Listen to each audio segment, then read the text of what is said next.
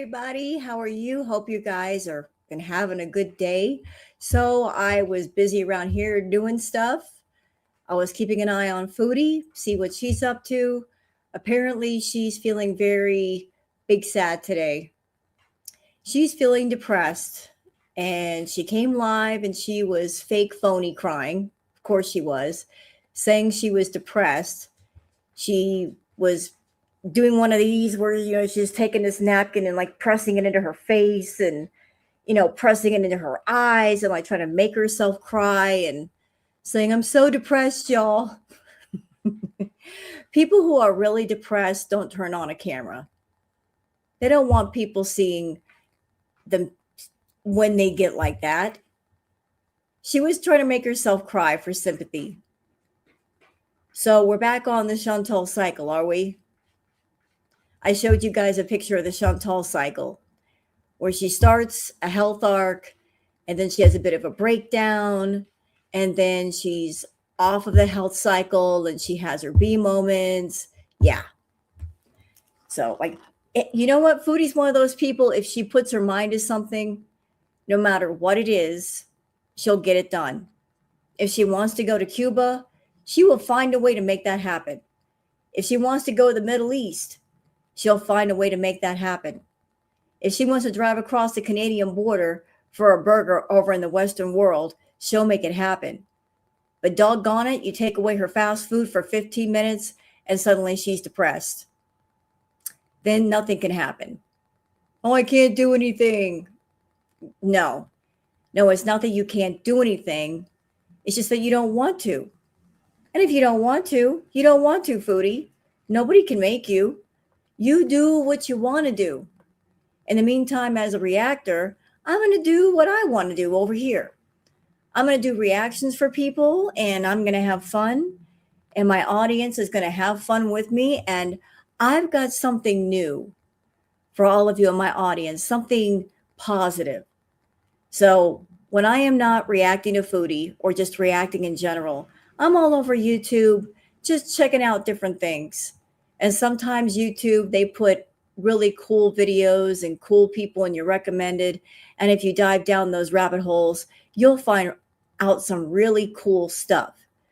So from here on out, I'm going to introduce a new segment into my lives. And I hope you guys are up for it. It's basically about cool and unusual talent. And it's all about appreciating all of the different talent in the world, no matter how unusual, no matter how odd, no matter how just strange it might be. There's all kinds of talent in the world, and we need to learn to open up our eyes and appreciate it. So I made a little playlist of things that I knew about already and things that I found. Hey, Gucci, how are you? And I just hope you guys appreciate some of the things that I have found.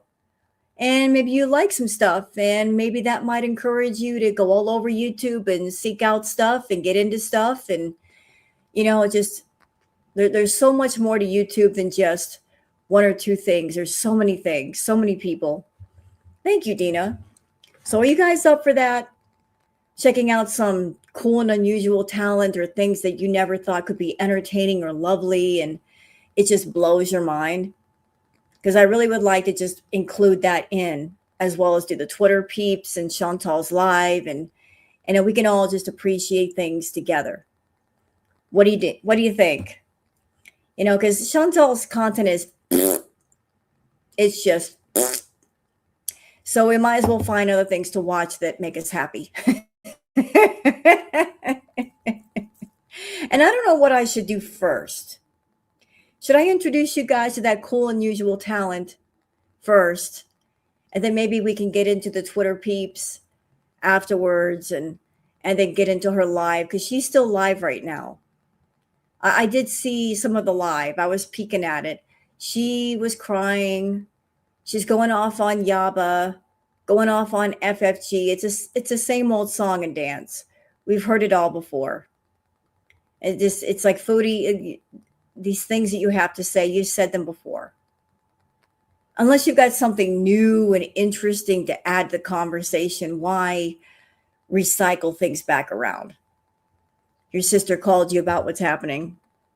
Twitter a good break with new stuff, then back to foodie. Yeah. You know what, Kaylee? I like that. I like that. I'll take that suggestion. I think that'd be great. I think I'm gonna follow your plan. So are y'all ready to get into it? Because I've been collecting the peeps about foodie. Yeah, I also heard that too, Yarn, that she was going off on Milky's boyfriend. Why? Why was she going off on Milky's boyfriend? For what reason is she doing this? He's not a reactor. He's not on stream with Milky. For what reason is she going off on him? I could see not liking a reactor and commenting on them, but why go off on their relationships? Huh? Because she's jealous of them. Well, I'll tell you what, I was once in a Milky stream, and Milky did show pictures of her and her significant other, and they're such a cute couple. They are. They're very cute. And Milky, she's got, listen, as a woman, I can give a compliment to another woman. Milky is beautiful. She got a banging body, okay? I'm not being pervy and I'm not being disgusting. As a woman, I can give another compliment to another woman and say, Milky is gorgeous. She got a banging body. And her relationship with her man is, they're adorable. Absolutely adorable. So it's a jealousy. I know. Yeah, I've seen their pictures. They're in love. They're really in love. They're so in love. It's so great. And Foodie's over there punching the air. Foodie. All right. They have a mutual attraction. Foodie can't relate. Yeah, and Milky didn't have to pay her man $9,000 to be with her. He's with Milky because he loves her, not because he got paid to be there. She ended Rose. Good. I'm glad. That means we can go over the live together without, missing the chat. So how about we get into the Twitter peeps and get that started? I think that'd be a good idea. Let's get into it, y'all. Let's do this.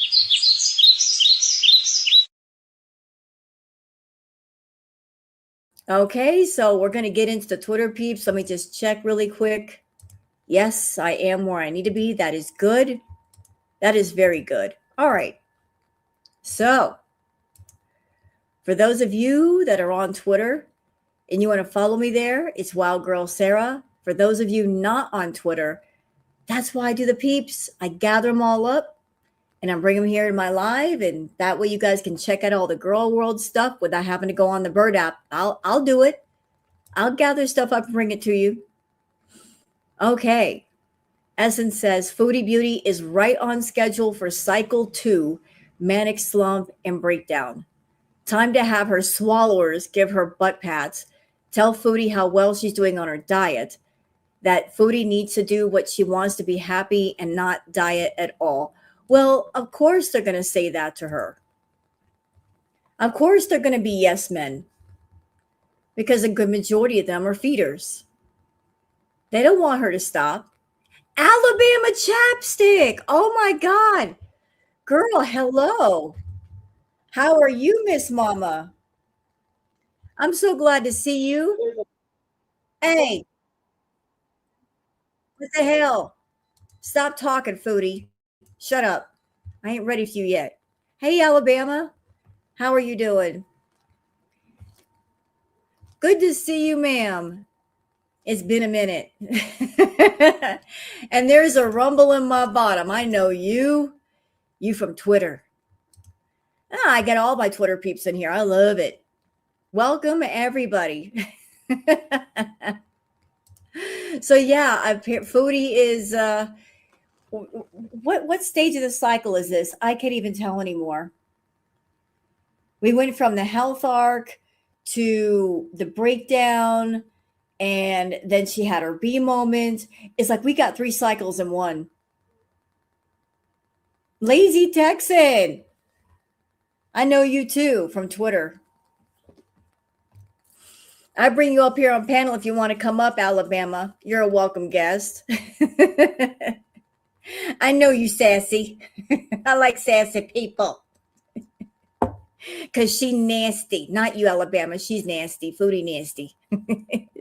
Foodie's always nasty. Oh, Lord. Thank you, Dina, for Queen Booger. Speaking of the Queen, she was just here. Booger, hey, where'd you go? She's not on the bed. She's probably underneath the bed. Thank you, Dina. Appreciate it. You're eating. No, you're not. You are not eating 5 wieners. You stop that. You're nasty if you're eating 5 wieners.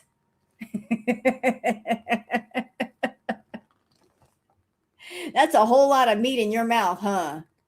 Yes. Giving some protein. Hope you're working out.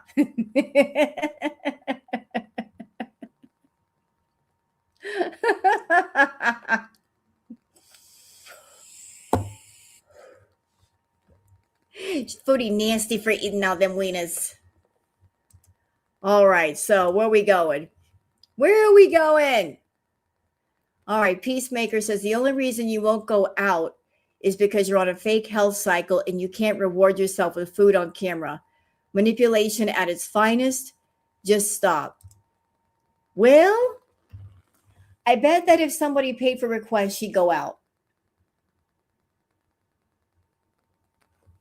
If somebody paid for the request, she would find a way to go out. She could be sick as a dog and she would get on wobbles and she would go out. Like Girl Scout. Hey, Girl Scout. Built any fountains lately? On Temu?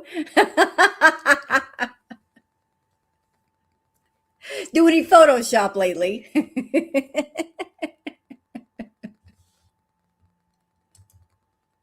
Are you up to something?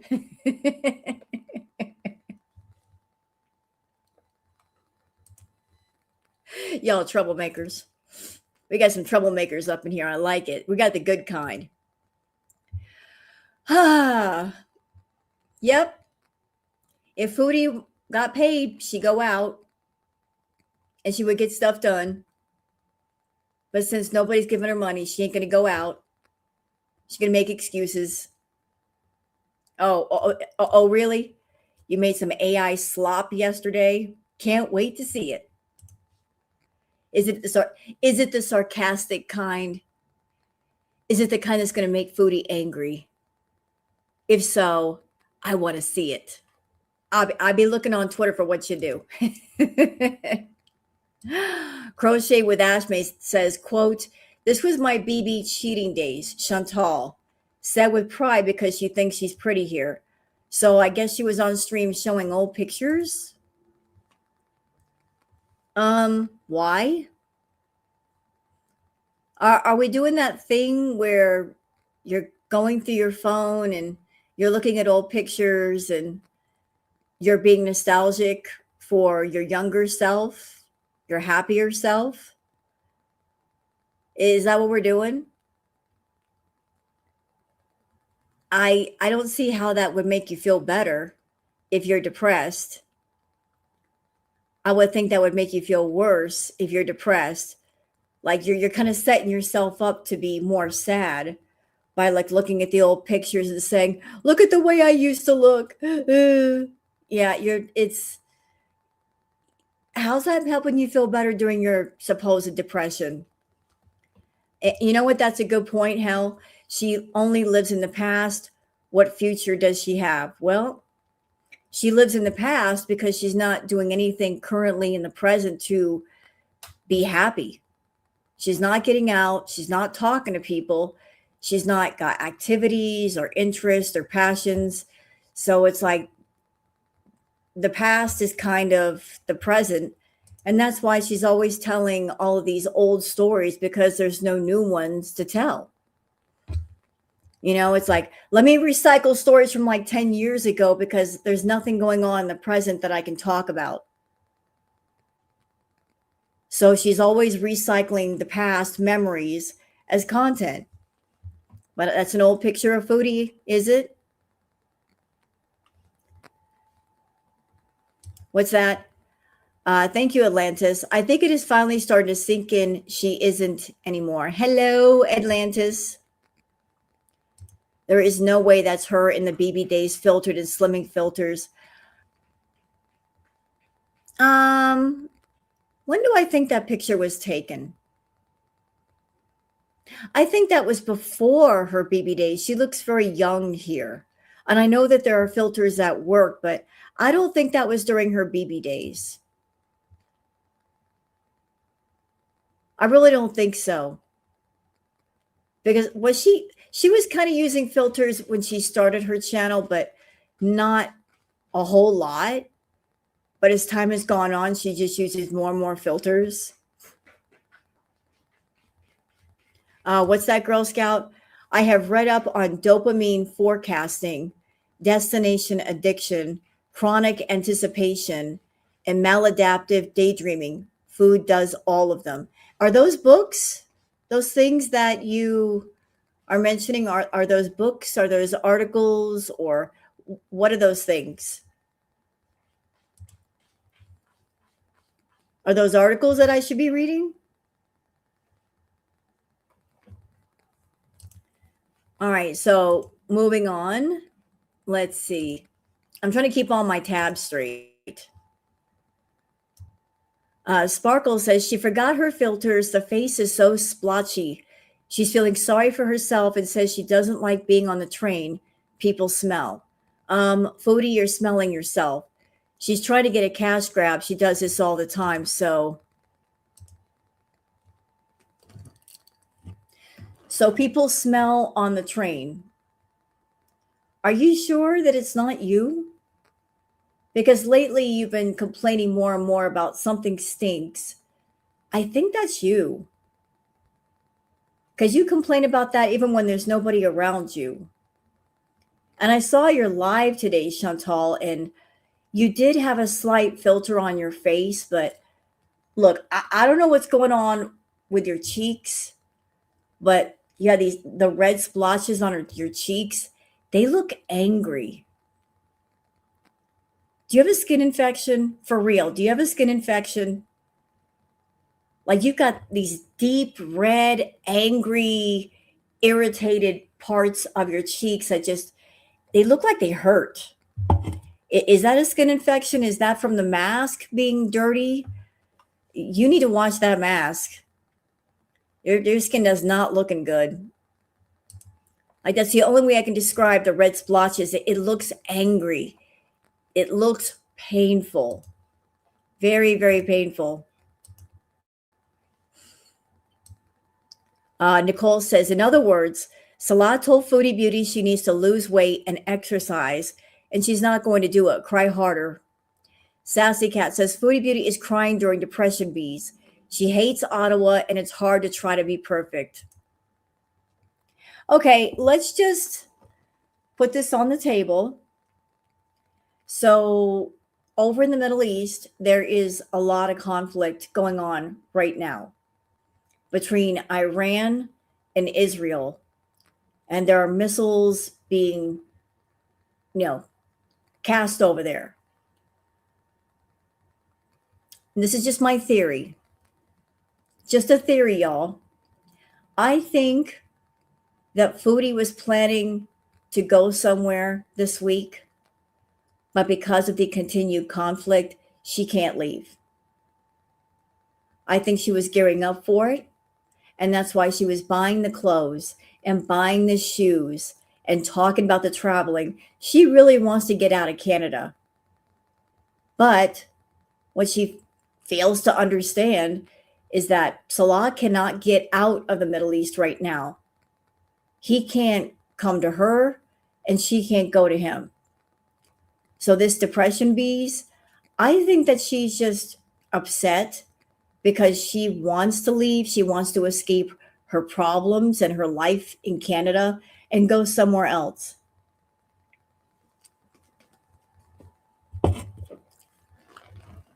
So if she's depressed, That might be the reason why. I think before there was a trip planned, but then the conflict started. And so she couldn't go. And so maybe they were thinking about trying again, but then the conflict started again. Oh, I'm not saying she should travel. She shouldn't be traveling, period, whether there's conflict or not. She doesn't have good enough health for it. But Foodie doesn't care if she's healthy enough to travel. She just wants to get out. She wants to escape. And so does Salah. He wants to escape the Middle East. So like they're both of the same mind of I want to get out of the Middle East because it's dangerous. And I'm in Canada and I want to get out of Canada because I got back taxes and I want to get away from the tax man.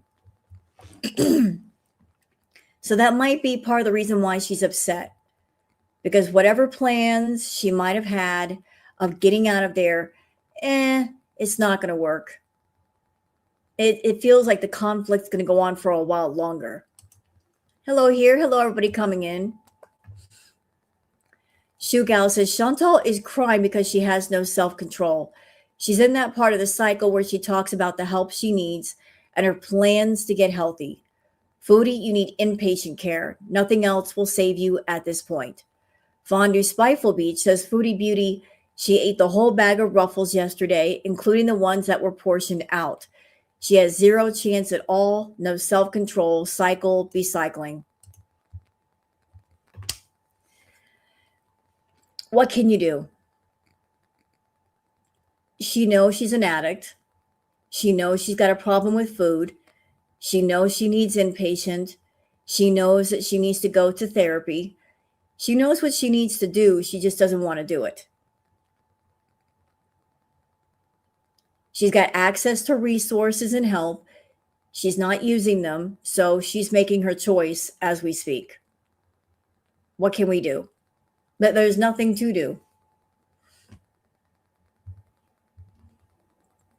Like, you know what's funny, not in a funny ha-ha way, but in a funny odd way.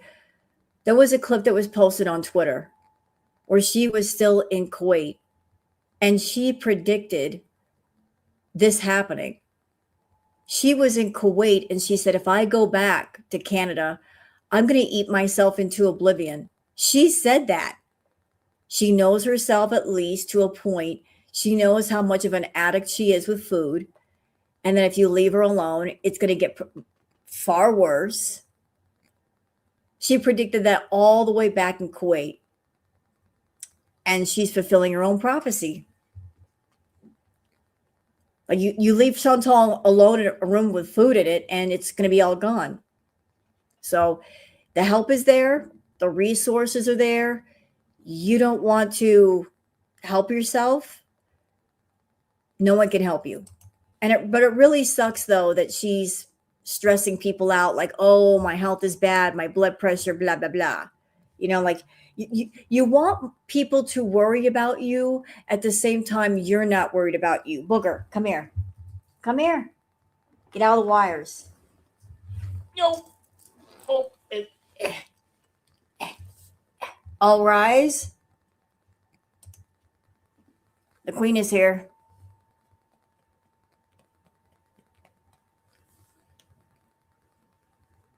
The baby's here. It's the baby. It's baby.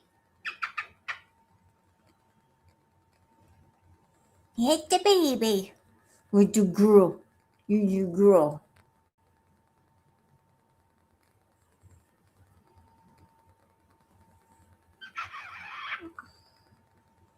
You're going to do the thing? Are you? You're going to do the cradle thing? Oh, you're going to get down? All right, get down. You were just around my feet looking at me. I didn't know what you wanted, so I thought I'd cuddle you for a minute. All right, back to the Twitter peeps. All right. Fondue Spiteful Beach says, Foodie Beauty, while Chantal is online bullying Milky Chai and talking about her man, boo.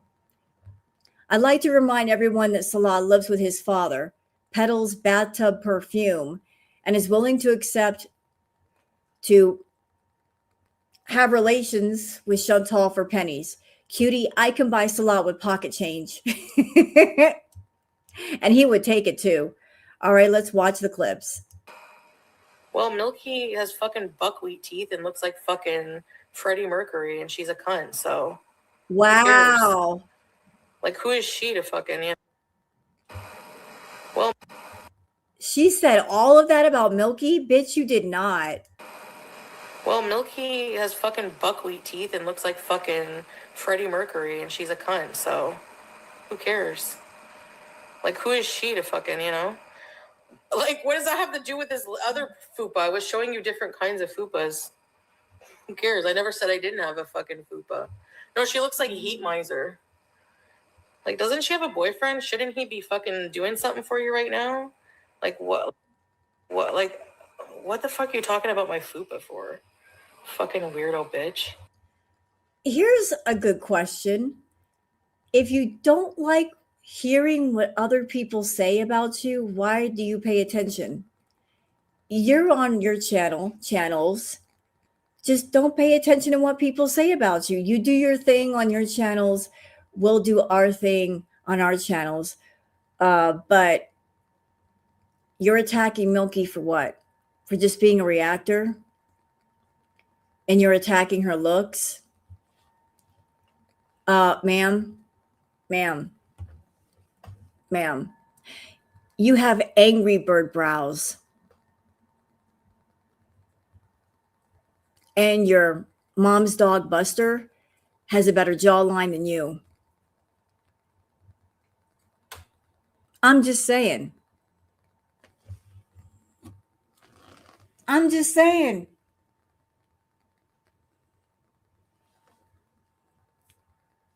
Is that you really can't come for people's looks. When Milky comes on camera, she doesn't need filters.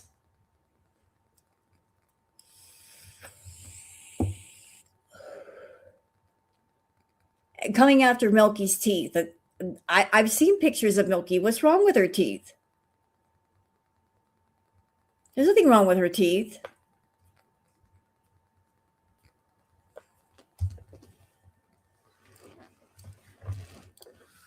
Don't diss who?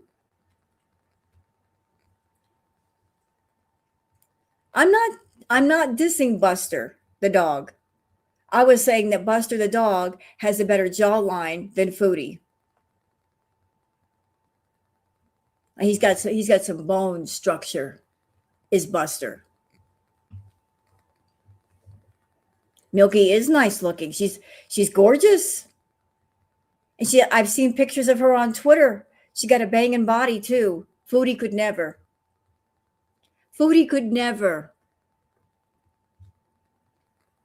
Don't diss Angry Birds. Angry Birds are cool. I wasn't dissing the Angry Birds. I was saying that Foodie has angry bird brows. She always has. They're too exaggerated. Like she's got her eyebrow line up to hell. If she were smart, she would lower them a little bit to where it would go with the lines of her face. Yeah, Milky's hot. She's beautiful. She's something. She's something good. All right. What else you got to say, Foodie? What is it? What's going on here? Parts of people, not just if they have fat deposits on their mons pubis. Okay? Like, I don't know.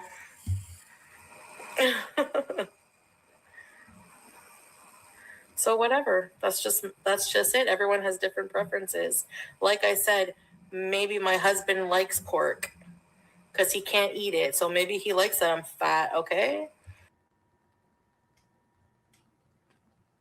What did you say?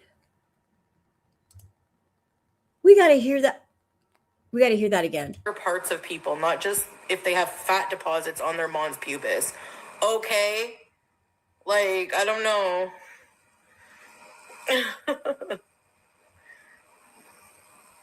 So whatever. That's just it. Everyone has different preferences.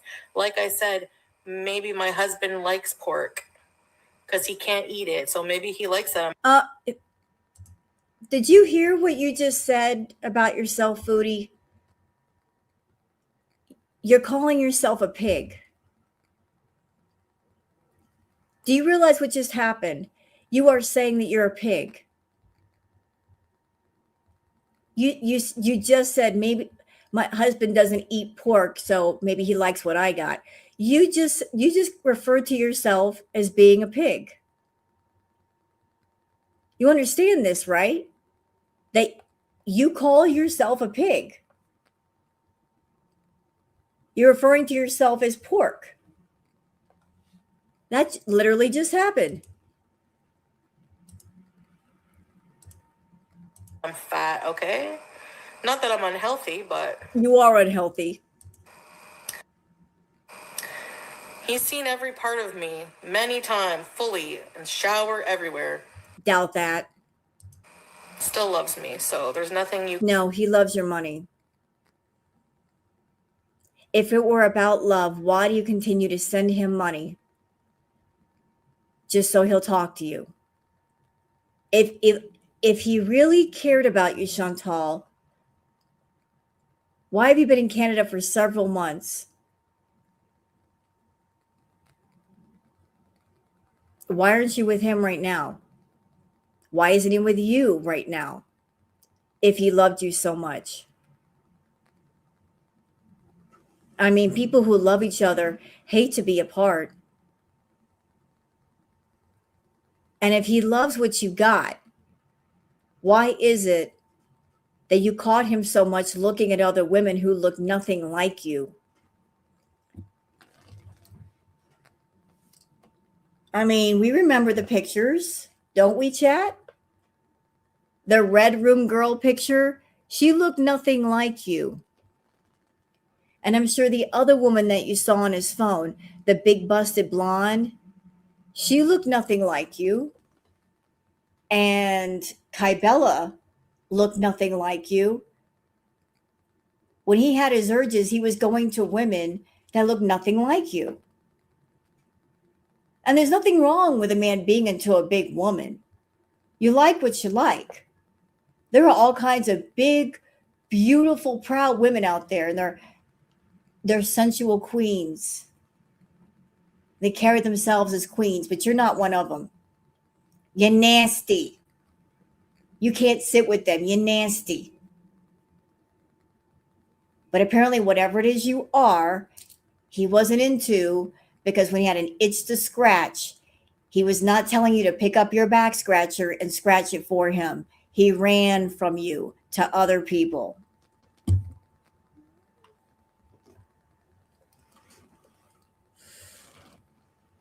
She's nasty.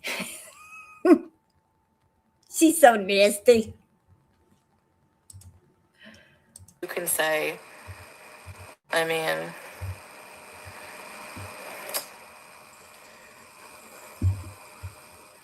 I've bagged hotter men than that fucking little twerp anyways, than that little bitch. Like, I've bagged way hotter men than her. Her fucking man looks like a fucking basement dwelling, fucking Cheeto eating fucking dork. Who is she talking about? Is she talking about Milky's boyfriend right here? Who is the gentleman that she's referring to? Who is she referring to?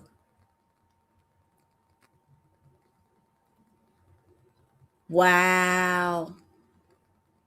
You know what, Chantal? Keep hating. Keep being nasty. Keep being jealous. Keep on being alone and desperate and nobody paying attention to you and ringing your bells. Because all of this nastiness that you're spewing out on the internet, while you're doing that, Milky and her man are in love.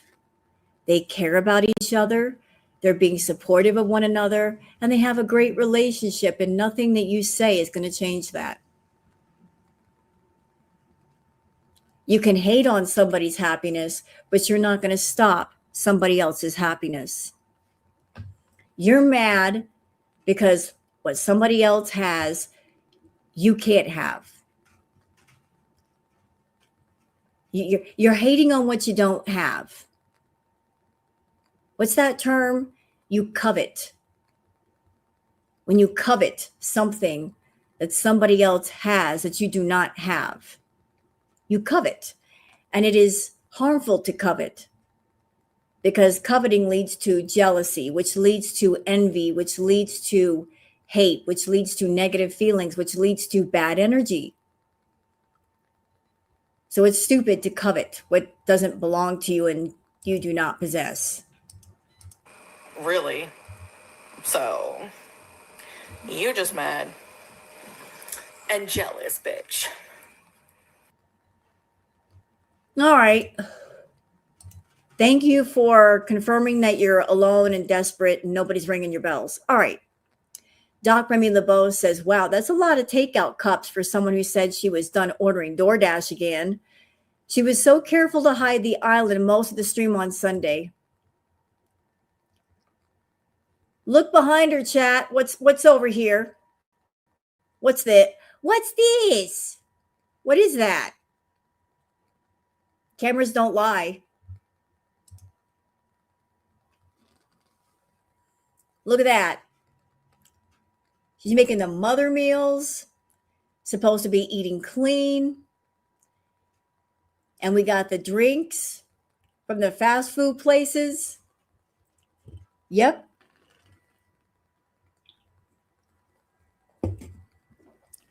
And you got to know, if you see fast food drinks, what does that mean, chat?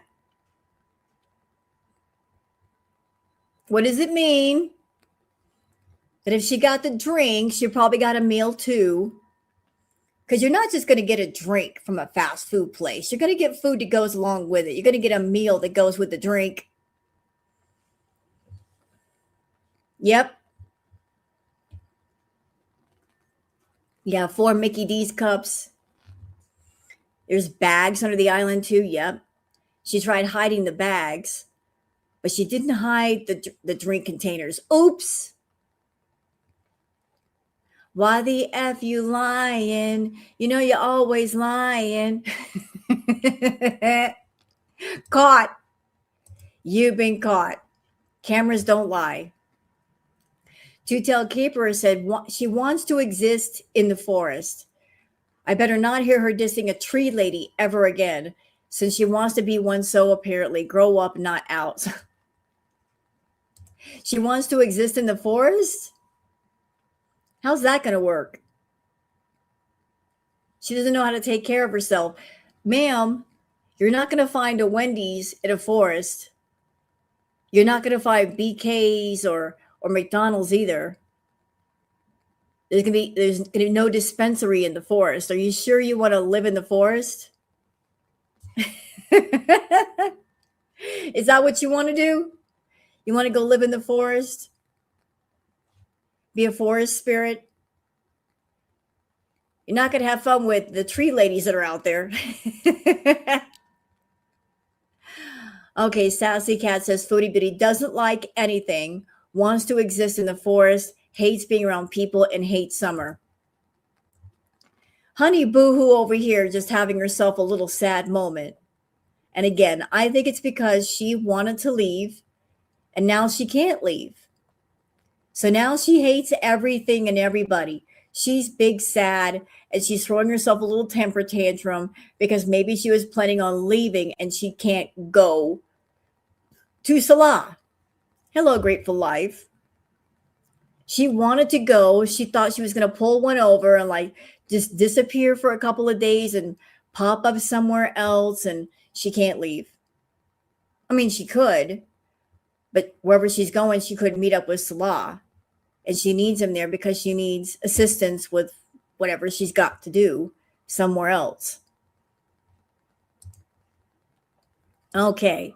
Nina suggested Foodie Beauty get another cat for BG to play with, and Foodie asked, do you think that would really help?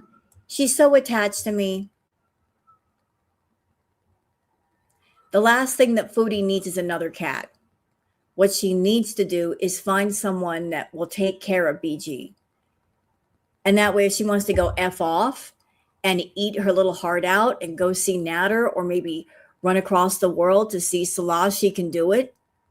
and BG will have a decent owner.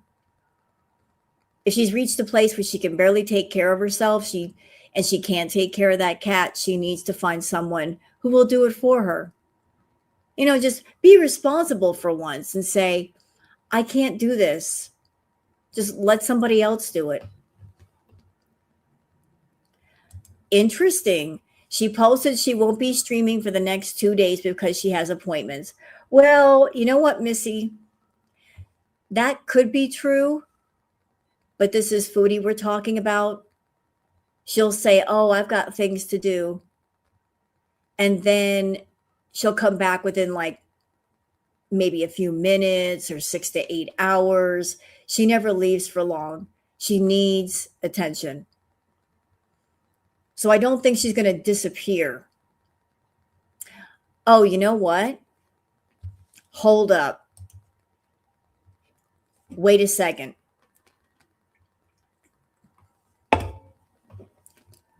Chat, what is in 2 days? Think. What happens on the 10th? What happens?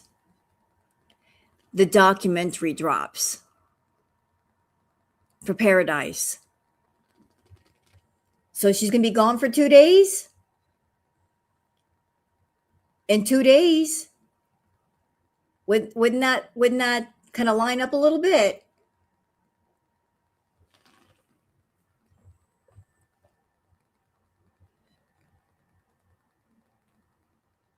Yep. So I don't know. It's funny that right before the doc is supposed to drop, she said she's going to be disappearing for 2 days. She posted on Kick. What did she post? So, everybody going to be going live. And, I was wondering if they were going to air the episodes like one a week. I hear there's supposed to be 3. But apparently they're going to air all 3 at the same time. But I do believe a lot of people are going to be watching. I'm going to get a sub or something just so I can see the episodes. I want to see what's being said. When is Natter moving? He's already moved.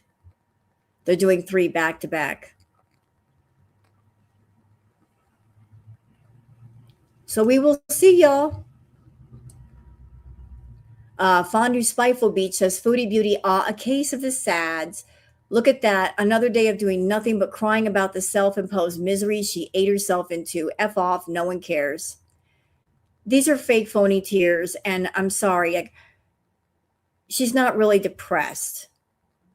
The really depressed people don't turn on a camera. They just don't do it. When you're really depressed, you don't want to be in front of people. You don't want to talk to anyone.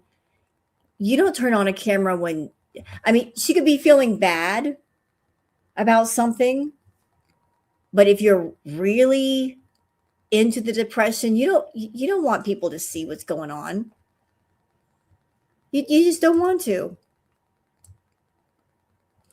Doc Remy LeBeau says Foodie Beauty is live on Kick, and holy crap, she looks awful.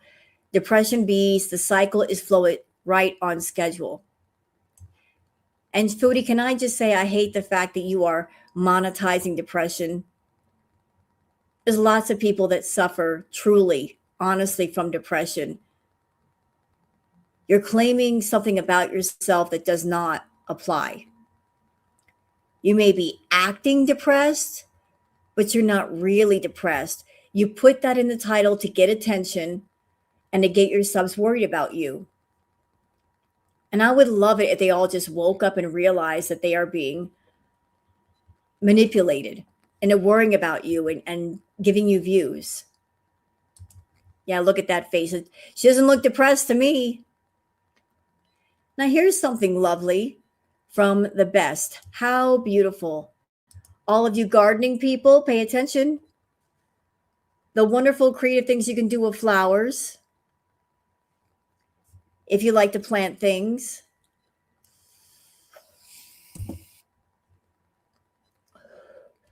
Like you could do all this wonderful art using flowers, being creative.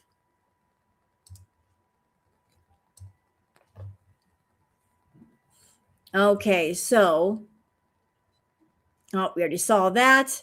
Lori says Foodie Beauty is live on Kick trying to get vacation money. Well, she may be trying to get vacation money, but I don't think she's going to be able to go on vacation. Because the person she wants to go to, he cannot leave where he's at. Hello, Ronaldo. Thank you, Tigtone.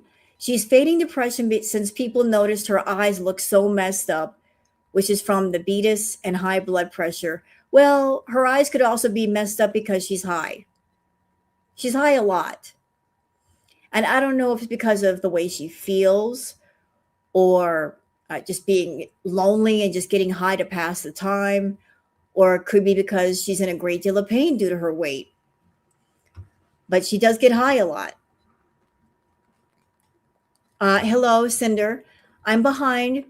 So I'm on the part where she's saying she dated men hotter than Milky's boyfriend. Oh, yeah, like who? Natter, BB, Pete's, please. You know what? Everybody is attracted to somebody different. Like what one person might prefer, another person may not prefer. We're all attracted to what we're attracted to, right?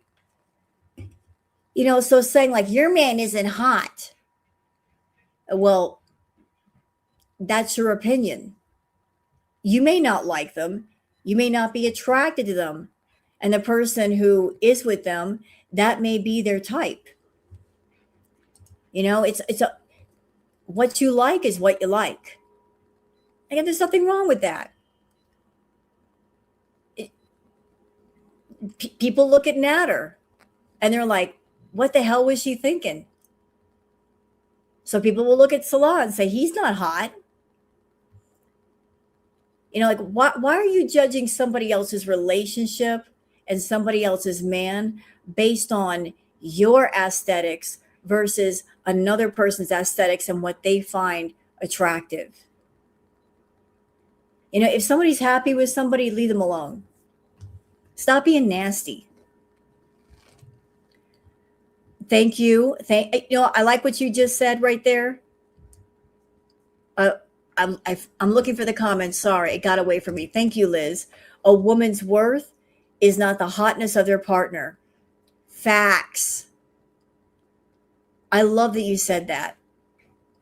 A woman's worth is about herself, not about having a man beside her that looks good. It's about your own worth, about your own sense of self-value, who you are. You shouldn't put all your worth in a partner. Like, oh, he's got to be hot. He's got to be a 10. He's got to be Jason Momoa. Some women may not like Jason Momoa. Some may like Keanu Reeves or Johnny Depp. You know, we all have different tastes.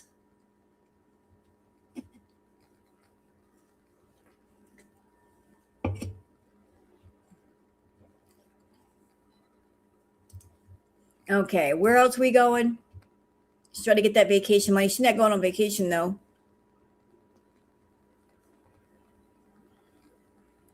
Sassy Cat says, Foodie Beauty is crying during Depression Bees. She hates Ottawa, and it's hard to try to be perfect. Why does she hate Ottawa? Wait a minute. No. Jason.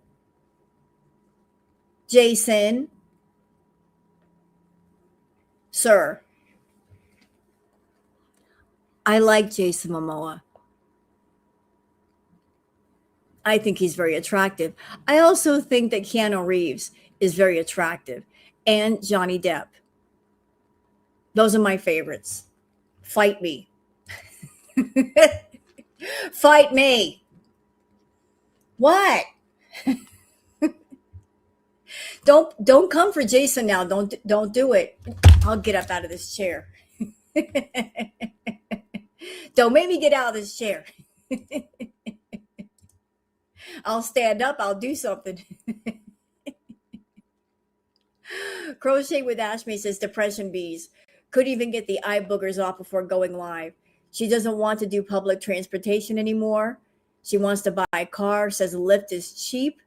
It's called a call to Beezers to give her money and cheer her up. Really? Is she grifting again?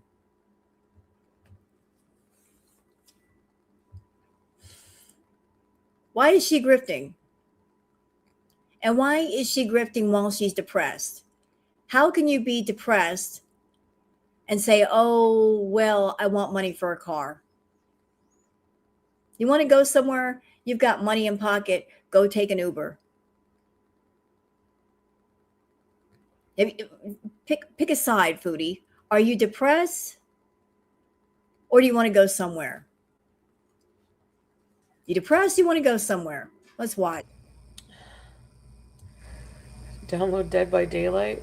I don't have a gaming computer. I have a shitty Acer Aspire. Hey, girlfriend 407. Bitch, shut up.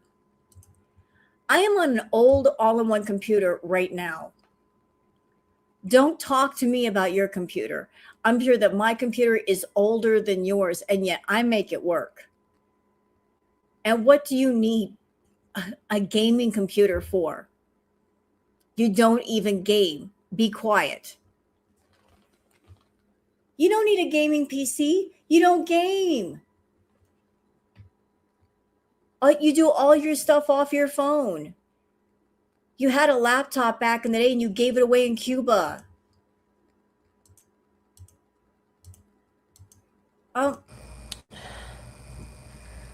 Download Dead by Daylight. I don't have a gaming computer. I have a shitty Acer Aspire. Hey, girlfriend 407.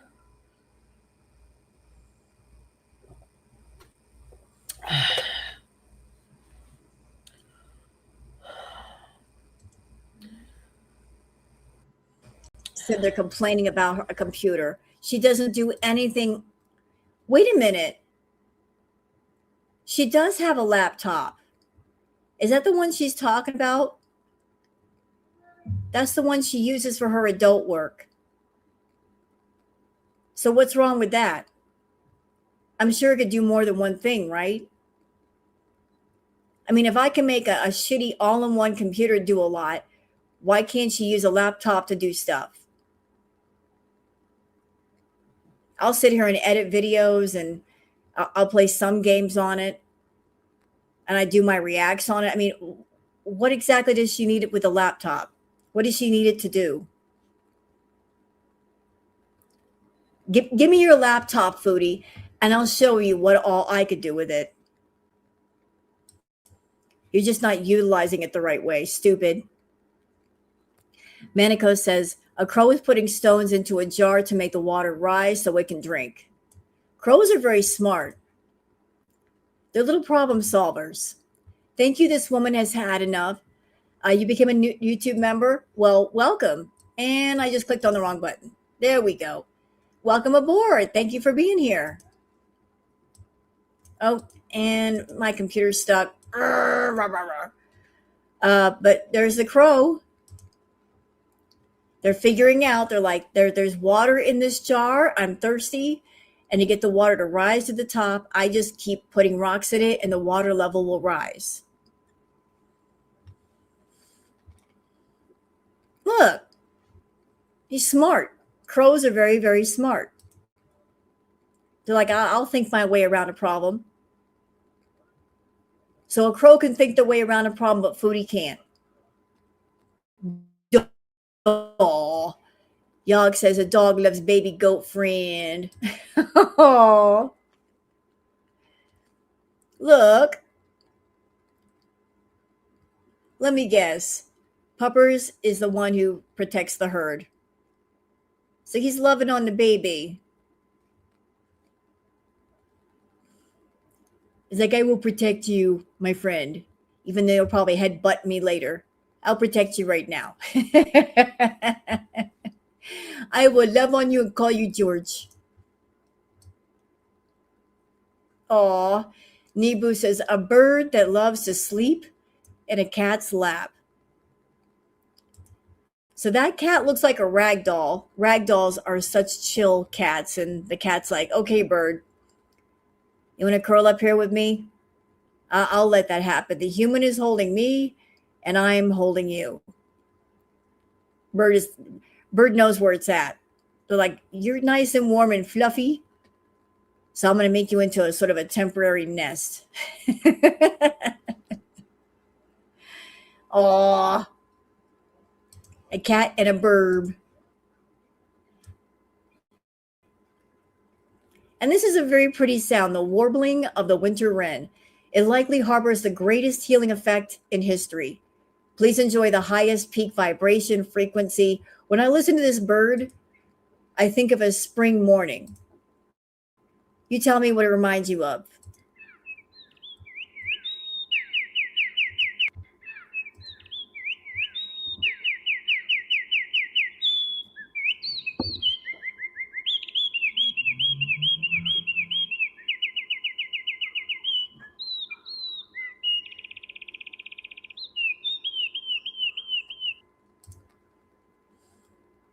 What a very pretty bird song.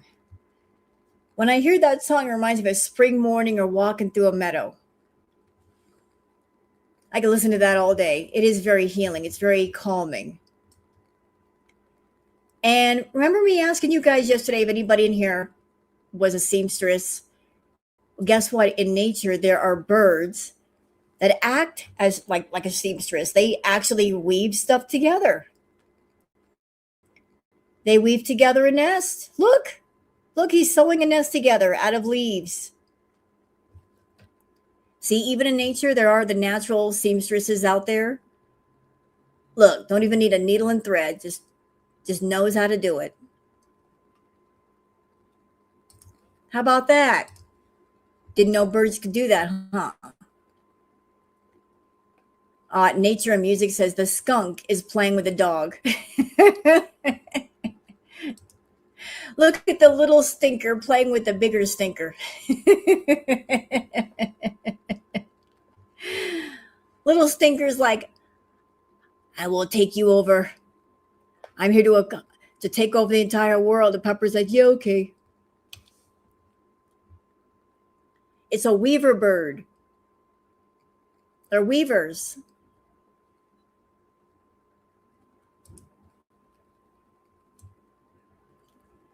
Butenbegen. Well, this snail's got the right idea. Snail knows what's up. I'm going to just sit here on the water hose and stay hydrated.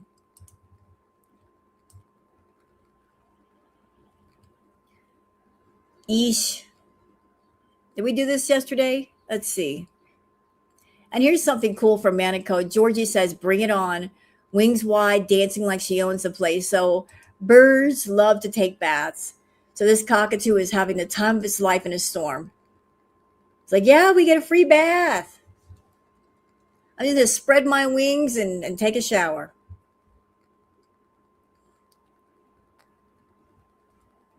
Birds like to take baths because it gets rid of all the dirt and the mites and whatnot. It helps keep them clean. So cockatoos just like, it's bath time.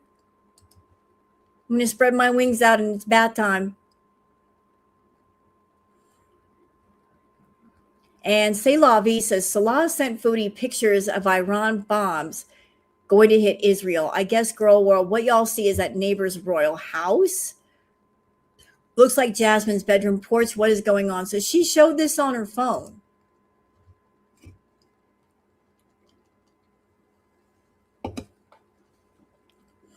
I guess that is what's going on over there right now. It looks quite scary. But maybe that's why she's upset. Because she wants to get out of Canada and she can't because that's what's going on. Why is she showing that? I don't know. I have no idea.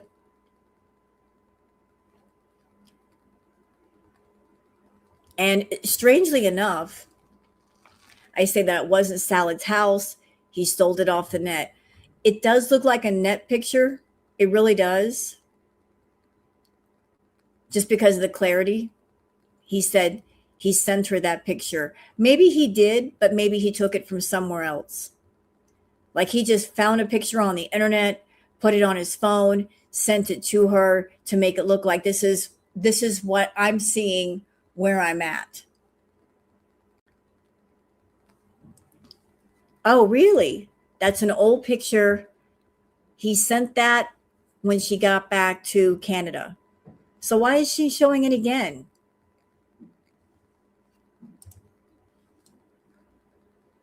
She said that was Salah's house. Press X to doubt.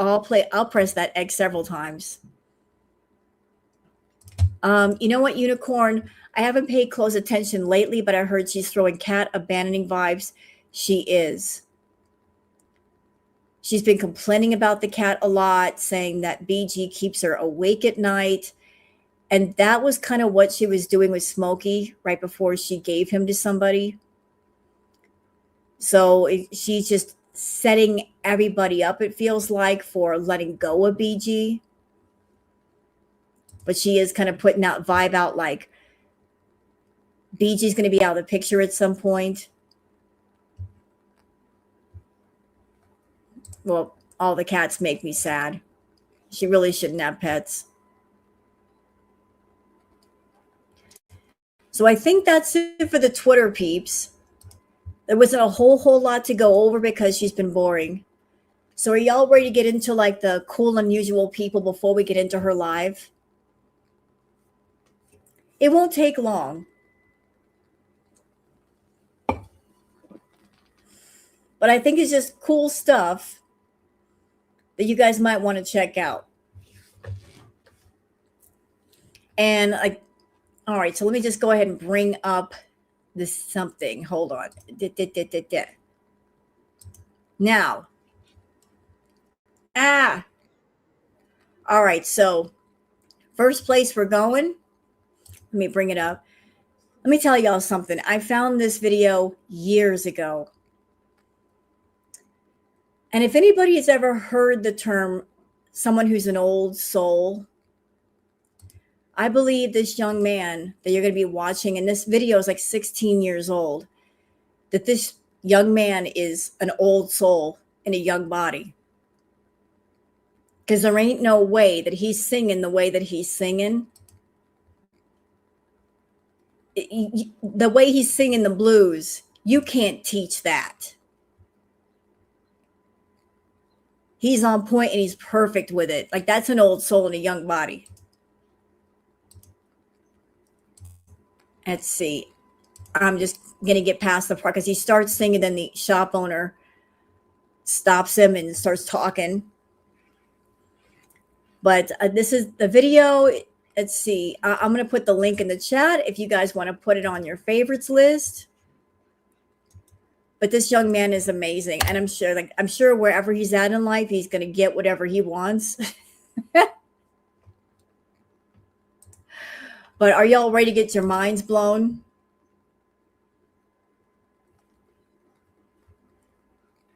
All right, let's see what he has to say. Dude, just tell me. Did you get sick when you woke up and you could do that? So Hank Williams. You ain't singing like Hank. I know. Just another day with my Lord has kept me. Yes, it is just another day that I've been in my Savior's care. Yes, it is. Once saved through, if through His love and arms around me. Yes, it is. And there I found peace and joy right there. Just another day I've been working, yeah.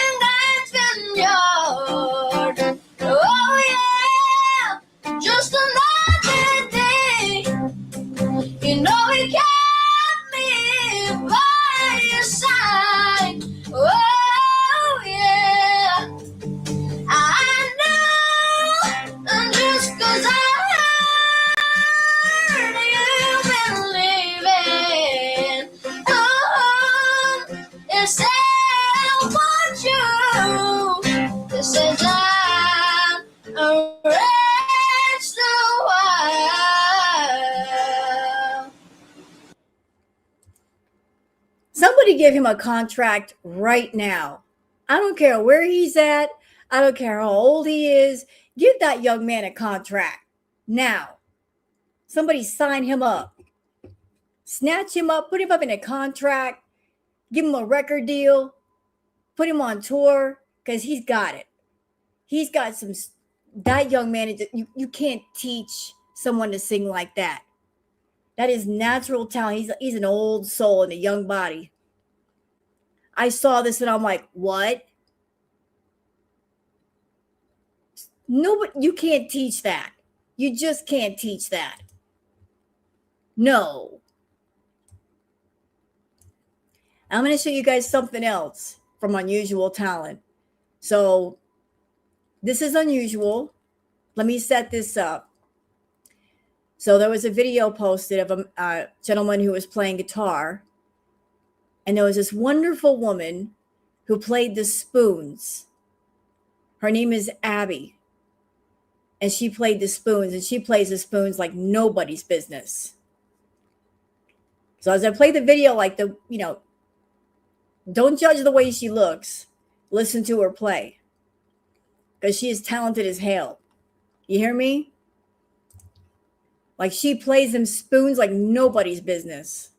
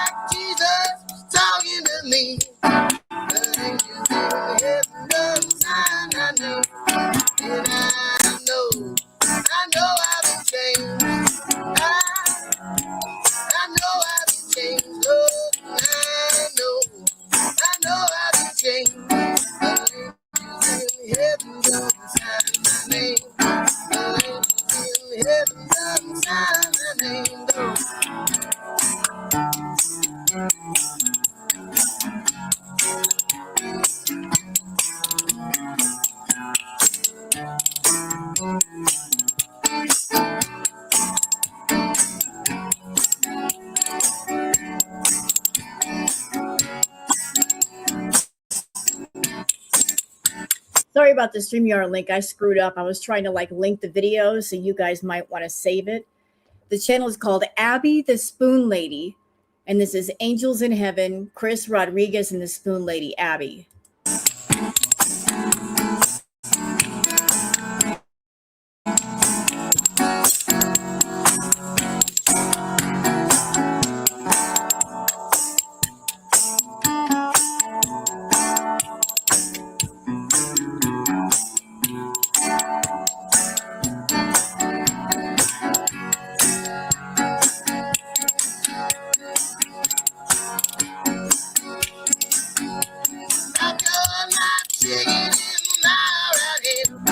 I could play this whole thing, but there's more that I want to show you. So we'll just cut it off here. You guys want to see the full video? I put the link in chat. Let's go somewhere else. Because I found this person years ago also. His name is Victor. His name is Victor Santal. He plays the harp. And I'm going to put it in chat.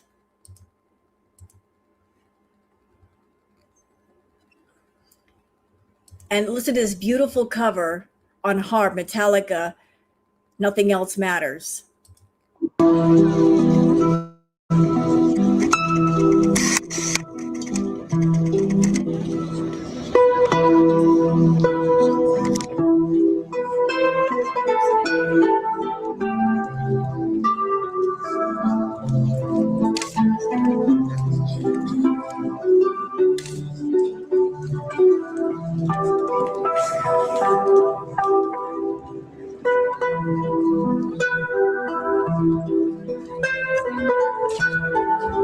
Beautiful, isn't it?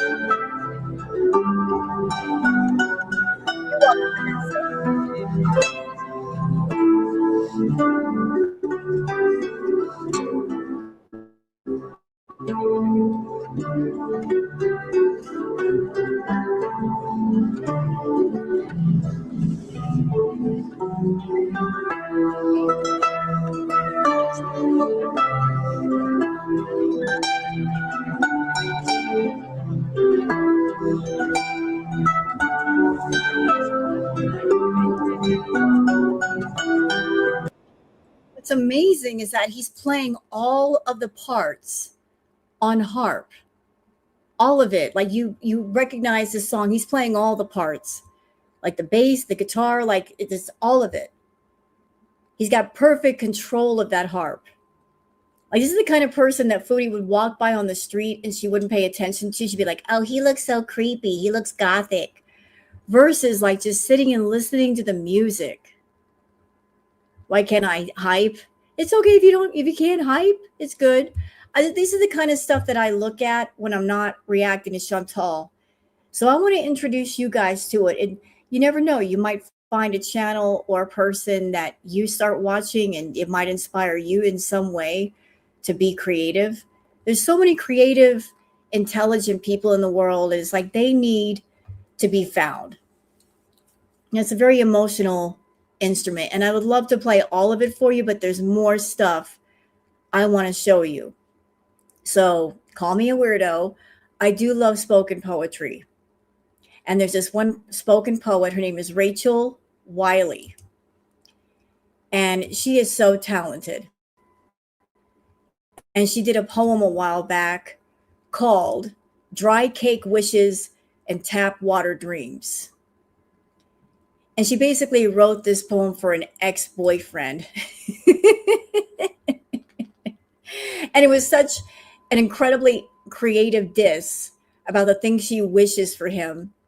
It's so funny. And I have to introduce you to this person, and I'm going to post the link in chat. Maybe you want to check her out, but she is so incredibly talented, and she's a woman of a bigger size, but she is a complete opposite of Foodie. She's talented, she's creative, she is intelligent, she's well spoken. Like, I love her poetry. So I'm going to introduce you to Rachel. Dry cake wishes and tap water dreams. On the birthday of the ex-boyfriend who told me I was too intense, I wish him a lifetime swaddled in beige. Skinless chicken boiled, Kraft singles, steamed rice, unflavored oatmeal. I wish him polo shirts, tucked in. I wish him sex, but only ever in the bedroom, always with lights out and socks on and planned in advance. I wish him safety scissors and mayonnaise. I wish him Indiana. I wish him not exactly love, but a like that could be mistaken for love on a slightly overcast day. I wish him slightly overcast days, lukewarm showers, saltine crackers, a prefab house in the suburbs painted in colors that resemble unflavored oatmeal. I wish him skim milk, one-ply toilet paper. Oh, Rachel, you've gone too far. One-ply toilet paper. Ma'am, you are evil. One-ply toilet paper. Notice the reaction of the audience. You're like, oh, that's just a lot. That's a lot. You've gone too far with that one-ply toilet paper. The musical stylings of Mumford and Sons. I wish him a commute to work in colors that resemble unflavored oatmeal, to a job that requires him to wear polo shirts, tucked in. A windowless office, plain Cheerios, never Honey Nut. I wish him turkey bacon, which is neither as good as turkey nor bacon. I wish him crustless white bread sandwiches so he may never know that the bread saw the joyful heat of an oven. I wish him Great Clips haircuts. I wish him engagement photos in an apple orchard. A wedding in a strip mall chapel wearing his very best polo shirts, tucked in. A wife that wears headbands for function. A golden retriever that pees in the exact same spot on the carpet, not every day, but just often enough that he forgets and steps in it in socked feet on a Wednesday morning. I wish him a whole week of Wednesday mornings and half-mast erections. An endless conversation that never quite breaks the precipice of small talk. I wish him a lifetime of safety and platitudes, a soundtrack of fluorescent lights humming. I do not wish him me, though. Never me again. I do wish him all of the children that he said he wasn't sure he wanted, including and especially a daughter whose eyes look far too much like mine. She's good. She's real good. I love her poetry. Love it. So that was just some of the stuff that I wanted to show you guys today, like stuff that you might get into. And I thought that might be something that we could watch before we get into fucking Foodie's ass. Ugh. I actually found a video of 10 hours of grass growing. So if Foodie bores us, we can go watch that. And I have it saved in that playlist. So if we start to fall asleep, we'll just go watch the grass growing and wake back up. So are y'all ready to get into her live and see her bitching? Because that's what Foodie does best. She bitches and complains about people. Let's see if I can pull it up. Uh-oh, there was a... I'm trying to fix it. Come on, Kick. What is it with this site anyway? Like, they have such problems. I'm waiting. I'm waiting. What? They must be having issues. Let me try to refresh.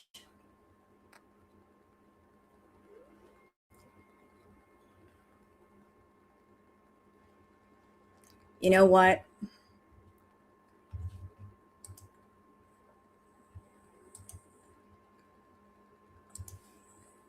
All right. I'm pulling it up. Kick is being stupid right now. Real stupid.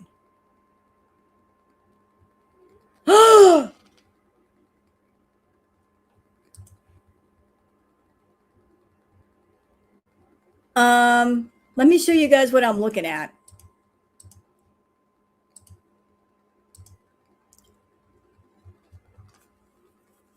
I just tried to look for Foodie.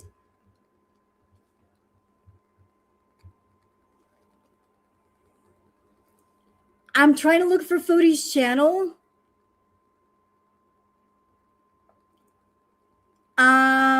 What happened?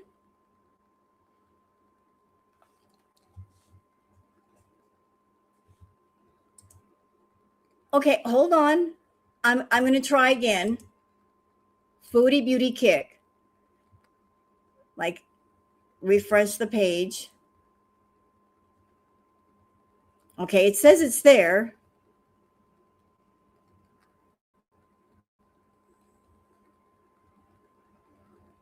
That.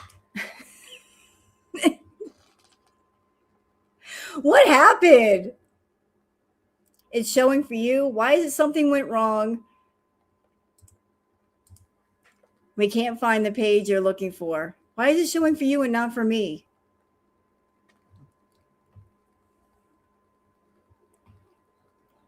It pulls up for me. What is going on? Did I get blocked? Hold on. Let me see if I can fix this.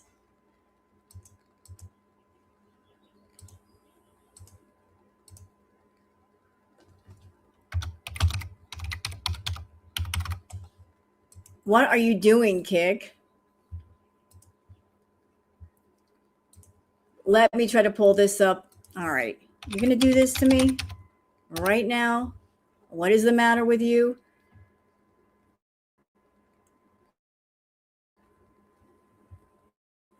Why did it log me out?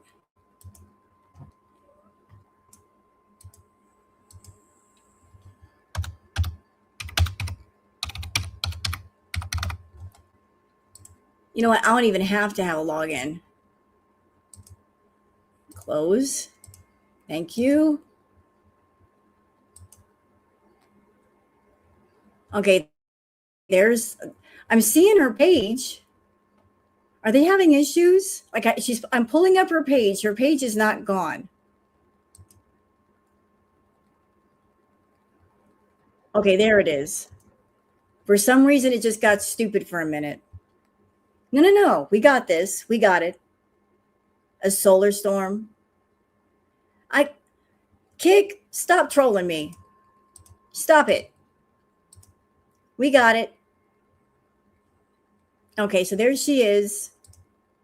We got it. I was like, why is her page gone? All right, we got this. It's cool. Let's go forward.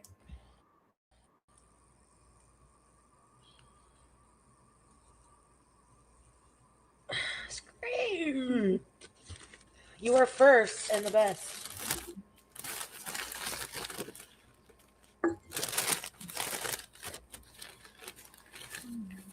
Hey, Sharnace. You're a level 10? Not surprised. Hello, Nina. Do y'all see these red marks on her face? Look, you got a big red angry looking patch here. You got another one over here. Like her skin looks so irritated. It looks like it hurts. I don't know. I just feel depressed today. Been crying. Hey, Dill. Lavisa, Aussie girl.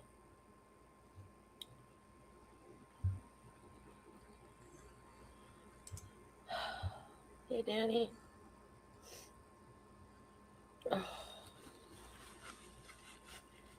Like, you Stop. ever just like. Okay, stop right there. Look at what she's doing. So she's supposed to be depressed. And so you're feeling depressed. And your first thought is, I need to turn on a camera on a monetized stream. Like I'm feeling sad. While I'm feeling sad, I'll make money. This is what you do when you're depressed, not when you're really depressed. And on top of that, you're taking a very rough tissue and you're pressing it against your eyes to make your eyes water. Yeah, I see you, Foodie. You're trying to make yourself cry. You're doing that sympathy bees. She's live again.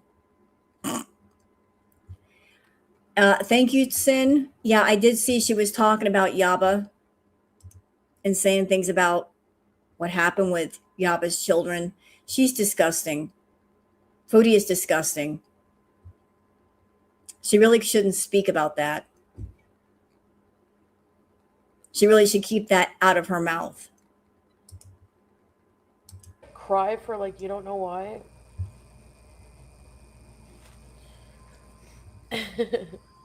Yeah. So she's live again, and yet she just said she's taken 2 days off. See what I mean? You can't trust her. Every time she says I'm taking a couple of days off or I'm quitting YouTube, she comes back. We know this. She won't leave.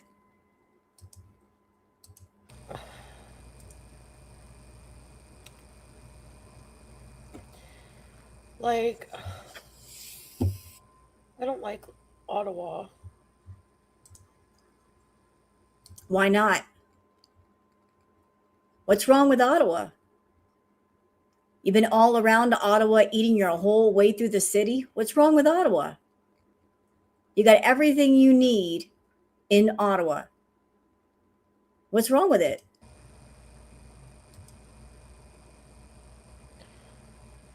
Really, Nina? It's hard when you feel like you have to be perfect, yeah. Hi, Reese. You know, Chantal, I am so sick of you using that as an excuse. Oh, nobody's perfect. Everybody's expecting me to be perfect. Nobody's expecting you to be perfect. No one is perfect. I'm not perfect. I've made mistakes. I've made bad judgment calls with choices in my life. And I've learned the hard way to do better. I fell down, but then I got back up and I learned not to fall. Is anybody asking Foodie to be perfect? Did I miss something somewhere? Who's asking Foodie to be perfect? Perfection is unattainable.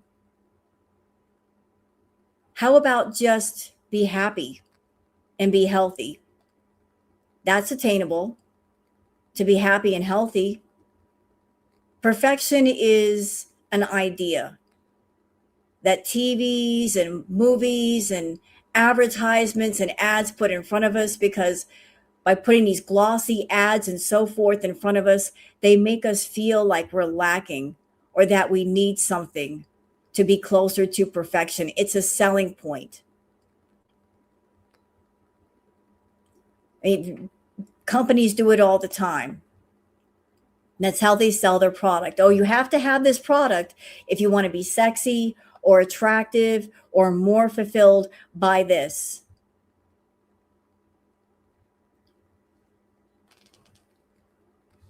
But nobody's asking her to be perfect. You don't have to be perfect, Chantal. How about just go for being happy and healthy? No, can't do that. No, I woke up earlier. I said I'm gonna wake up early today. Hey, Kevin. No, not Syria. It's just like, I'm just so isolated here. No, I didn't take my pill. Chantal, let's just say you were, excuse me, let's just say you were in Syria or Kuwait right now. When you were over there, you were unhappy. You were not happy with Salah. He wasn't happy with you. The two of you fought because he's not in love with you. And honestly, you're not in love with him. You're saying, I feel so isolated here. But if you were in another country, you would still be isolated because you don't go out. You don't do anything. You don't meet people. You don't try to have a life. So it doesn't matter where you go in the world. Wherever you go, you're going to be unhappy and you're going to bitch and you're going to complain and you're going to nag.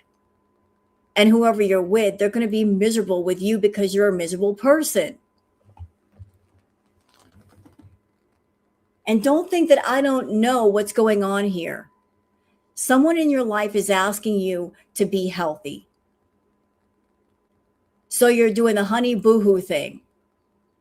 Because someone is asking you to make positive change for you, which they shouldn't have to do, because if you cared about yourself, you do it for yourself. No one should have to beg and cry and persuade and push you to be healthy. You should want it for you. But whenever somebody says, hey, walk a little bit, eat healthy, this is what you do. You cry your way out of it. You make excuses. Oh, I can't do something because my back hurts, my leg hurts, my fingernail hurts today. You cry and beg your way out of it. So Salah is asking you to take care of yourself, even just a little bit, and you're resisting it. I don't want to. Well, then don't do it. You don't have to. Don't do it. Salah just wants you healthy so he can keep pumping you for money. He doesn't want you passing away early. Sorry to say it like that, but it's true. You're his only source of money right now. He's in a war-torn country. He's depending on you for money. He doesn't want anything physical to happen to you, because if it does, he's kind of screwed too. But this is what you do when you have to get healthy. Suddenly everything's wrong with you and you're depressed and you can't do it because you don't want to. But let's take another route, chat. Let's go another way with this. Let's just say she did get healthy for like a couple of weeks. And then she traveled somewhere. Wherever she ended up, as soon as she got there, as soon as she got with Salah, she would stop doing what she's doing. She does just enough to get what she wants, and then it's over with. Then she's right back to doing what she wants to do. So whatever positive change she's doing a performance of, the performance never lasts long. And I think he knows that too. Yesterday. Thanks, very sick, Bubby. So, like, I woke up early and I was like, I'm gonna go do something with the Beezers. So I was looking up how to get to where I wanted to go by train, and hey, Larry. And like, I just couldn't do it. Like, I just couldn't do it. Like, I just have no desire to do anything. Like, to even pretend that I have interest. You know? Thelma and Louise. And like,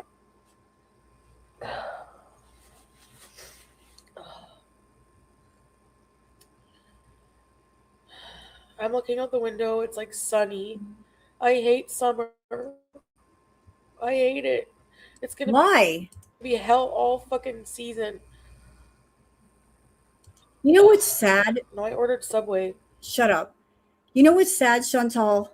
At the beginning of your channel, I've seen your older videos. When you were, I would say, in the 300-pound range, you were going out and having lunch with a female friend. You took walks by yourself. You were doing all kinds of things, and you weren't embarrassed about yourself. You weren't self-conscious. You became more so the bigger that you got. You're like, I hate summer and I hate Ottawa, but why? I don't think it's because of the season or the city. City ain't done nothing wrong to you. It's just that you are miserable by yourself because you've gotten yourself to a size where you are not comfortable with yourself. And yet, if you're with a man, you're still not comfortable. You're still going to be self-conscious. You don't go out in public more with this person. You make excuses not to. So what's the difference between being with someone and not being with someone if in both cases you're going to isolate yourself? You're going to beg off from taking walks and I want to stay here in the air conditioning and I can't be away from the air conditioning and it's too hot and taking car rides makes me nauseous. Like, what is the point in traveling and going somewhere new if you're going to do the same thing in that new country as you did back home?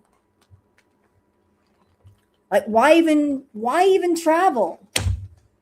If you're going to do nothing, then just stay where you are and don't make somebody else miserable with your misery. Keep your misery to yourself. Don't share it with other people. They don't want it. Hey, Skeetle.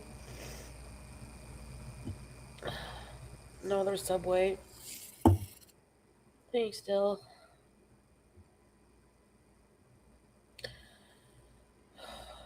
I don't like people. I don't like Ottawa. I don't like the O train. I don't fucking like anything. Well, guess what? Salah is not going to come riding in like a white knight on a T-Mobile to rescue you. He is where he is. He can't get out of the Middle East. So you are on your own, ma'am. She's over there having a little bitch fit because she's having to do adulting. That's what this is about. She's an adult and she doesn't like adulting. She wants to be somewhere where she's being babied and coddled and cared for. Chantal, you're not a child anymore. You haven't been a child in a while. Just accept it. You're an adult. Adulthood sometimes kind of sucks. It does. It sucks. All of us that when we were kids, we did not know how good we had it, did we? We had no idea.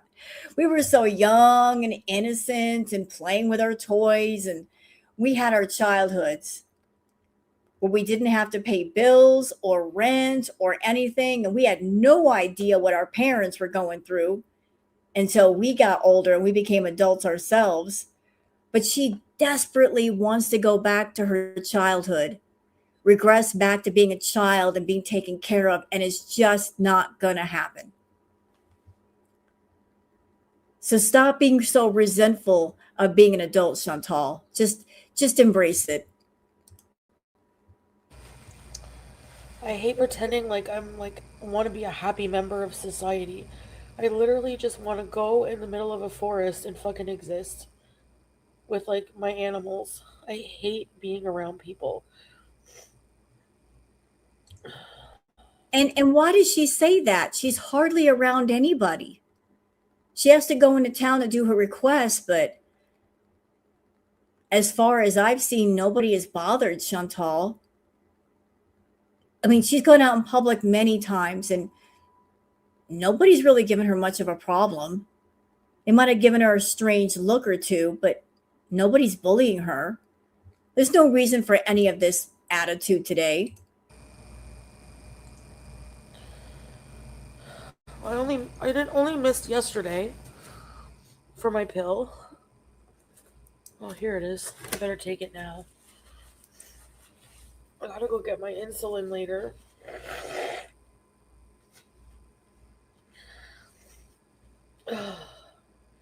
Hey, Millie.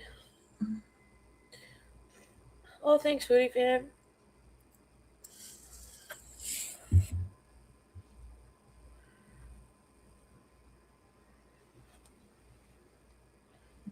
Hey, Aussie girl. Weird Barbie. Hello, Jip Bandit. I can't move anywhere till my lease is up. Nope. Well, you shouldn't be leaving until your lease is up, but I got a feeling part of the reason why you're upset is because you are planning on leaving in the middle of the night. And you can't. Because of the conflict in the Middle East, he can't travel and you can't go to him. So maybe that's what all these tears are for. You're planning on leaving, you were gearing up, you were getting the clothes, you were getting the shoes, you were talking about traveling, and then the conflict happened. And neither one of you can travel. How long is her lease? I believe it's up in October or November. I'm not sure. Right. Thank you, Girl Scout. She says is isolated, but says she hates people. Yeah, so which is it? Are you isolated or do you hate people? What's going on? Like, how could you say I hate people when I'm isolated? What? But some days I'm okay, you know? It's just some days I'm not.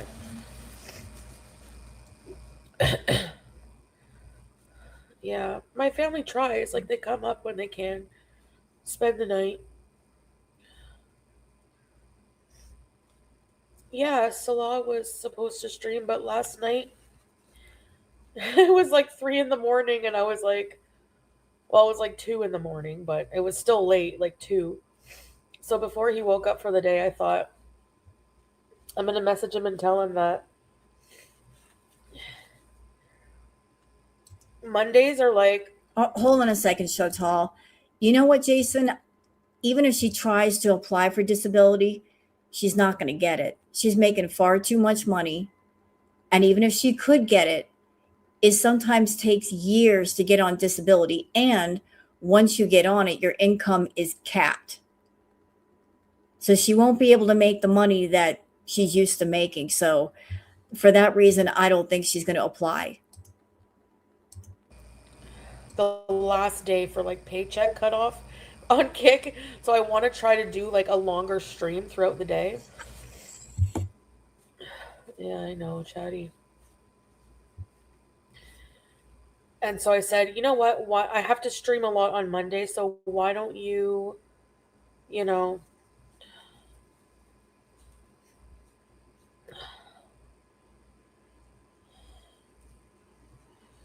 yeah, I don't like leaving the house. Sometimes, like, the times that I have left the house, I enjoyed going out with you guys. Okay. But it's just like, I don't know.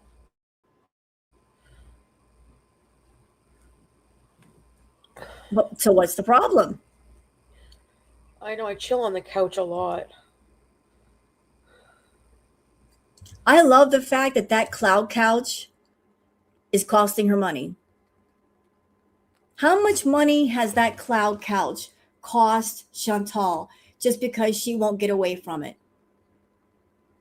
How many thousands of dollars have slipped through her fingers because she won't get her big butt off that couch and go do stuff?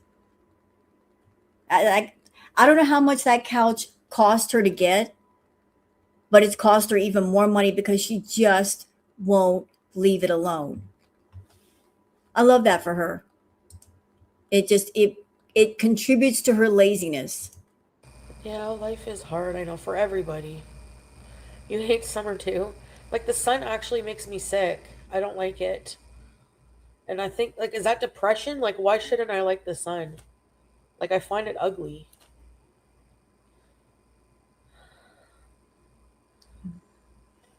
I know, Nina, but like, it's not good content. And it's depressing. Like, I don't, it's like, I don't like being in the four walls either. I feel like they close in sometimes. I just don't know what to do, like, what I want to do. I know what you want to do. I've done tarot readings on you. You want to run. You don't want to be in Canada anymore. You want to go somewhere. Where you want to go, I cannot say, but you want to be anywhere but where you are. You want to pack a bag and you want to get out of there before the lease is up. You are thinking about traveling, but not because you want to take a vacation. You want to escape your problems. But wherever you go, there's going to be a new set of problems. So you're not really escaping all the problems. You're just going somewhere and some of the problems go with you. And then there's new ones there once you arrive. You're assuming that if you go to a new place, you're going to be happy. But Chantal, you've done that more than one time. Were you happy in Cuba? No, you raged the entire time you were there. Were you happy in Thailand? No, you weren't happy there either. You complained. Were you happy in the Middle East? No, complaints there as well. Were you happy in Syria? No. So that's like 4 or 5 different places in the world that you've been, different places, and you weren't happy anywhere. You're not happy in the country in which you were born. You're not happy in other countries. So maybe it's time to just stop and think about, why is it when I travel, I'm not happy? Maybe the problem isn't the location. Maybe the problem is me. Maybe I'm so unhappy that no matter where I go, I'm going to be unhappy. Maybe I need to fix me, because if I fix me, then wherever I go, I can find happiness. Wherever you go, there you are. But I think whenever my lease is up, it would be helpful to be in the same like city as people that love me, but I find it ugly. I also got a theory, Chantal. I don't know how sick you are. I don't know what health problems you may have, but I think behind the scenes, you know it's getting worse. You know how much weight you're gaining. You know how you feel. You know the pain that you're in, and the pain just keeps growing. I think you're trying to find a place with a person, and that person will act as your caretaker. So if you can't find an escape to get out of Canada, you're looking for a soft place to land. You're looking for somewhere where somebody will be your caretaker. And nobody around you has the medical training nor the time or equipment to take care of you the way that you're going to need to be taken care of as a super, super, super morbidly obese patient. Because of your size and maybe some of your conditions, you're going to need medical care, someone who knows how to do it. But you're trying to run to somebody and they will act as your caretaker, I guess, until you become bedbound. And then once you become bedbound, you'll be shipped off to a hospital or a hospice or private care. When that happens, Chantal, not if, when, if you arrive at a hospice or private care, guess what they're going to do? They're going to put you on a diet. No more fast food. You can't have fast food delivered to you in hospice. No one's going to deliver it to you. No one's going to give it to you. You're going to be on a strict diet. And you're going to have to eat that food whether you like it or not. And you're going to have to do what the doctors and nurses say. And if you don't, they'll strap your ass down. So this bratty attitude, once you arrive in private care, like, you ain't in charge no more.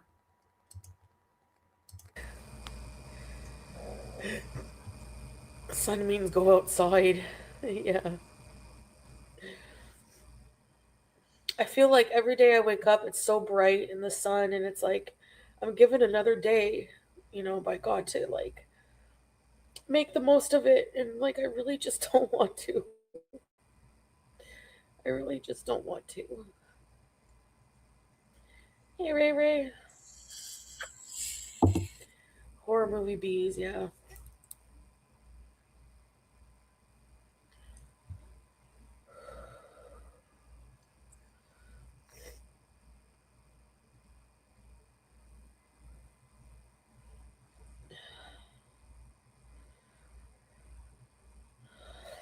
I don't know. Anyways. I'm telling you, the energy that I'm picking up off of her right now is I had a plan. I was going to escape. I was going to get out of here, but now I can't. Damn it. Like the disappointment is real. She thought she was going to escape, maybe disappear for a couple of days, and then pop up somewhere with Salah, and that's not going to happen. This feels like, damn it. Damn it, I can't do what I want to do. Because she was happy just a few days ago, was she not? She was like talking about traveling and doing the hauls with the clothes and the new shoes that she said were nice and clean. And then something happened. Maybe you just need a good cry sometime. Hey, Esty. Oh. Like at the same time, I'm tired. Like it's like one way, I don't want to like go out of my comfort zone. And then, but on the other hand, Yeah. I don't like being in my comfort zone either. Like I'm tired of it. Set a timer.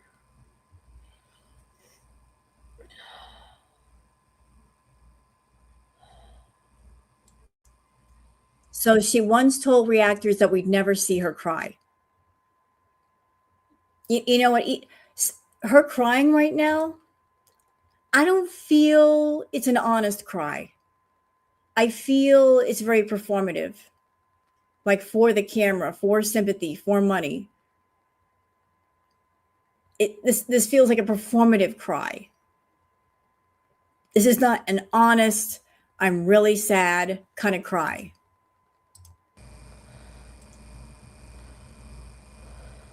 Thanks, Neil Joshi. Yeah, like you feel obligated, but I hate the brightness. Like it freaking grosses me out. Like I swear I'm a vampire. It's like ugly to me. Like ew. Like the moon in the dark and it's cooler at night. Like why the hell do people are so gung ho about being awake during the day? I don't see the appeal. Or people who lay in the sun all day. Like I don't get it. But we're all made different. Vitamin D can be tablets. I'm just gonna be a hermit for life now. Start gaming. No, I'm kidding. I don't want to live that life either. I don't even know what the fuck I want.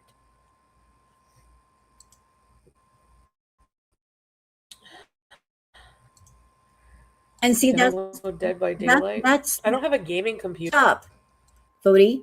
See, that's part of the problem. You don't know what you want. You've got nothing going on in your life. And so you hyperfixate on a person, a man. And then once you get with that man, you ask too much. You ask too much of their time. You ask too much of their attention and energy. You wear people out. You want to make them the focus of your entire world. They're supposed to be there to take care of you and entertain you and keep you from being bored. That is suffocating. That suffocates a person. So is it any wonder that the men around you, they run away from you? They have to run to get some oxygen back in the room because you suck it all out. Like you're too much. You're way too much. I was married twice. I had my first and second husband. And there are people that can be married to their spouse, and those two are so happy together. They love to be in each other's company. I'm an unreal lady. If I'm in a relationship with somebody, I've got to have my own life. The other person's got to have their own life. I support that. Like, I've got my things to do. And if you're my partner, you've got things to do. And I want you to do everything that you want to do, whatever makes you happy. And I would hope if you're my partner, you want the same for me. I want you to be your own person. And I want to be my own person. But I'm an unreal bitch. Even if I'm in a relationship, I'm like, go away. I need some private time. Go away. Go do something. I can't have somebody around me 24/7. I just can't. Give me some space. Go take a, I love you, but go take a ride. Go do something. It's healthy.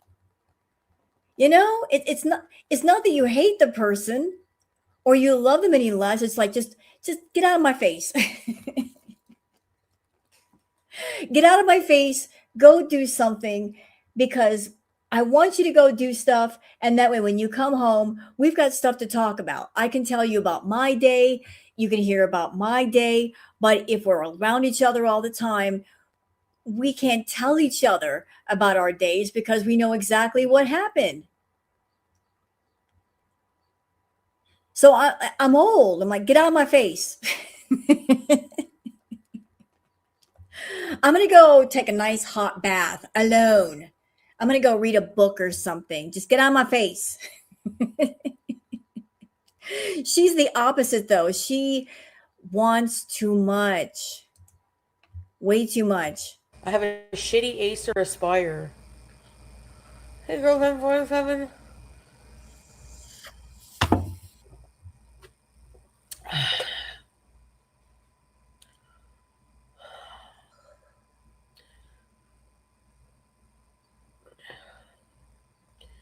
Yeah, I don't know, Dill. I'll probably arrange something, but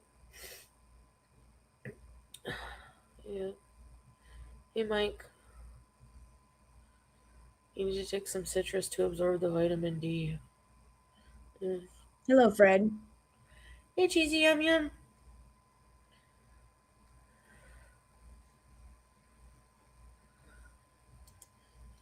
Her over there complaining about her laptop when it was her Beezers that bought her that laptop. So she's basically spitting in the faces of her Beezers who helped her get that laptop. Oh, it's a shitty Acer laptop. Bitch, give it here. You don't want it? I'll take it. I will take that laptop with a smile on my face. Give it here. It's a shitty laptop. Give it to me if you don't want it. And I'll show you what all that computer can do. If I can work on a all-in-one computer that's older, give me your laptop and I'll show you the work that you can do on it. Yeah, she picked it out. She's complaining about the computer and she picked it out. Ungrateful brat. Thanks, Jam. No. Yeah. Really, Millie? Like, Ray. Honestly, there's nothing. I can't think of anything that, you know. Anyway.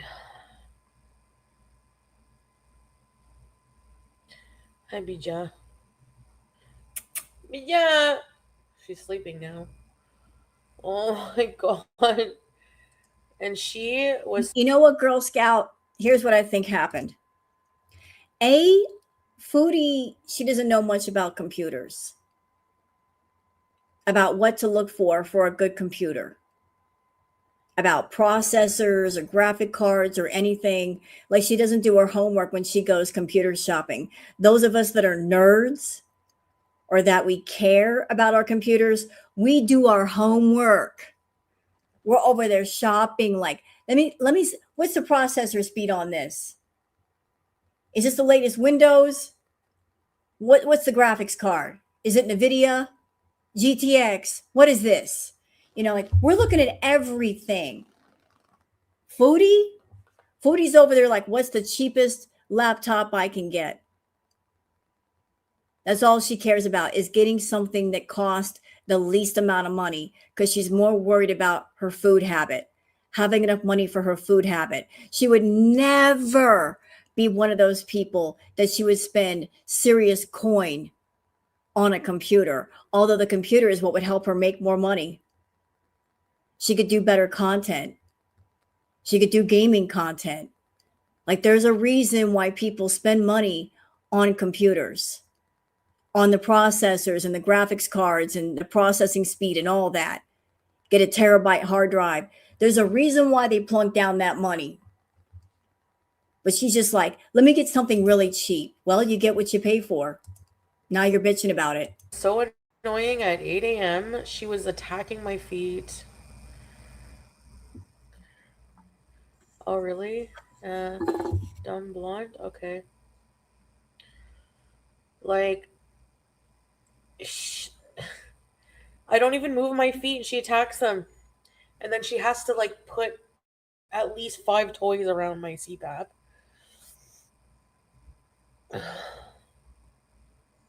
Thanks, Ellie. I think it'll pass, it's just...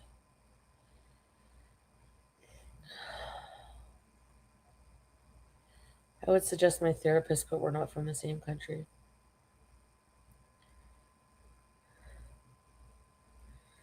She loves me, I know. Helping out cats. Yeah, but I'm not. And you always say that. She loves me. She loves me. You never say, I love her back. It's all about how much they love you. Healthy. BG needs a brother or sister. You think so? Like, do you really think so? I don't know. It's hard to tell, Nina, because she's so attached to me that I feel like... No, she's not. She is. No, she's not. She's not attached to you, and she's not bonded to you. She is not attached to you. Give her to somebody else and see what happens. You want to see a cat that is attached to somebody? Me and my queen, bitch. Look at the difference between the way that you behave with BG and the way that BG behaves with you, and how me and my queen interact. I rest my case. Booger's always up in my lap, always calling up here. I don't go chase her down. She comes up here and she's like, Mama, hold me. That's not you and BG. Another cat make her super upset and jealous, No, did she do that on TikTok, Strawberries? Melly, right? There you go.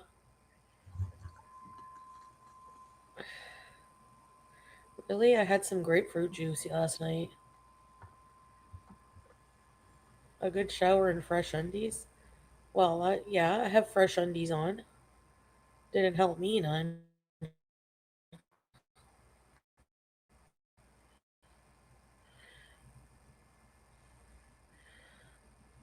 It just doubles the crazy squid. Oh. Thanks, Tiny Tom Cruise. Like, I wanted to go to, like, a museum or something today with you guys, and I just couldn't bring myself. Like, I was thinking of the train, and I literally have barf trauma. Oh boy, that again? She's going to reference the person who puked on the train. Oh boy. I have puke trauma. Here we go with her trying to be the victim. Oh, I got trauma seeing somebody puke. Her trying to act like she's a victim of trauma.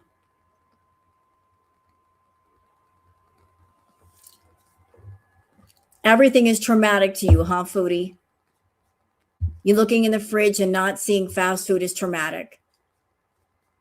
Everything is traumatic to you, clown. Like, I don't like being stuck in a tube with like all of these random fucking people. Like, hundreds of people were sitting where you sat. Who knows if one's gonna be sick or on. Like the one of the times there was somebody in front of me with doing a fent fold and almost fell into me.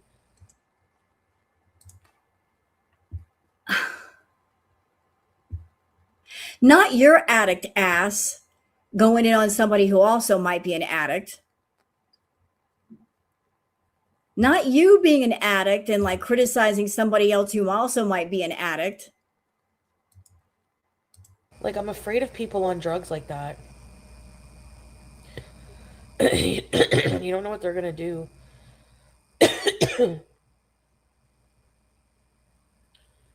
Will I be getting a car?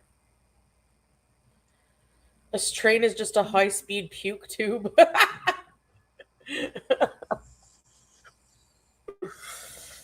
Honestly, yeah, I'll probably get a car in the future. I can't really get. I don't know. I really just want to buy one because I don't want to pay interest on like a payment, but I might. You're not going to get a car. You're never going to buy a car because you're never going to save up the money to get a car. Not that you can't make the money. You're making the money. I know you make plenty of money, foodie, because if you weren't making money, if times were really tough, you'd be losing weight like nobody's business. At almost 600 pounds, it takes between 6,000, 8,000 plus calories a day to maintain a certain weight. If you go over that, you gain weight. And you're gaining weight like crazy. So you must be eating a lot if you're not losing weight. So where's that money coming from? Where is this food coming from? If you're making that kind of money to feed yourself like that, then you could put money away for a car, even if it's just to rent a car for a few days and get out of the house. So miss me with these fake ass tears and I don't know what to do and I need a car bullshit. BG sleeping, Star Twinkle. Hey, 20-piece nuggets. Self-care at home is better content than total misery in the streets. Like, I don't mind zooming around my area, but excuse me. Right now, there's something about the O train that just freaks me out. I don't know what it is. Like, just encountering too many smelly, weird people in one space, like near you. You know, Chantal, you don't take a shower. Don't even act like you clean yourself. You'll go days and days without bathing. Imagine how you smell to other people. You're accusing other people of being smelly. At the same time, you do not bathe yourself. So how can you sit there and complain about other people's body odor when I'm sure yours isn't exactly roses and daisies? that kid on the movie It that had like a phobia. He's like a extreme germaphobe of like, but from other people. Like my own filth, my own fart, my own whatever. I don't care. But like, and you know what? I'm just going to say it. There must be a reason why she's not taking an Uber to go places. Because I'll tell you what, if you get an Uber or a Lyft and you hop in that car and you stink, they have a right to kick you out.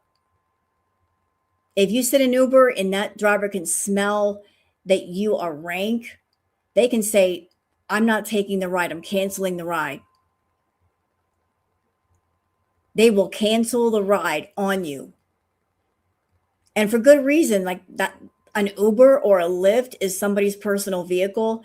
They do not want that stench all over their vehicle. And then they have to spend the rest of the day cleaning everything and spraying everything, trying to get the stench off. They don't want somebody getting in their cab and leaving shit stains on their seat. Is that why you're not taking an Uber? Because you will get kicked out and you will get charged? Yeah, we could take lifts. Lifts are No. actually not that expensive. Again, they can cancel the ride. They can say, what the hell? Is that you? Nope, trip over. That's it. And you can't sit there and say fat phobia. No, it's not about your size. It's about the fact that that's their personal vehicle. That's what they use to make money.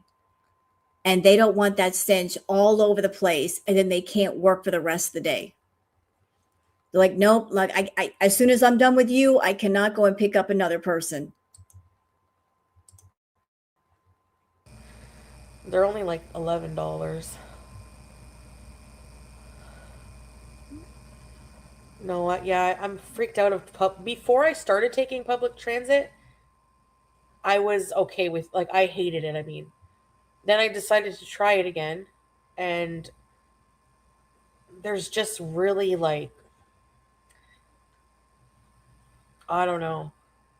Like, one time one guy was just yelling and talking to himself. I don't You see so many stories of people being stabbed, and like that one girl there, and like, yeah. Yeah. You know what, Foodie? You're so soft. If you get on a public train or public transit, just mind your business. If you're there to take a trip, just mind your business. You'll be fine. If you're not messing with somebody, they won't mess with you most of the time. Just mind your business. But you're making a big deal like you're going to get messed with when you get on public transport. Just mind your business.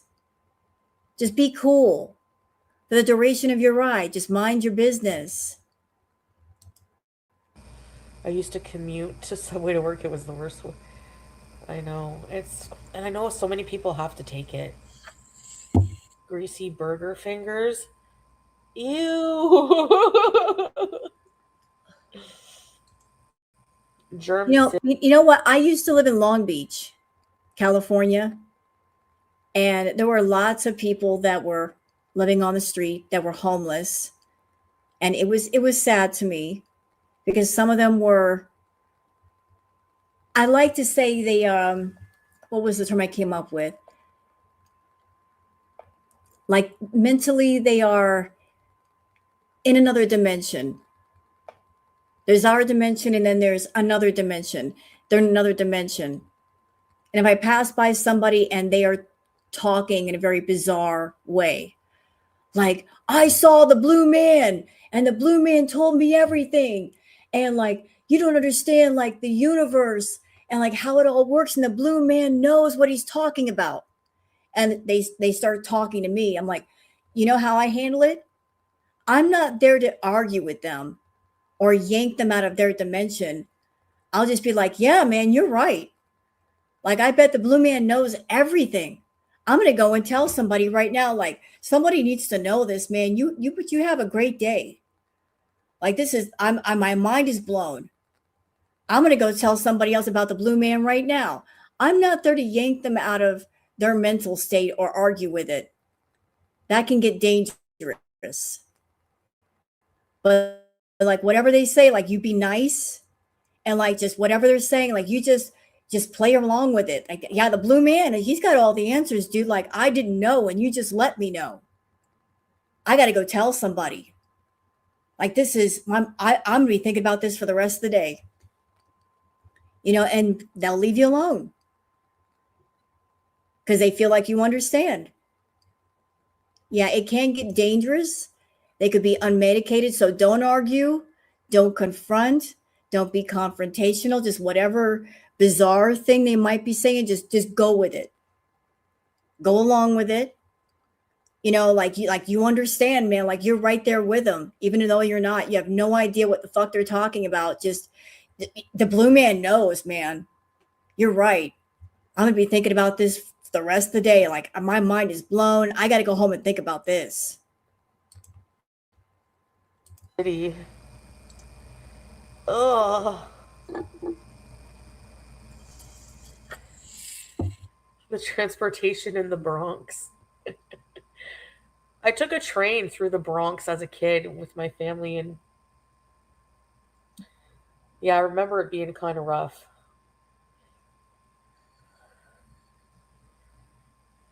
Hey, Oh Irene. no, Count Cracula. Bye, Lord Hannah. Yeah, I'm okay, Buck. I mean,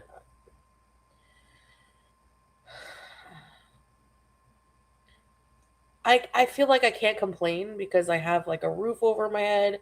I have a sub here. I have you guys. I'm just Yeah, you got nothing to complain about. So why are you complaining, spoiled brat? oh, the BK cups. Yeah, I gotta clean them today. Those accumulate. You know what? You know what's really fucked up is that her beezers help her with just about everything, don't they? They help her in the ways they can help her. They they give her a good living. She makes a good living off of the beezers. Financially, they provide for Foodie. The only ways they can't help her are the ways that she needs to help her damn self. But her beezers help her. They provide her a living. They give her freedom to do what she wants to do, and she can do anything she wants to do. And if she applied herself the right way, she could be fucking happy. But the thing is, she's determined not to be. But they provide half of the equation, and it's up to her to get the other half. And if she doesn't want the other half, fine. Sit in your little pity puddle and be sad. But it's not because people aren't trying to help you or that people can't help you, is that you just don't want to be helped. So since you don't want to be helped, shut the fuck up complaining. Accumulated on my windowsill when I would order. When I went through that BK chicken sandwich thing, they're not from the same day. I'm in a rut. That's why. When I'm in a rut, I get behind on stuff.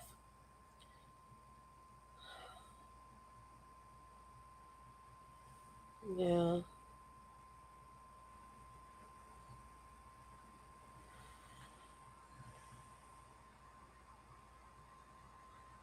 Hey, YouTube lover.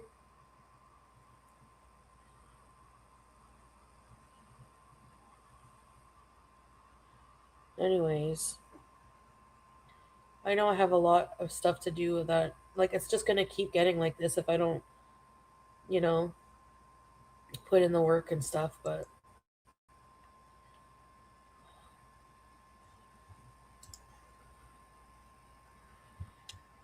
are you a foodie fan? Oh, sorry to hear that. With laundry, it piles up so quick, eh? Hey, Jinkle. It wouldn't if you clean it. Tidying the house, yeah. Um, no, I didn't, Ellie. Let me get my other phone open. Oh, by the way, chat, I don't know if you guys saw it, but I did do a community post. I made a whole playlist of videos. If you guys enjoyed the uh, fuck that meditation, I made a whole playlist of really funny meditation videos for you guys to check out if you need a good laugh, if you need to zen out. So check out that community post for the playlist if you're looking for funny zen moments. Yeah, they're not all from one day. Imagine ordering Burger King 5 times. I'm not even that bad, but maybe twice. But no, usually I got in the habit of eating Burger King for like breakfast. Okay, Ellie, here we go. Let me check. I'm dealing with so many so sorry you're feeling low. Thanks, Ellie. I'm dealing with so many mental health issues, so I empathize and I really get it. I'm in the UK, a little seaside You town. know what I would love to see? I would love to see the Beezers just stand up to her and say, we do so much for you. We financially provide for you. So what's the problem? Like we can only do so much. So why aren't you doing the other half? We're providing one half. Why aren't you doing the other half of the work? I would love if they all get pissed off at her one day and go, this is ridiculous. We come here, we watch these boring ass lives, you stuff your face, and then you complain about your health problems, which you are causing and making worse. What more can we do for you? Why aren't you doing the other half of the work? Do it or don't do it, but stop bitching. And I've followed you for many years. Mostly silent until now. I have many of the same issues. Oh, thank you, Ellie. It really helps. Like, I'm sorry that you're going through that, but it helps knowing that I'm not alone in like how I feel. You know. So thanks for speaking up and thanks for being here. My tuna sub stinks.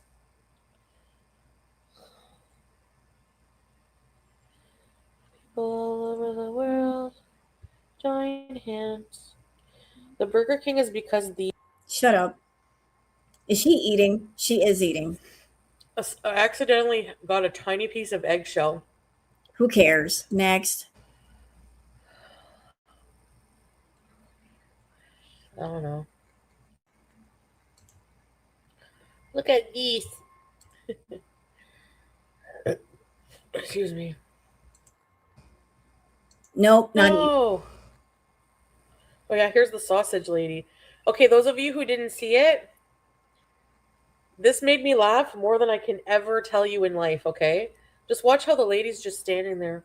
And you know what I find interesting? She claims to be depressed, yet she turned on a camera to show off her tears. But look how quickly she recovered from her depression. About 33 minutes in, it took her all of like less than half an hour to feel better. She was feeling better enough to eat and to start laughing and giggling. So, are you really depressed, Foodie? Because you recovered awfully fast. Eat all of the sausages. Nope, we can't play that music. Next. The gelatin? I'm gonna try it. I bought the beef gelatin. Still talking about Excuse food. me. Shut up. Yeah, it's like she's still, I don't know. Hey, Lurkin here. I'm in bed.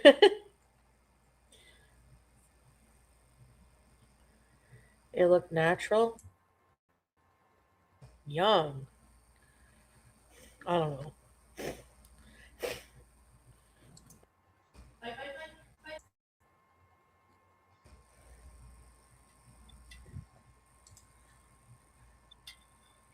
Oh, really, Cozy? Why? I can see we're going to turn this 3.5 hour live into something much shorter because I am going to use that fast forward button. You're welcome. If I'm getting bored, I'm fast forwarding this shit. We don't have to be here all day for what?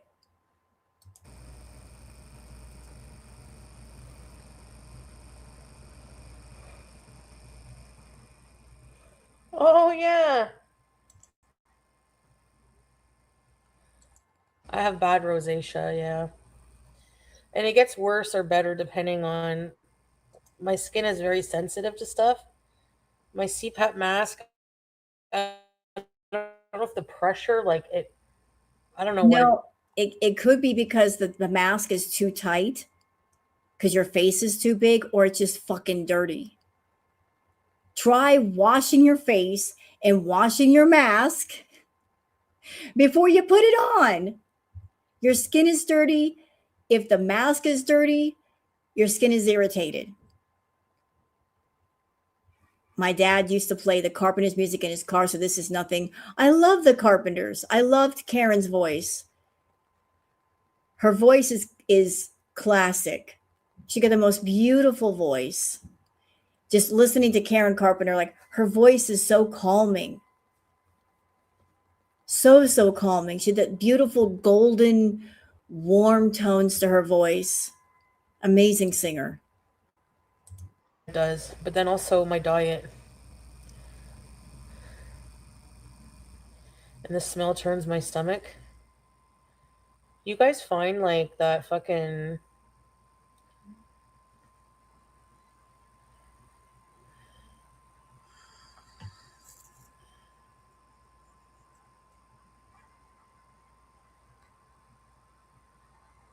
Really? Oh.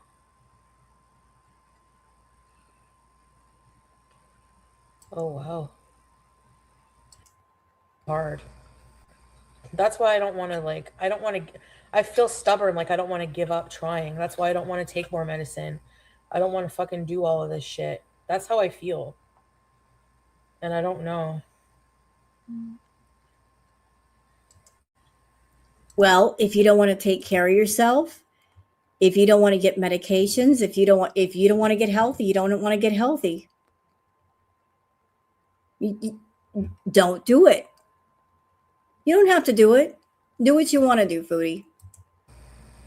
Because I feel like autophagy would cure everything in my body. What? That's what I feel like. Okay, I'm not a medical professional. What is that? An autophagy? Blah, blah, blah, blah, blah, that word. That's a Scrabble word. What did she say? Autophagy? What is that? What is that? We got some medical people in here. What does she think that will cure her? What is that? Autophagy? It goes on the skin. It puts the lotion on its skin or else it gets the hose again. It's extended fasting. She can't do that. She's a diabetic. That would be dangerous. She cannot do extended fasting. If she tried, her feeders would make her stop. Oh, thank you, Billy. Autophagy is a vital cellular recycling and cell preservation mechanism, literally translating to self-eating. It is the process by which cells break down and degrade damaged organelles. I don't think she can do that, though. I don't think she has the health for that. There's too much damage on the inside. I don't think she's capable of that. That would be dangerous with her compromised organs, and all of them are compromised.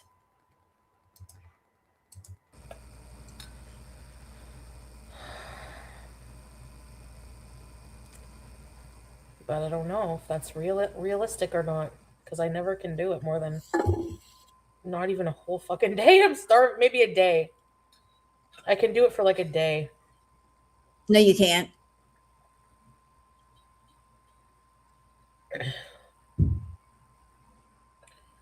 Emergency planned.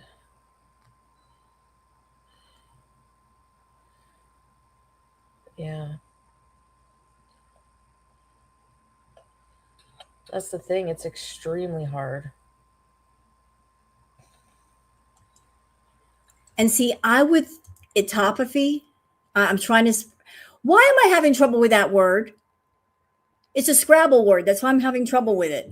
But here's the problem with something like that. She's got an eating issue, an extreme eating issue.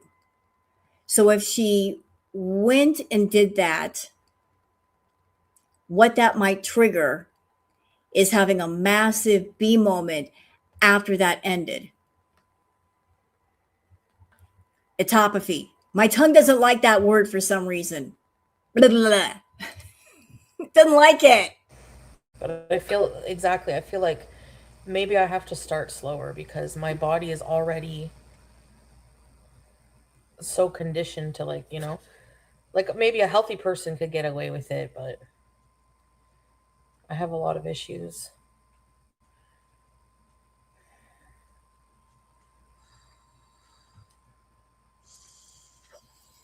Well, fasting is not really magic. I mean, it's like there was a guy who won a Nobel Peace Prize for discovering autophagy. So I just believe that fasting can heal a lot of problems. Medical misinformation. I hope that people that were in her audience or anybody listening to her,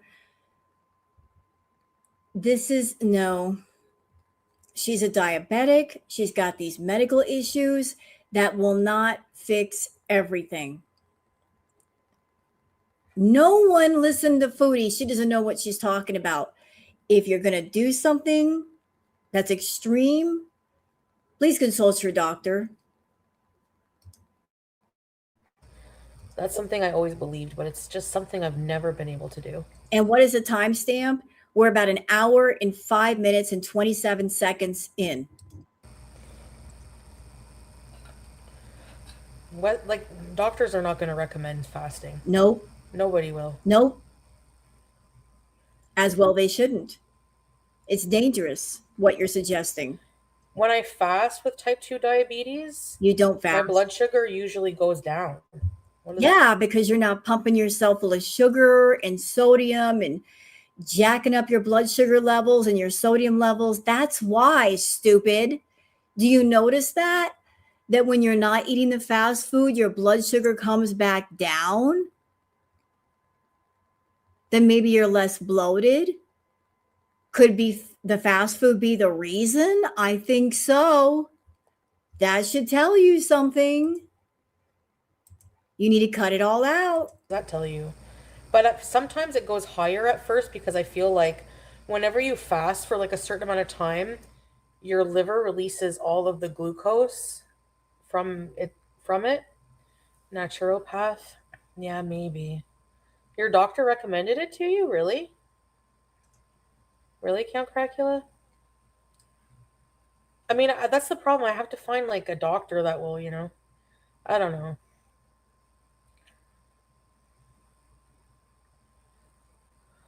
Yeah.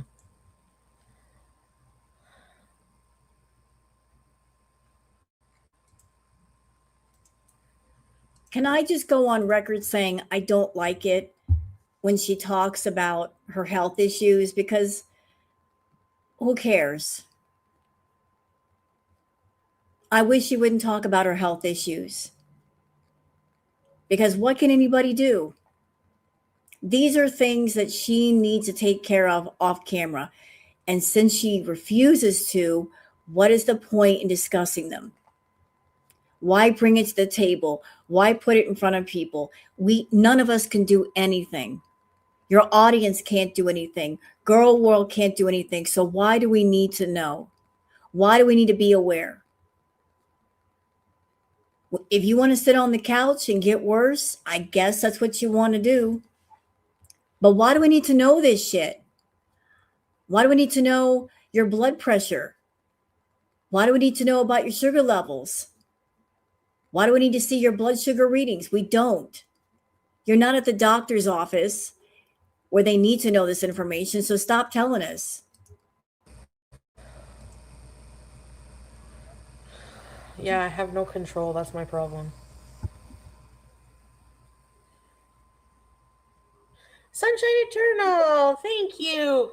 Where do you sit, Reeves? Thank you, Sunshine Eternal. Need all kinds of fucking tests. Kyle Busch just passed from sepsis and he was healthy. Ooh, yeah. Sepsis, it doesn't matter. Yeah, it comes for anybody. Make fast food at home. I bought some oven French fries.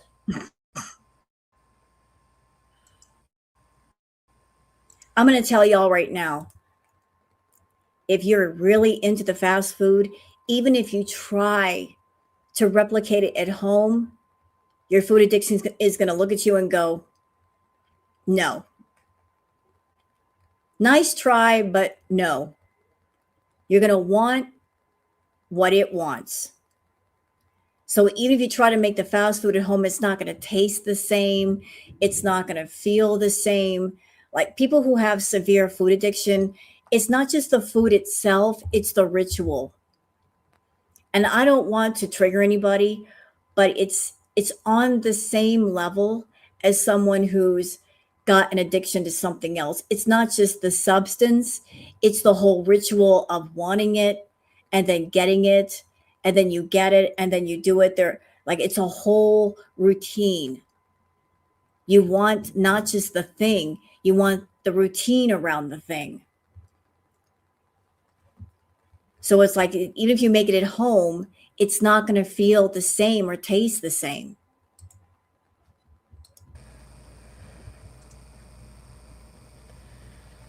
Yeah.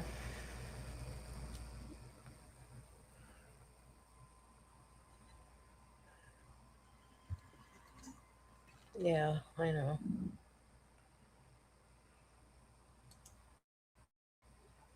Small, consistent steps.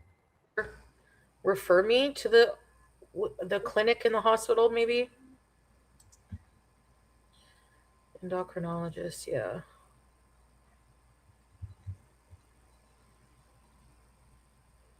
Yeah.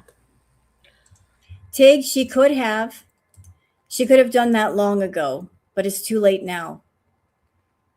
She's leaning into the thing, not leaning away from it. It's too late. She's made her choice. I just have so much work to do on myself. It's just overwhelming for me.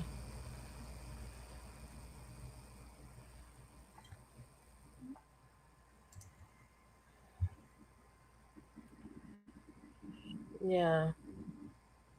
Well, yeah, and it must feel good treating yourself well. You don't have to exercise right now to lose weight.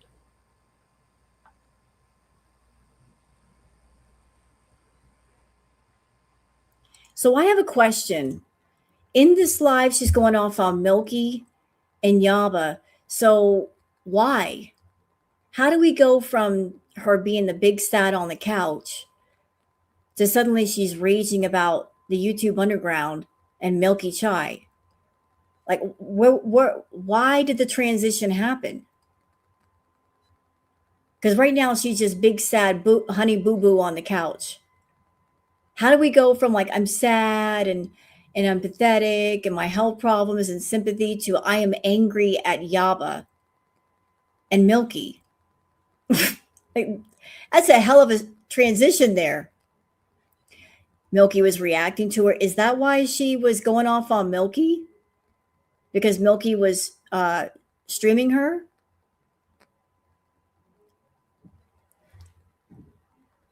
Someone probably went in there to debate her. More than likely. Her own Beezers, they get bored and they rage bait her because they want her to do something. And they will lie to her to get her to react. Milky showed a picture of herself in a bikini after she showed the one with the fupa. I actually saw the picture on Twitter of Milky. Like I said, she got a banging body. She's in shape. Foodie could never. She was looking rather lovely. Yes, she was. I saw the picture. I was like, damn, girl, you go. Rocking the bikini. I am on antidepressant, but toilet yoga?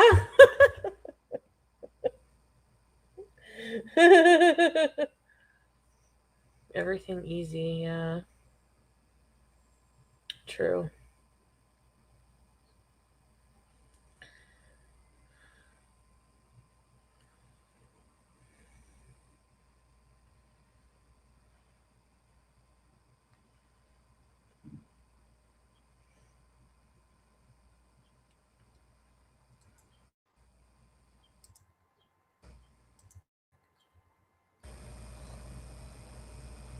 Okay, Yes.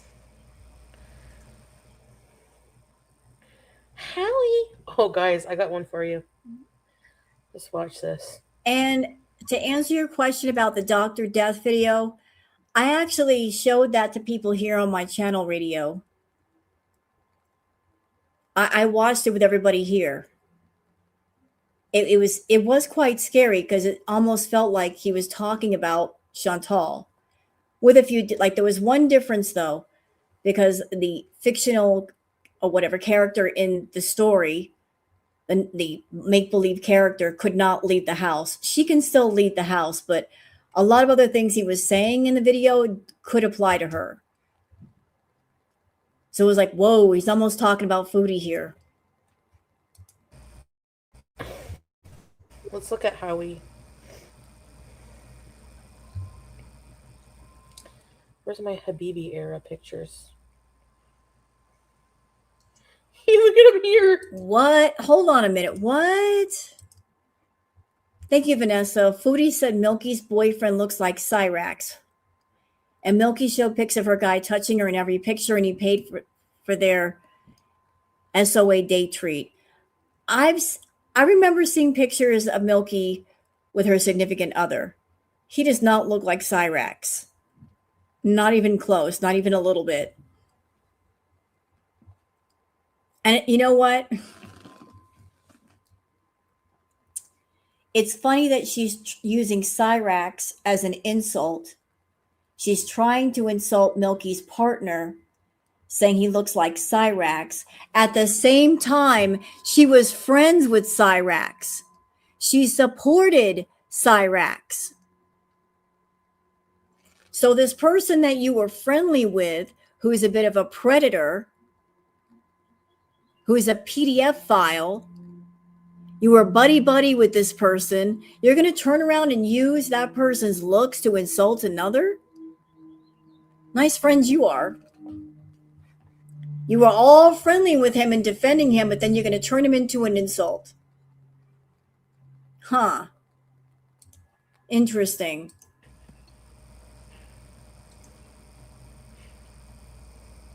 Wait, let me close this. Why is the world ew? Yes, Liv. Goodbye, world. You're not helping my depression. And you know what? Like, rest in peace, Music Biz Marty. It wasn't just her supporting him, but she actually whistled in Music Biz Marty. She was talking about Music Biz Marty. She was running her damn mouth when she shouldn't have been. She was just being all bold and brassy over there and running her mouth about Music Biz Marty. That's what got his attention. She's just running her damn mouth. That was a mistake. Hold on, let me get... I'm sealing the wrong way. Oh, fuck me. Oh! Whew. Oh, shit. Howie! Mary had to go back because, yeah. Howie Wolowitz. Oh, she brought up Dragon Lord Frodo too. Another predator. Another PDF file. She's got some very interesting friends, you know? She picks some very interesting people to give support to. Karate Joe, PDF file, convicted. Cyrax, predator. Dragon Lord Frodo, predator. She's a PDF apologist, saying he did his time. Why can't people forgive him? Defending that dude.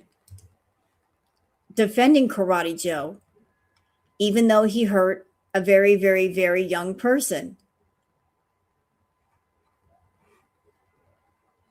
So she defends predators and she goes after people who are victims. Well, that's very telling.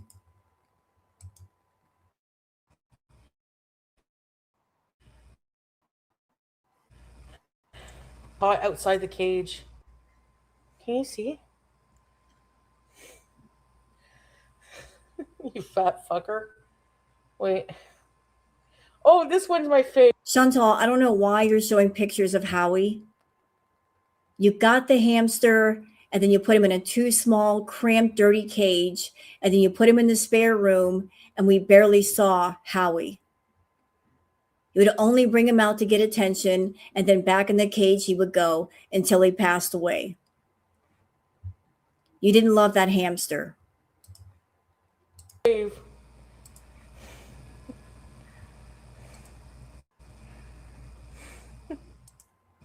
That was our bedroom before it was like finished. And by the way, if the thing about small rodents like hamsters like Howie can enter a state called torpor if they get too cold. which can be dangerous for them because they can't be exposed to freezing temperatures. And Chantal would keep her apartment really, really cold. You can't do that with rodents. They don't have a big enough body to produce enough body heat to stay warm. So I don't know what happened to Howie, but it's really strange that he died just that early. I don't know if he went into torpor or what, but that can be a very dangerous thing for a hamster. And it can be brought on by extreme cold. Remember our seaside condo? I think it was a good job.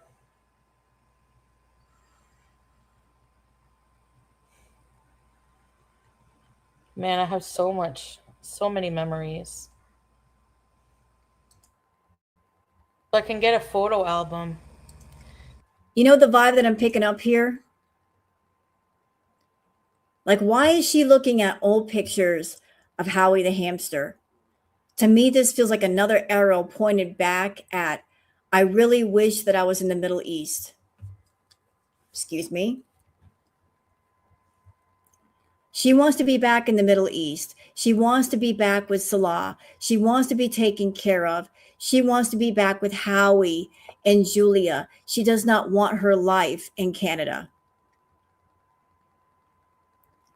That's where all this nostalgia is coming from. Oh, I was so happy over there being taken care of. I could just be in the apartment and zone out most of the time. She doesn't want to be in Canada to take care of herself.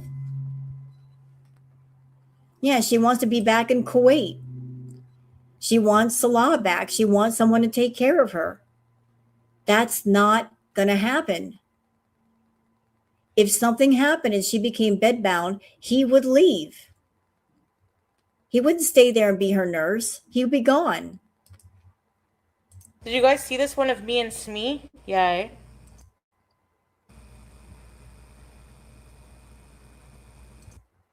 Projects? No. Images?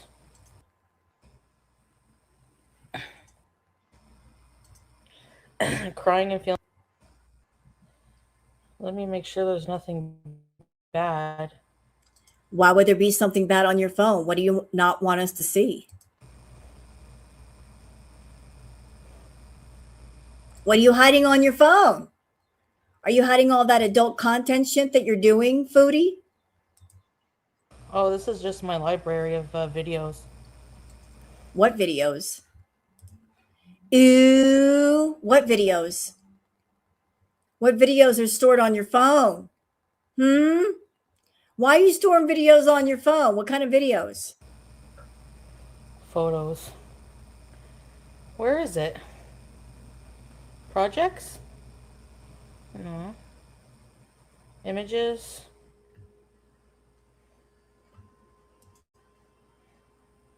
Chantal, do this off camera. If you want to take a walk down memory lane, do it off camera. This is not content. You can do this when the camera's off. Yeah. What the hell is that? What is that? She was playing around with AI. Look at it. What is this? Who is that on the screen right now? She was playing around with AI and she made all these pictures. Is this Foodie in her disco era? This is Foodie in her like 1970s. This is giving disco balls and Saturday Night Fever. This is giving like that kind of vibe.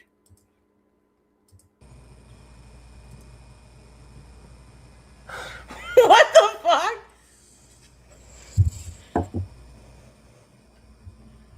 What a loser. Why did I do that? I don't remember.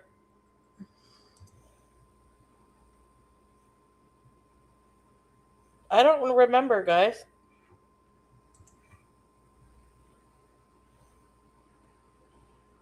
What the fuck?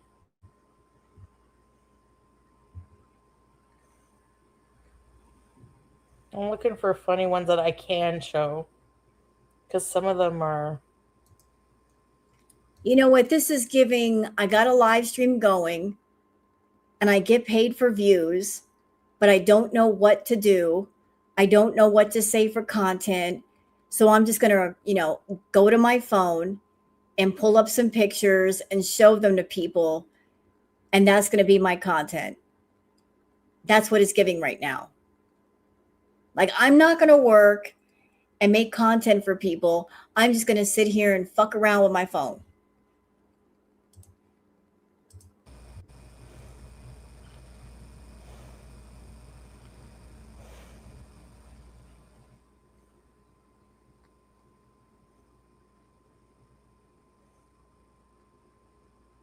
I need to get a. What is this?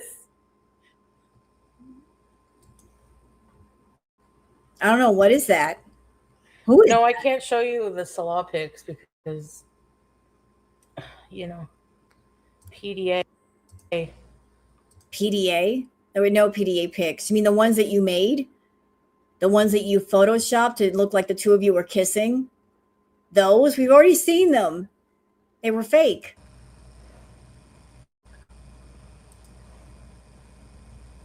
Wow, gorgeous lady, but that doesn't look anything like me. Yeah, that's not that's not you. That is so not you. That ain't you. Who is that? Chat, has anybody seen that woman? Have we seen her on Twitter? Reddit?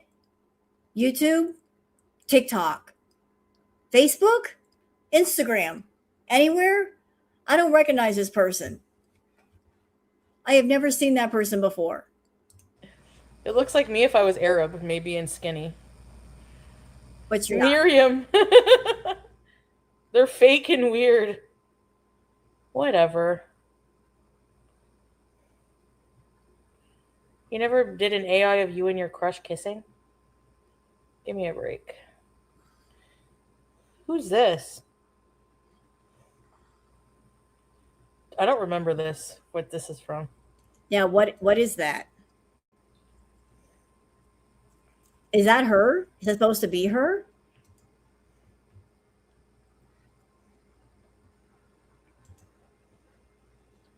So I guess this is a show and tell part of the program. This feels like when you're back in school, when you're young, it's like you're doing show and tell. Like, okay, class, we're doing show and tell today. Chantal, come to the front of the class and do show and tell. What have you got to show the class that you'd like to talk about? Oh, I've got some pictures on a phone. That's what it feels like, wasted pre-roll. It feels like show and tell. Yes, yes, yes. This is show and tell hour right now. She's standing in front of the class and she's showing her pictures. Do you guys remember what that was from? Oh, was that Muriel? The fuck? Oh yeah, I have merch. I keep forgetting about that. I'm such not a professional. Oh my god, I drew the fucking haters. Look at this. Guess who this is? Remember when I drew these guys?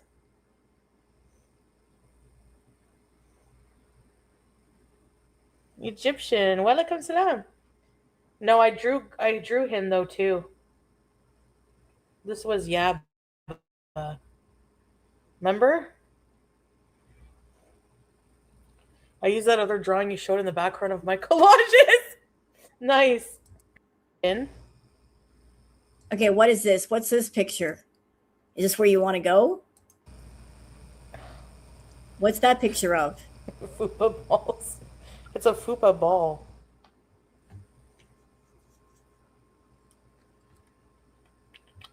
What the hell? What was that? What? No, what was? No, I don't want to see that. No. Fupa. Ow. I don't know. I was just like, I wanted to show you guys that there's all different kinds. not to body shame. Okay, now, what was I looking for?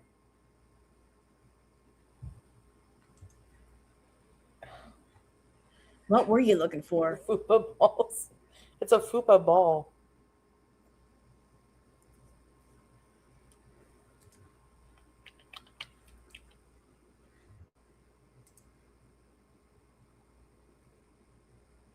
I did a lot of mukbangs.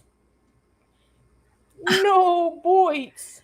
So were you itching your finger and instead of like just taking your hand and like, we're going to use our mouth? You nasty. That's not nice.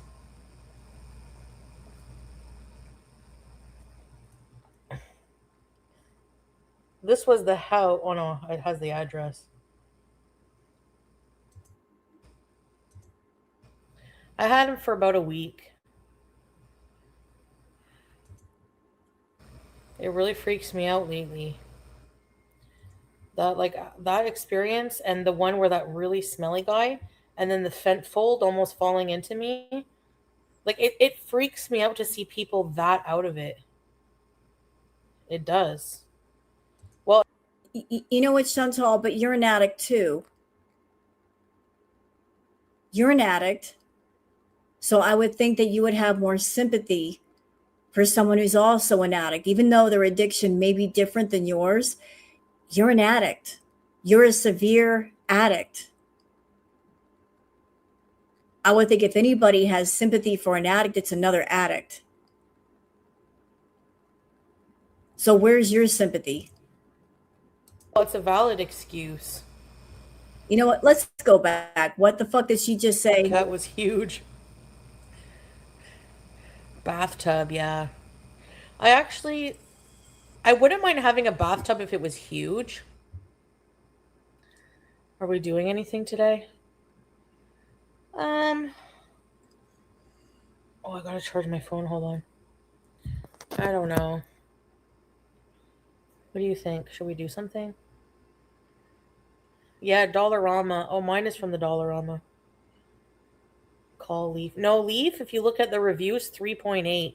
And they just want to they just want you to take Optifast and stuff.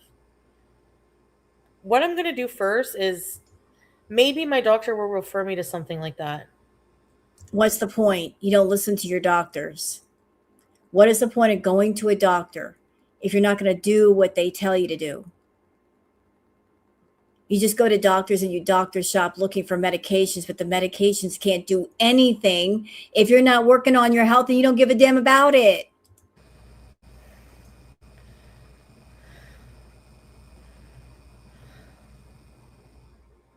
Is it storming? No idea. I don't think so, but who knows? I gotta go get my insulin. Smokey, he got rehomed. Thank God. I had him for about a week. Hi, Coco Pickles. Yeah, you're supposed to pay a fee. So I'll probably have to pay like $100.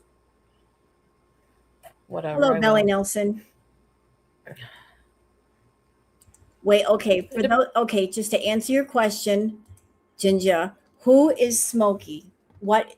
It's actually a what? It's a cat that Chantal briefly had when she came back to Canada and she got her own place. She got another cat named Smokey. And then she gave up Smokey and then she moved back to the Middle East with Salah. So that was another pet that she basically abandoned. She had no business getting that cat. But she got the cat essentially to rage bait Girl World because she knew that we wouldn't like her getting the cat due to the fact that she's a neglectful owner and has been to every single one of her pets. So she purposely got the cat for attention, for money, and a rage bait Girl World. And then when she went back to Syria, to Salah, she gave up the cat. So that's Smokey. Depends where I go. I've made appointments at a couple places, so. But everywhere has cancellation fees. So.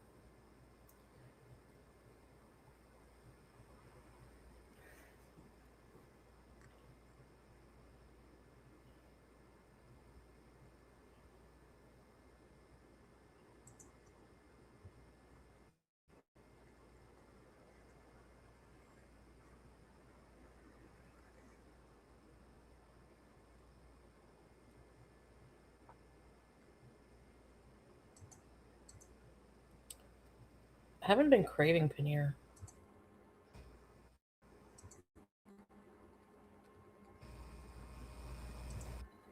And screaming at people, you know, bent over, like screaming at people. It's not the same thing. Like, you're fucking daft.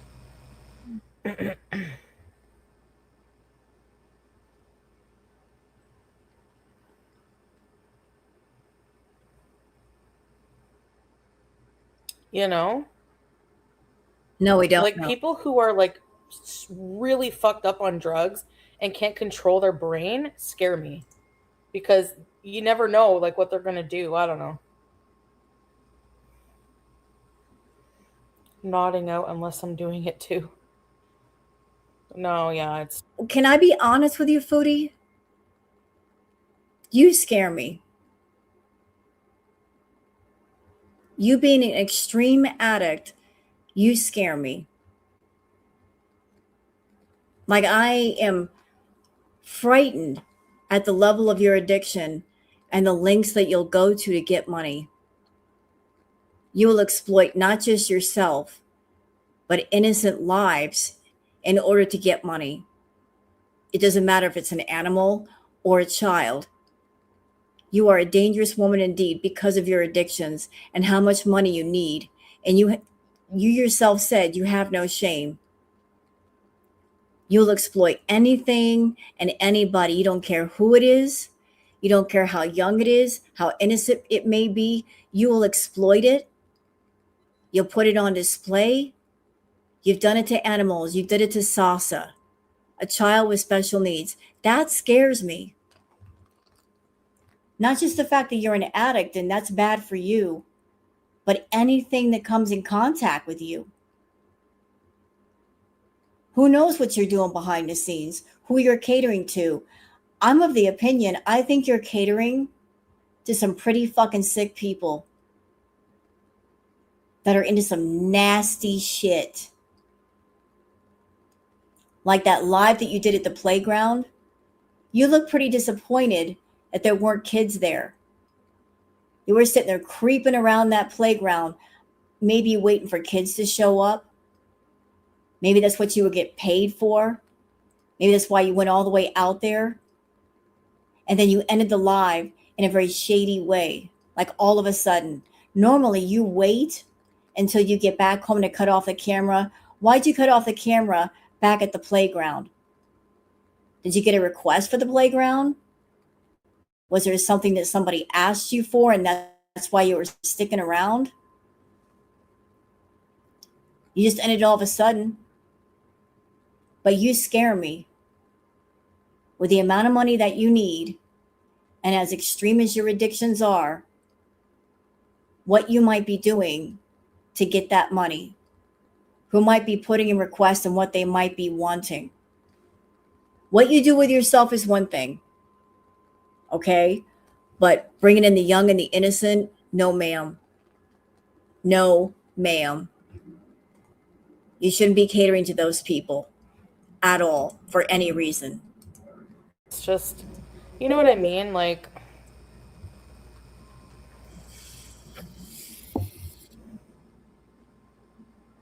I feel bad for them. It's a horrible. Yeah, but it's a situation they have to get themselves out of. Same thing with me, you know? Like, there's no one that's going to come save you. You judgmental bitch. That's a situation they have to get themselves out of. Look at you over here. You're an extreme addict. Can you get yourself out of your situation? You could if you had professional help, but you ain't getting it. Maybe those people that you see on the street, they don't have access to resources or money to get the help, but you do. You're over here looking down your nose at people that obviously need help. Maybe they can't get the help. Maybe they don't have access to the help or people that will help them. Or maybe they're in a state of mind of they're feeling like nobody wants to help me. Nobody cares about me. I'm on the street. Nobody gives a damn. And they've lost all hope. Have you talked to anybody that's homeless, Foodie? I have. Don't judge their situation. Don't judge their stories. You don't know. Don't judge what you don't know. You have access to help all over the place. You're not getting it. That's your choice. But don't judge somebody else based on what's going on with you. You in life. Like, I have, at the end of the day, I'm the one who has to make the calls. I'm the one who has to save myself.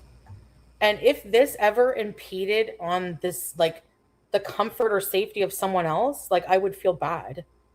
Like, I wouldn't, like, want to go in public and just, like, falling into people and screaming at people, you know?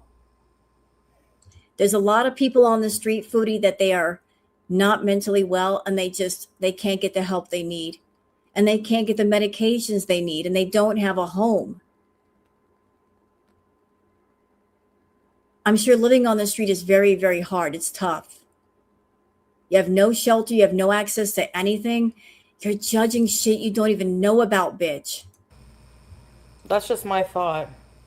It's not judgment. I know people are, like, addicted to shit for different reasons, but, like, at the end of the day, yeah, scrape, you know? I know what you mean, like, and I know addiction because I am one is very, very, very difficult, you know? But what can we do, you know? If you need help, you have to get the help, which I have to do too. And you have access to resources and you are not doing anything versus someone who doesn't have anything to even get started with. Let me tell you something, Foodie. I'm not doing this to brag or get applause or whatever. Where I live at, the war zone, there are lots of homeless people around here. I went to the store yesterday, and as I was coming back, there was a man sitting out in front of my apartment building. And it was a very hot day. And I saw him like walking up to my place. I went inside, I had a jug of water. I came back out and I gave him the jug of water because he was thirsty. It was a hot day and I could tell he was thirsty. I gave him the jug of water. I'm like, here, it's a hot day. Have this. And I went back inside because I felt for him to be on the street and it's a hot day and you don't have water. Would you ever do something like that for someone? Like just out of kindness because you have a way to be helpful and be kind? No, you're going to sit there and judge people. If you were out in public and you saw a homeless person, you wouldn't say, can I help this person in some way? Can I buy him some food? Can I give him some water? Even just a friendly word? No. No, you judge and you turn people like that into content. You won't help a homeless person. You won't have any sympathy or compassion, but you'll sure as fuck turn them into content, won't you? And you'll monetize it, bitch.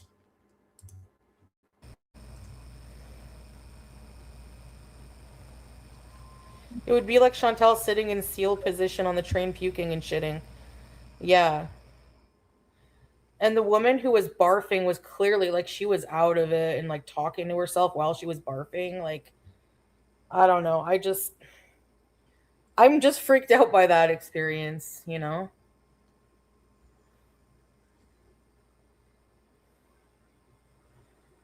There's not enough proper support. I don't know.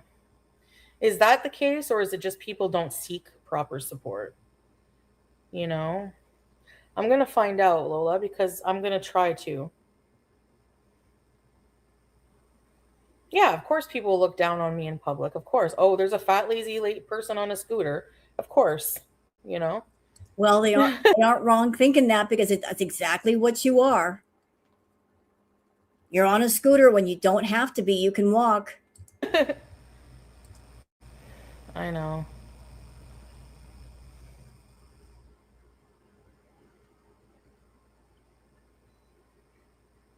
They're like the Walking Dead.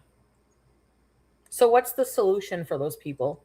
What is the solution for people like on Kensington, bent over on fentanyl? What's the solution to helping these people? Going, taking their hand. You still can't force them to get clean. You can take them to rehab, they'll get clean, and they'll go right back on the street. That's how it is. You know what? Here's a question. What's the solution for you? You're a severe addict with access to all the resources, and yet you're not reaching out for them. What's the fucking solution for you? You're over there bitching and complaining about this and that and the other thing, and oh, my health is so bad. What's the solution for you, Miss Judgy? What's the solution for you?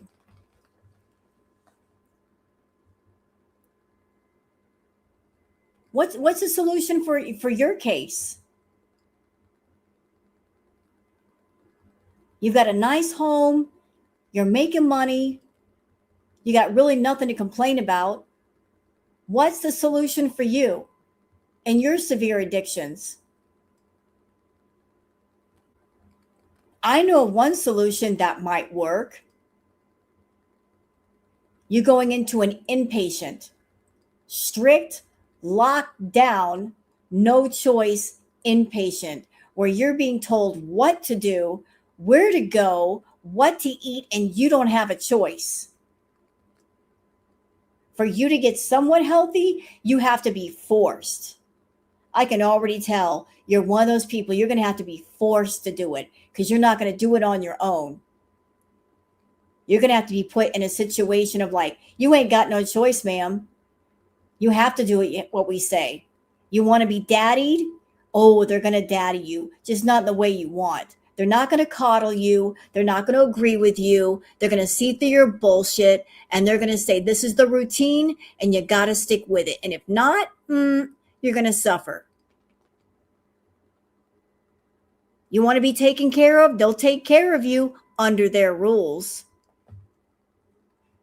Careful what you wish for. You just might get it, just not in the way you want it to come. You can't force someone to change. You know? Same thing with any addiction. I don't know.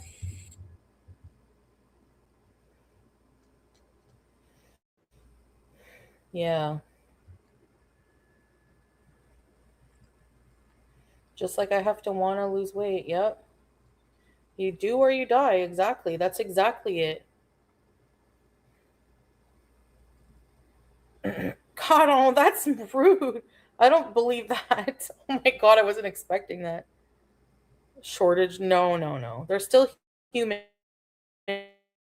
beings, you know? Yeah, so talk about them like they're human beings, bitch. It's a survival instinct to want to create distance between yourself and someone. I get, okay, I know it sounds very judgmental, like what I said, but like, I get like that even around people who are extremely drunk. Like this Can high I level say of. something? And this isn't just for foodie. There are lots of people that when they walk around, they may see somebody who's homeless. And there are some people that are compassionate to the homeless, and there are people who are not compassionate. Some people, when they walk past the homeless, they just pretend like they're not even there. They don't talk to them. They don't look at them. They don't acknowledge them. Some people even get hateful. And I think the ones who get hateful, the ones who look at a homeless person and they just feel a sense of anger or disgust, I think part of the reason why they feel that way and they react that way is that there's something in them that they look at somebody who's homeless and just for a second they think that could be me. And that scares them. Like the person who's looking at them may be in a situation of, I have a home now, I have a job now, but I could lose my job. And if I lose my job, I could lose my home. And if I lose my home, I could be homeless. And that thought, that feeling scares them. So it's not that they're looking at the homeless person and being disgusted by what they see. It's by what they feel inside, that fear that you're like, that could be me. My life is precarious. I've got a job and I got a home by the grace of God. But all it would take to be homeless is just one tragedy or one misfortune. And I could be there too. So Foodie, she might look at a homeless person and think that could be me. If I am not able to do the feeder content anymore, if I can't make money in this way, if I can't make these feeders happy, I could go from living in a nice apartment and having plenty of food to not having a home. I could be sitting right next to that person. So is she disgusted by the person, or is she disgusted by the fact that she knows how precarious her situation is? And she doesn't want to be reminded of the fact that it's just so delicate, like she's on the razor's edge. Of anxiety, of being around people who are so intoxicated, they don't know what's going on, they don't know right from wrong, and they can't control their actions. That's what I meant. Like the woman on the train, I think that's what it was, because she wasn't able to, she was acting weird. It's so antisocial to just do that everywhere and to be talking to yourself. And, I don't know. I do have compassion for these people. I see them as human beings, obviously. No, you don't. Because if you had compassion, you would talk with compassion.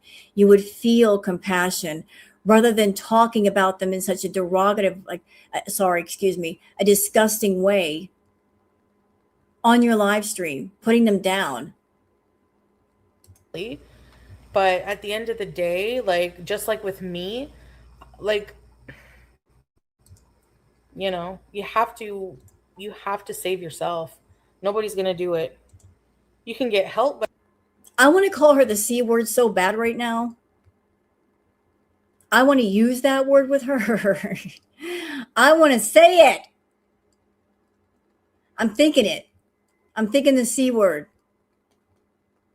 They have to help themselves. To get off the street, what do you need? What do you need to get back in society? You need a place to stay. You need walls around you so you feel safe, so you get a good night's sleep, so you're not out in the elements, exposed to the cold or the heat or being attacked. A lot of people who are on the street, they use the rugs to stay awake, because if they fall asleep, they might get attacked or have their stuff stolen while they're sleeping. Safety is a concern. What else do you need? You need food to eat because you need energy for whatever job that you may get. You need transportation to get back and forth to work. When you go to a job, what else do you need? You need an address. They want to know where the fuck you live. Where do you live, sir? Don't you need a place where you live for a job? You need clean clothes. You need a place to shower because you got to be clean for your job. You need a whole bunch of things just to get back on your feet. It takes more than just getting off the street. If you get off the street, where do you go? How do you maintain being off the street? There are things that you need, and sometimes people on the street, they don't have those things. And she's right. There are people that are on the street that want to stay on the street, but there are those who want to get off the street. They just are having trouble putting things in motion and making things happen, finding shelter, finding housing, finding jobs, finding food, having money for food, taking care of themselves. Some of them are just looking for a hand up rather than a hand out. And if she had half the compassion that she says she does for people that are homeless, she could help, but she's not going to help. She's just going to exploit. But at the end of the day, that's all.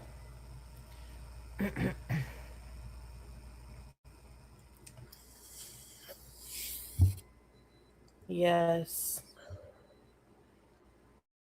Brains are chemically changed after a drug addiction. Yeah.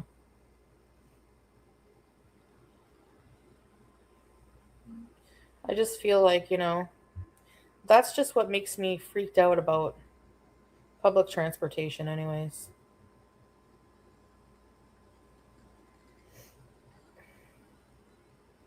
All of these people would love to live a different life, but the addictive substance is more accessible and more appealing than clawing their way out. Oh, of course. Just like what I'm going through too, like to compare, because I feel like a hypocrite if I don't talk about my own situation. It's like that discomfort at the beginning is awful. And, with addiction, it's like you can get better, but it's always there.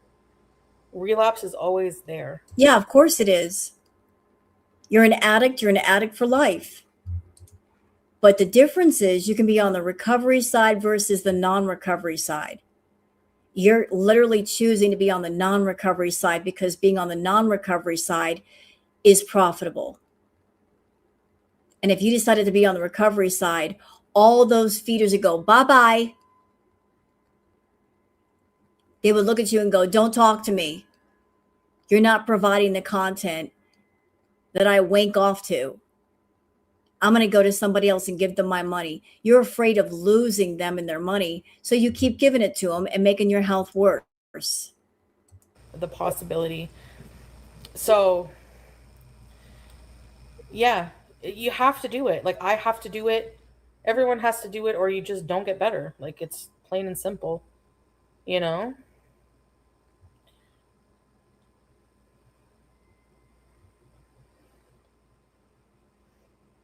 What it takes to get to that point.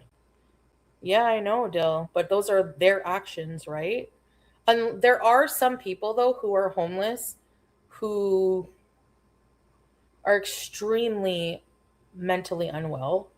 Like they have schizophrenia or conditions like that, and they make it worse with illegal drugs. You need to want to live. You need to get. How do you know all this? Have you gone out and done interviews with people who are homeless? Have you talked to them? Have you talked to quite a few of them? Like, where are you getting these opinions? Through the shitty parts. And the shitty parts are so hard to get through. I know it. You're a hypocrite if you don't want stupefied strangers falling out of consciousness onto your lap. Yeah, no, Scrape, that part I get, What I mean is like, because I'm sitting here like saying that these people need to like change. They need to want to change and do it themselves. But I'm in the same boat as that. Yeah. The problem is I have my mind more. I think I'm in a better position too because of the fact that, these people are at a point where they're just out of their minds and they Really? These people are out of their mind more. So you feel like you're in a position to judge them? No, you can't. Are you saying because some of them are mentally gone in another dimension, as I said earlier, that you can judge them because you are not in another dimension as some of them might be?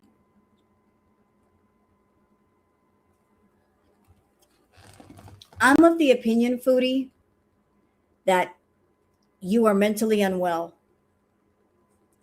and it wouldn't take much to push you over the edge.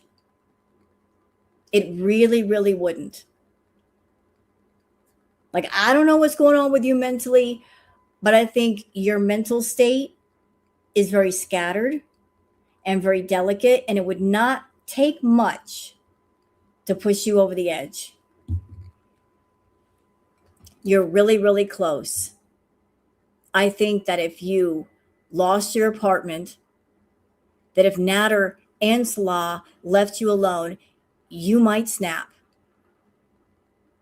because you would no longer be able to live in your fantasy Delulu land of I'm Foodie Beauty and I got a great life and look at my apartment and look at my cat.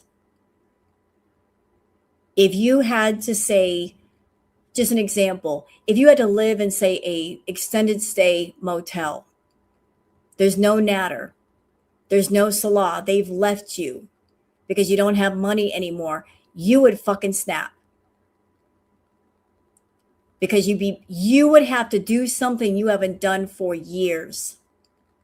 And that's just be Chantal. You have not been in touch with Chantal for years. You've been living in your Foodie Beauty bubble for the 10 years? But if that bubble popped all of a sudden and you got brought back to reality, snatched back to reality, you wouldn't be able to handle it. You might be that person that you are saying things that make no sense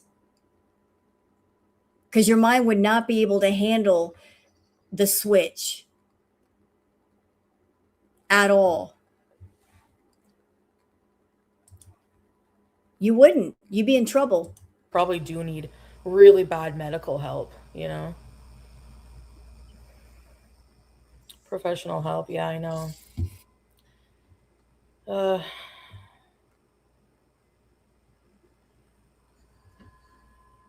Yep. Good, Dill. I'm glad that you did. You should be proud because it takes an unimaginable amount of strength, personal strength to do it. To do something that's good for yourself, even though you don't believe in yourself at the time, you don't want to do it. Have you ever watched Dope Sick? No. Really? And that's the thing. Like, I don't know what detoxing from actual rugs is like. It depends on the chemical. Just for information, I have watched different videos of different people who are addicts go through detox. It is brutal what they go through trying to kick everything out. It is brutal. Like muscle cramps, like nobody's business, diarrhea, throwing up, dry heaves. It's a lot. The shakes, the sweats, all of it. It's brutal. But apparently, it's like a sickness that is unbearable. So, you know, going through that is, I'm sure, awful. Yeah, it is. You deserve to be happy. Yeah, true, Squeaky. Who knows fun with Carol?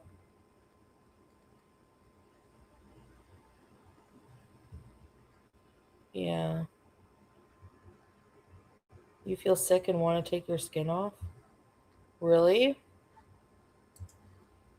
It's a hole. It is literal torture. Really? That's what I'm saying. I have no idea. You do go through like detox symptoms when you start eating healthy and you avoid fast food and stuff. But you haven't been. You've not been avoiding the fast food. Girl, we just saw the pictures on Twitter where you had containers for like drinking on your counter. You've been ordering the fast food and I've been clocking your ass. There is no way you've been eating the mother meals and only the mother meals. You may be eating the mother meals on camera because you don't want to get in trouble with Kick or YouTube, but we know what the fuck you're doing when the camera's turned off. It's obvious. You're way too calm to be going through fast food detox. If you were really going through it, you would be a mess. You'd be bitching to everybody. You'd be the biggest cunt in the world. Losing your mind. And the fact that you're not says everything to me. You are not going without that fast food. You're just eating it off camera. Like, it is uncomfortable. Like, literally, I'll get like pounding headaches and I'll eat like a fucking Big Mac and it will go away. It's like insane. So how is that? Then how are you eating healthy if you're eating a Big Mac? There, she just said it. She literally just told on herself. Didn't she have a pounding headache the other day? Right? Wasn't that the situation at the park? I got a pounding headache. I got a headache. She just told on herself. So she had a pounding headache and then she ate a Big Mac and it went away. How about that? I didn't know that Big Mac could cure headaches. I always thought that aspirin and Tylenol did that. I didn't know a Big Mac can do all that. Damn, I'm doing it wrong.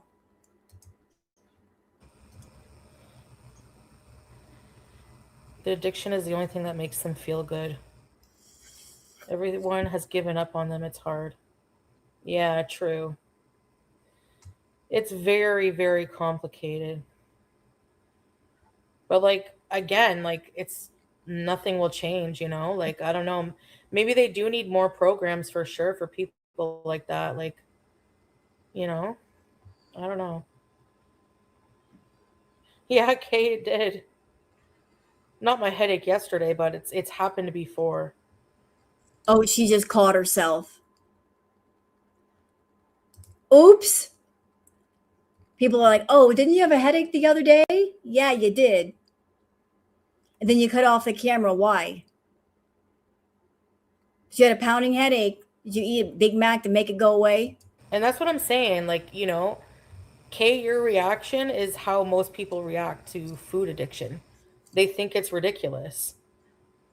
How can you No, be no, addicted to no, no. I'm not letting you do that. You're not going to get away with that, Fooey.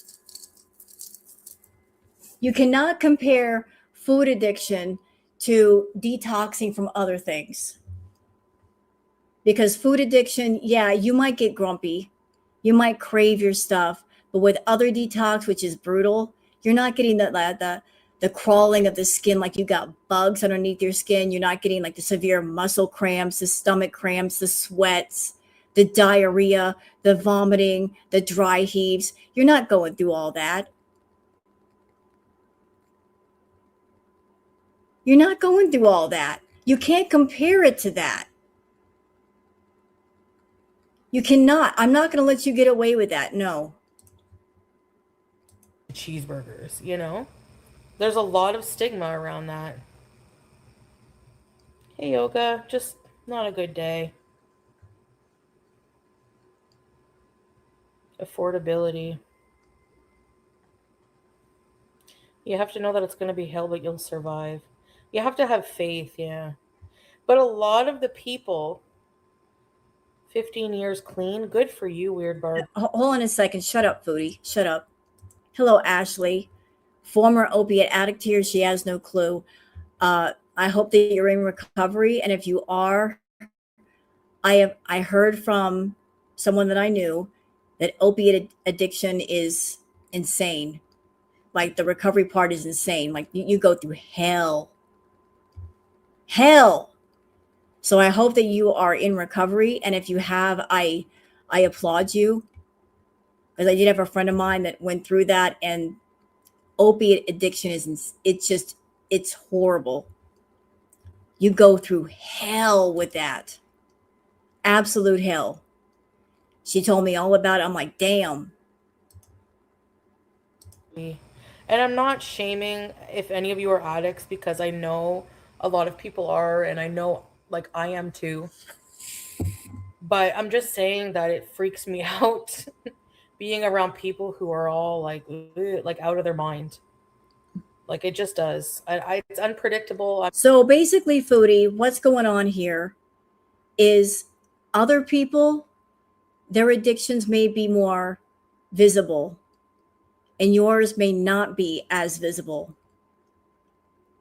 So because you feel as an addict, your addiction is not visible, and other people, their addictions and the effects of their addictions are visible, you have a right to judge. Is that it? I have a right to judge them because my addiction is different. It's visible, but it's not. It's different.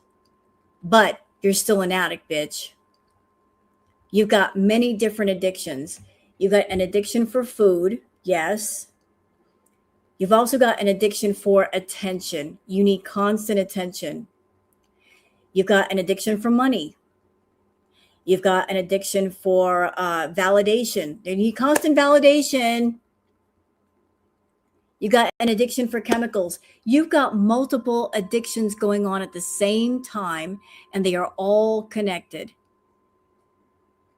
All of them. They are stacked like bricks. You don't just have one addiction, you got several. So the person you may see on the street, and I'm going to make up something benign so I don't trigger anybody. Let's just say their addiction is to cotton balls. Okay, so they have an addiction for cotton balls. Girl, you got like 5 or 6 addictions going on. Can you judge? They got 1, you got 6. Shut up. Shut up. I don't know. Nice mango green tea. Good for you. 4 years sober. Wow. I would say drug, alcohol addiction, you know, you go to detox, the detox part can be deadly. It makes you very sick, very hard. But food addiction, you have to eat. Like, Fuck off. I'm tired of this argument too. Fuck off. Food addiction, you have to eat. Yes, you do have to eat. And that's one of the toughest parts about food addiction. There are other things you can get addicted to that you can do without. But food you cannot do without.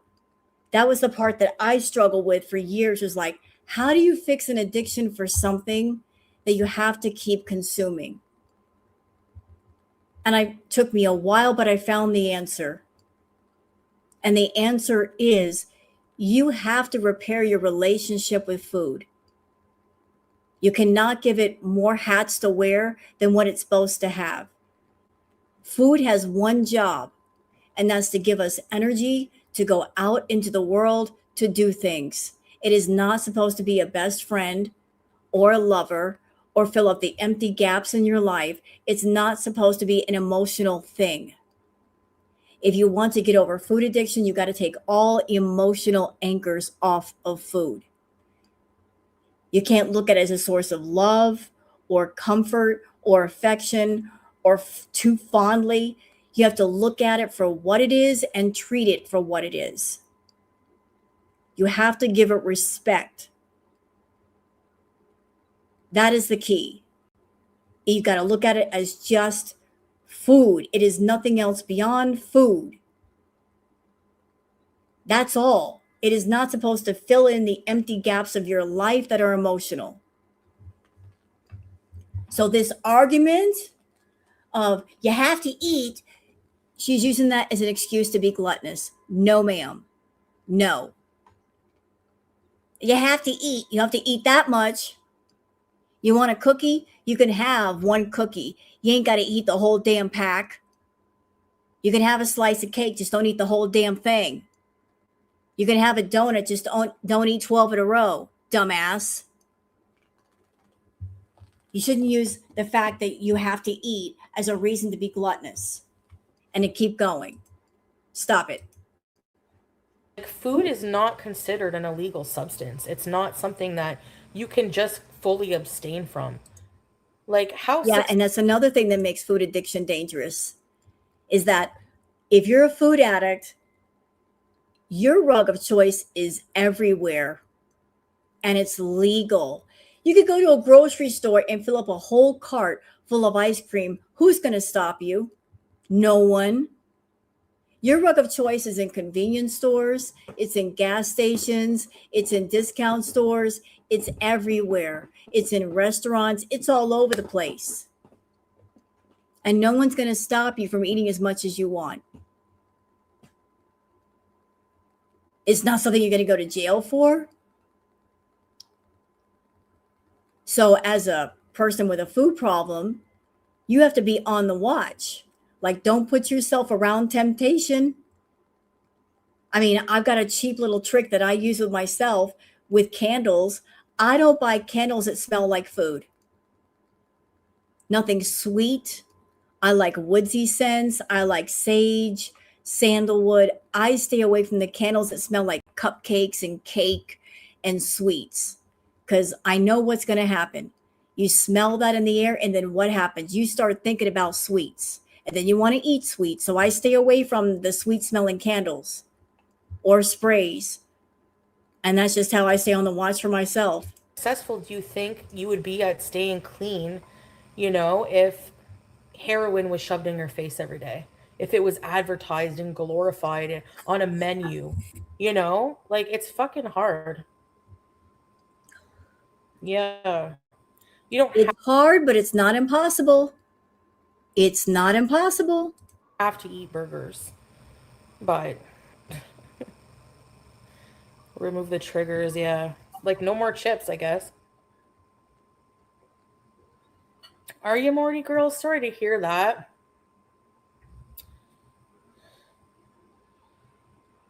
I love Jesus and want to die. There's a lot of like Muslim books like that too. I have some. I just don't have. I think I'm ADHD right now. Oh, no, she didn't.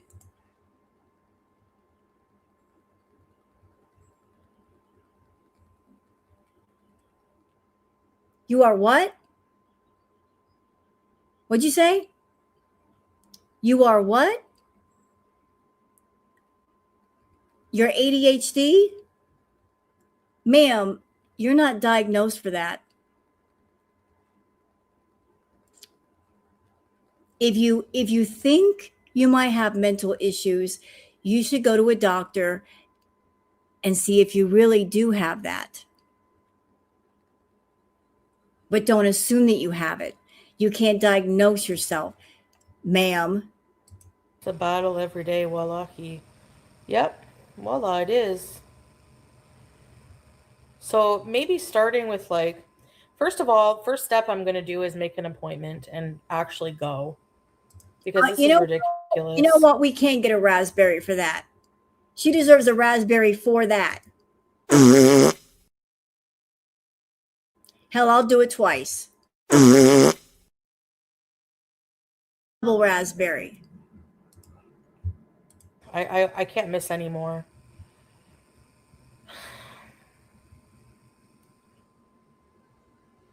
You've been addicted to everything and food is just as difficult? Really?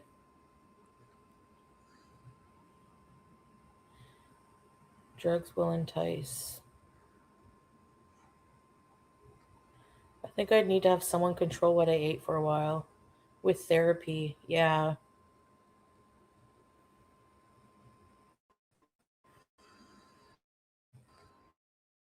Yeah, anxiety.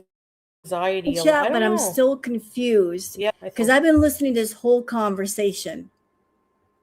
Right, we are at the 2 hour, 21 minute mark of a 3.5 hour live. So I'm listening. I'm keeping track of the vibe. She seems rather calm right now and just complaining.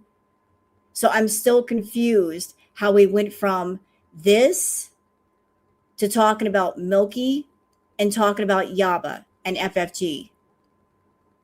How do we get here? How did that happen? I'm still looking for the clues of what happened, like how the conversation turned in that direction.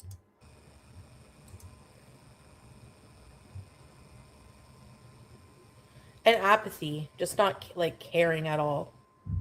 Like, just not, A bit of embarrassment that I've like let myself get this bad. Sugar is as addictive as Coke. Mm-hmm.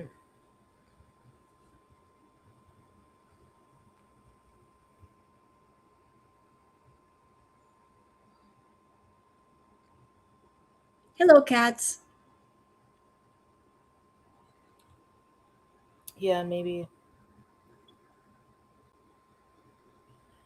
emergency situation. You should convince yourself you have certain allergies. Oh, so that's what happened. Yeah. I'm allergic. Oh, wait. Shut up, Foodie. Shut up. Be quiet. You're not saying anything worth a damn anyway. Milky had someone go in Foodie's chat and bait her.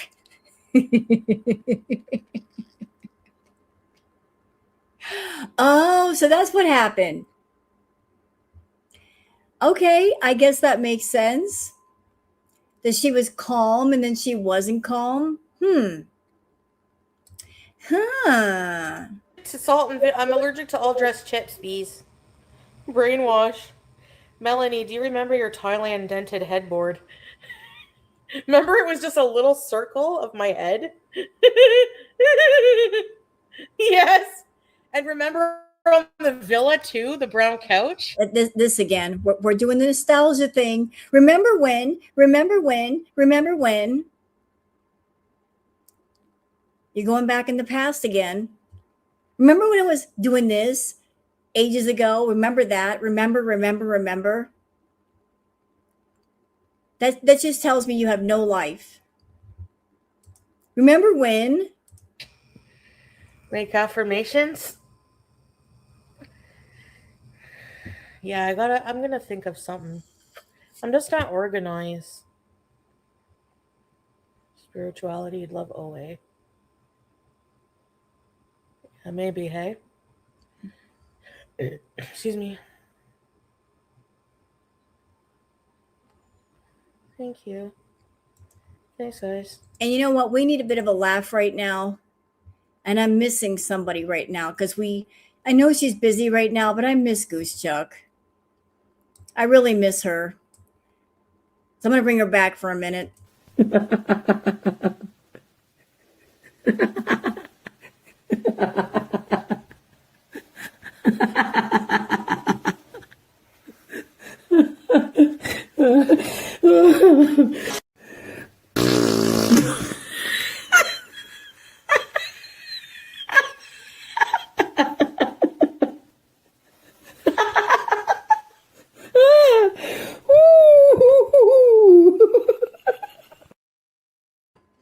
I miss her laugh.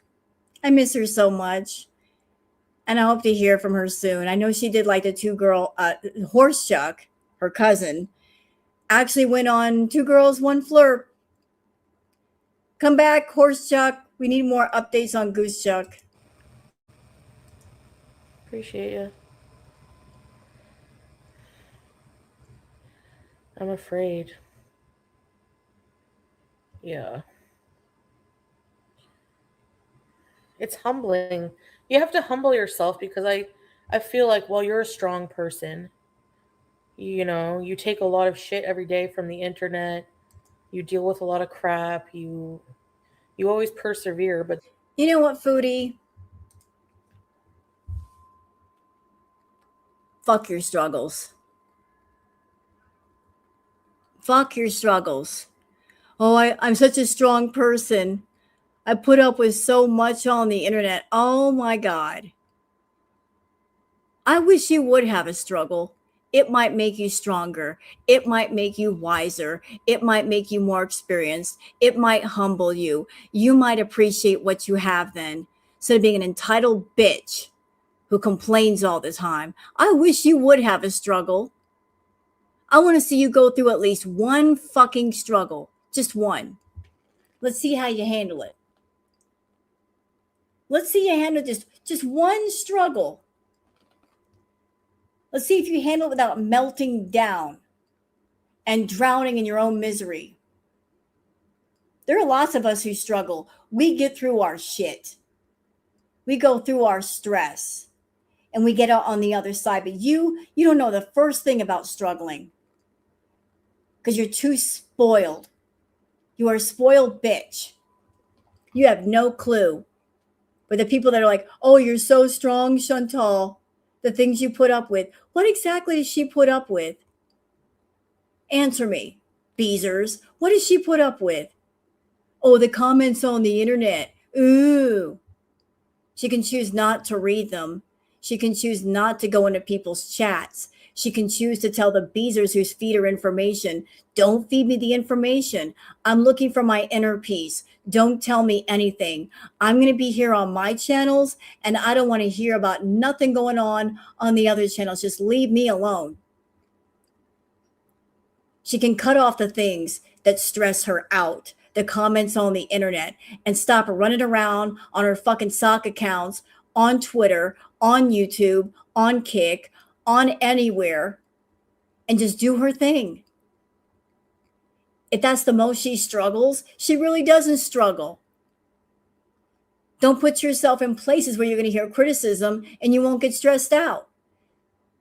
Don't put your Beezers out there feeding you information and you won't get stressed out. Then she struggles. Give me a break. And it's like, I can't even control like how many cheeseburgers I eat, you know? So you feel like, what the hell? So you're like stubborn. Yeah, you're like, you know what? Mass always revives your spirit. Do you go to one of those churches where they sing?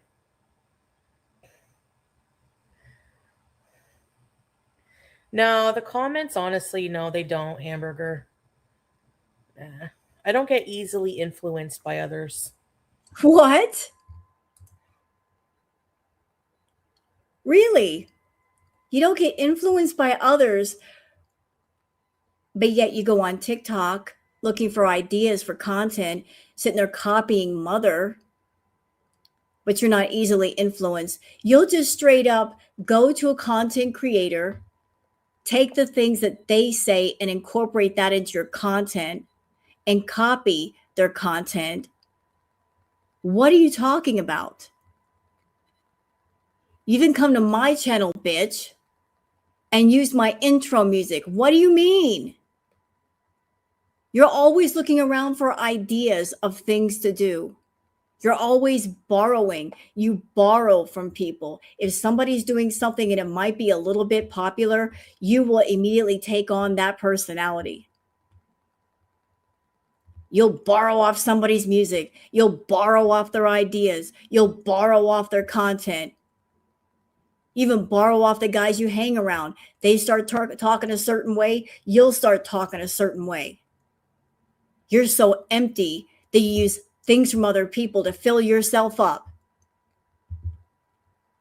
because you never bother to find out who you are. So you borrow after other people. Thief. You're an absolute thief. Like when it comes to that, most of the time when people suggest things to eat, I don't even like that. Like Papa John's, gross. Self-help videos.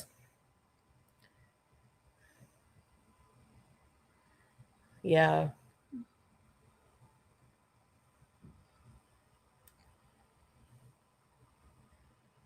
Who you know you are. Yeah. Yeah. Ah.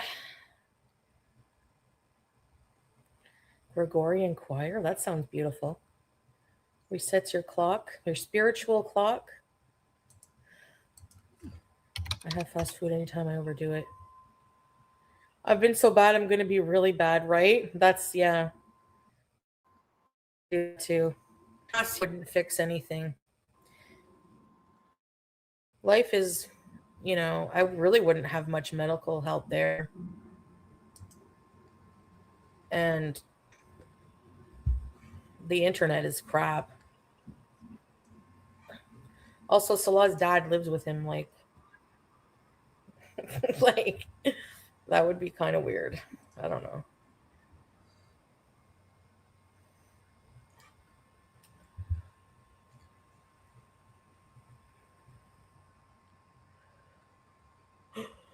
I saw that too, LMNOP.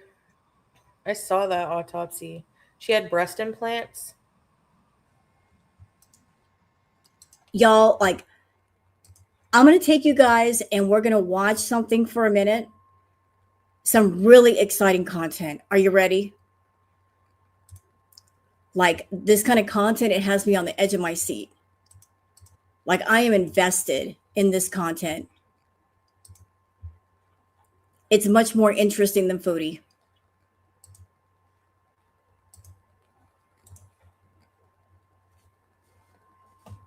Like, I'm on the edge of my seat with this.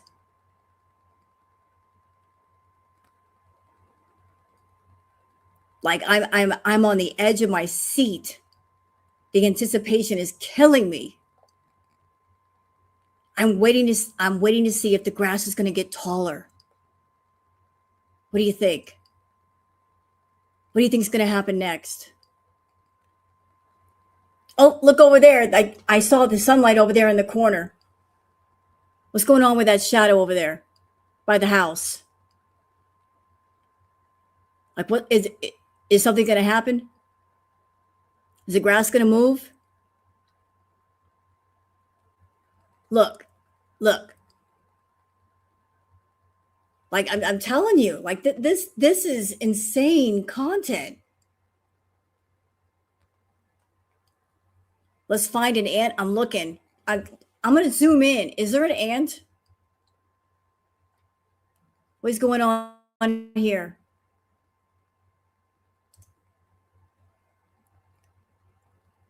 Like, there's just so much grass, dude. It's everywhere. We need a camera in the grass. We needed the inside information. Where's Jeff? We need Jeff in here. Jeff, you need to get in there on that grass and let us know what's going on. We need boots on the ground, literally. Boots on the ground in that grass, giving us the info. We know there's some drama going on with that grass. We need to know. I bet there's drama going on underneath the grass, and it make for great content. I'm telling you, like, I can't wait for part 2. 10 hours. Is there a sequel? Are there going to be episodes of this? I'll watch every single one of them. I'll react to it. I will react to this. You guys think I'm kidding? I'll react to this. We can just sit here and look at this. This is amazing content.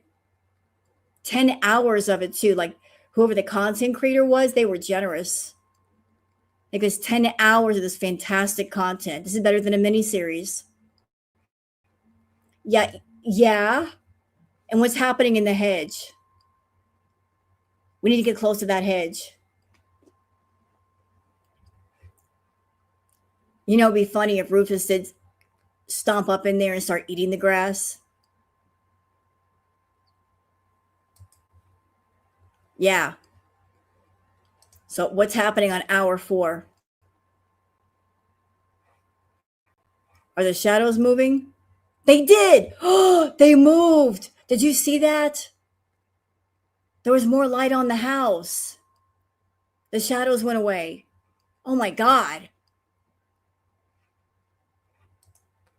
Like, the suspense is killing me. What's going to happen next? This is crazy. Is that a garden hose? I don't know.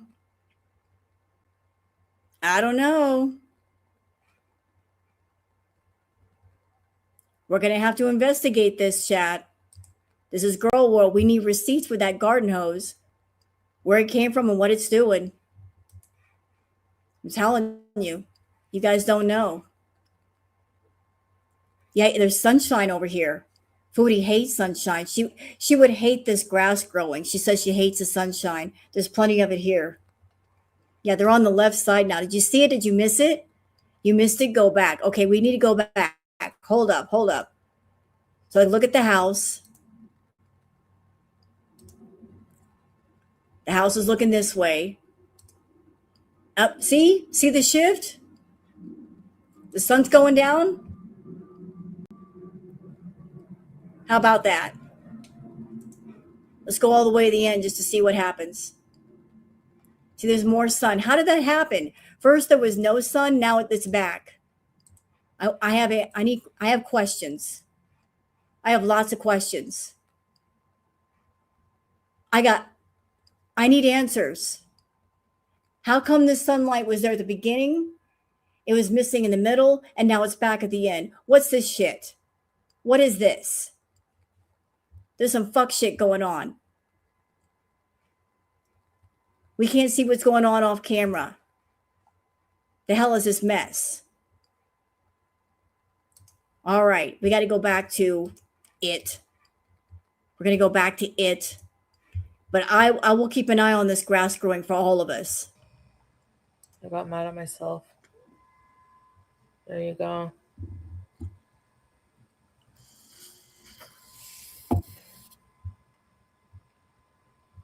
Yeah. Just try sitting up in your live streams. I get like nauseous.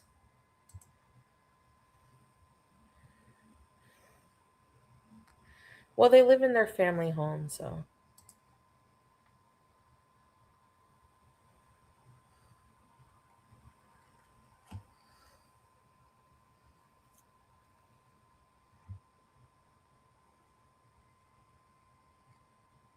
You wouldn't be able to walk around the house without being covered. Yes, you're right. I would have to be covered 24/7, man. 24/7. No way.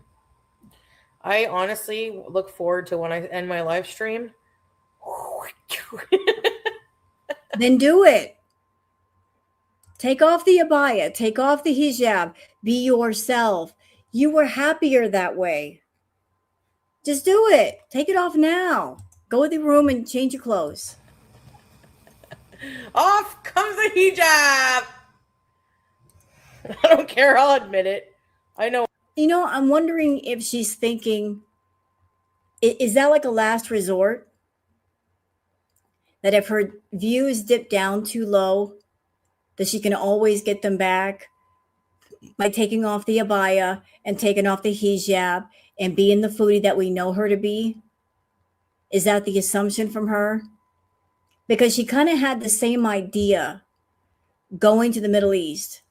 She was so arrogant that she thought, I can stay in the Middle East as long as I want. And when I come back, I'm going to hit the ground running. I'm going to make all kinds of money. Guess what, foodie? You waited too long and you assumed too much. Because when you came back, nobody really cared. And you're still boring. And the documentary is about to drop. We're like, 48 hours out from it dropping? Do you honestly think that when that documentary drops, that people are going to care about you and your boring ass content? I don't think so. I think a lot of people inside and outside of girl world are going to be covering the paradise stuff for a while. It's a point of interest. It's different. It's interesting. You're not interesting. You're over there catering to the feeders. You said so. I'm only catering to 5 people. Okay, then cater to them. You don't want the spotlight on you? Then you don't want it on you. It'll be off of you. You'll get what you want.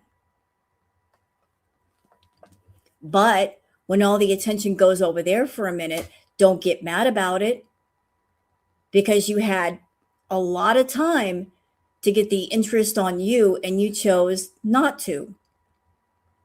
That was by choice. So once everything kicks off, even if you took off the abaya and the hijab, is anybody going to care?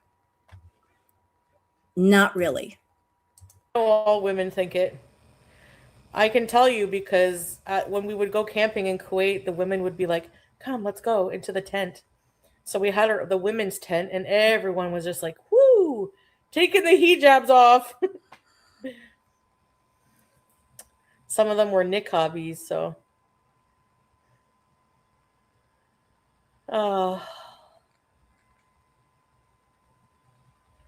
I still argue with myself. I need treadmill.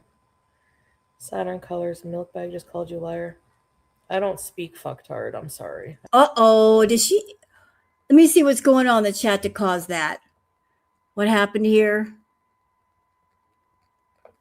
I don't see where this comment is making her mad. I can't answer that.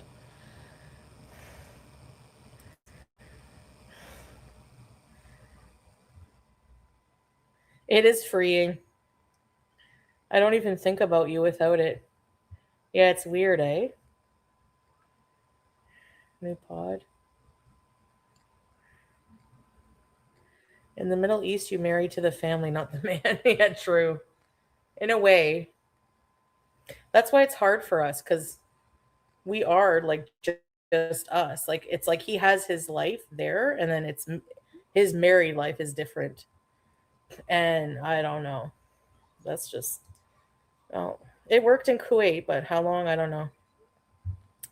I lay on my left. Oh, good.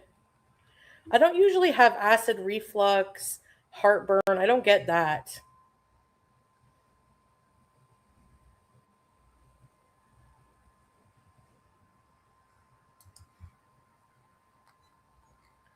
Opposite seasonal effect?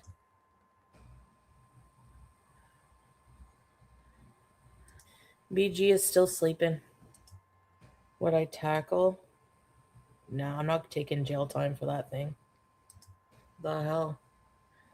Don't you people have anything better to do on a nice day than to talk about my fupa? Like, what the fuck is your problem? Oh, My number one fucking fan. is this where she Feels starts really to good get to lock in mad? self-care and stay locked in. Is this where she starts to get mad? It's true. It's true, Ryder. And I have faith in that. It's just, like, it's true. You start feeling good, and then, yeah, you feel so happy.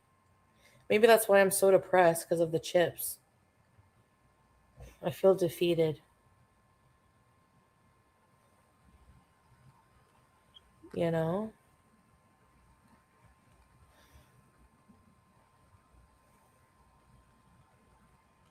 Yeah.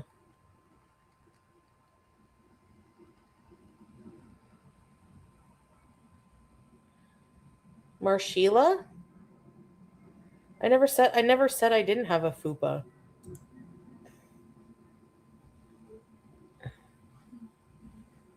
What's your point?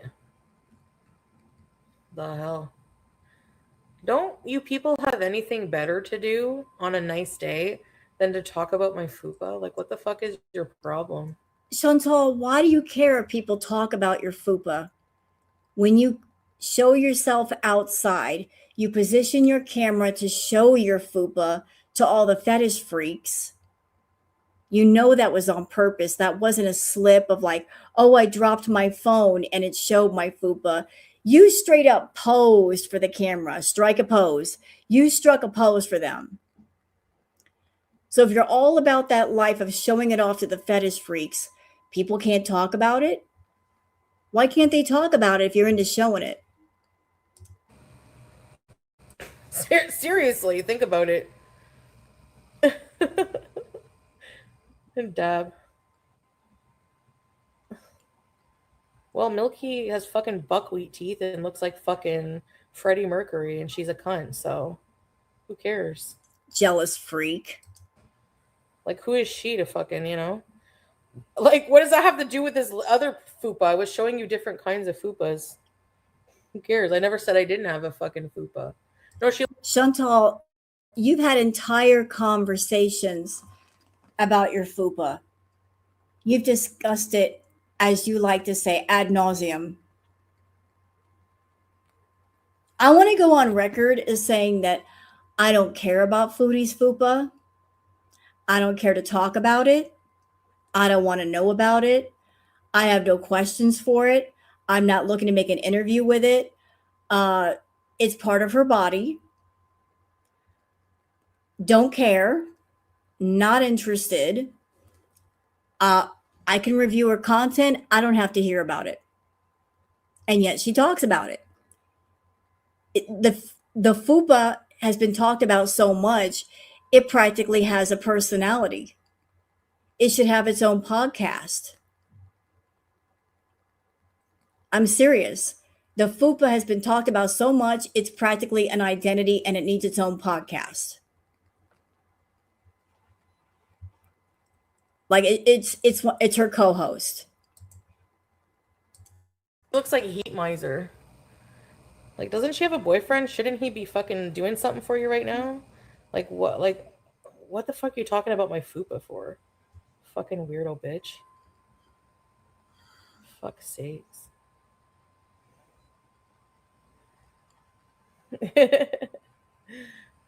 No, there's different kinds. Like, it depends. I'm saying there's different types of bodies, you know? You almost timed out the wrong Lola. Hey, Canadian girl. Harry Potter. Yeah.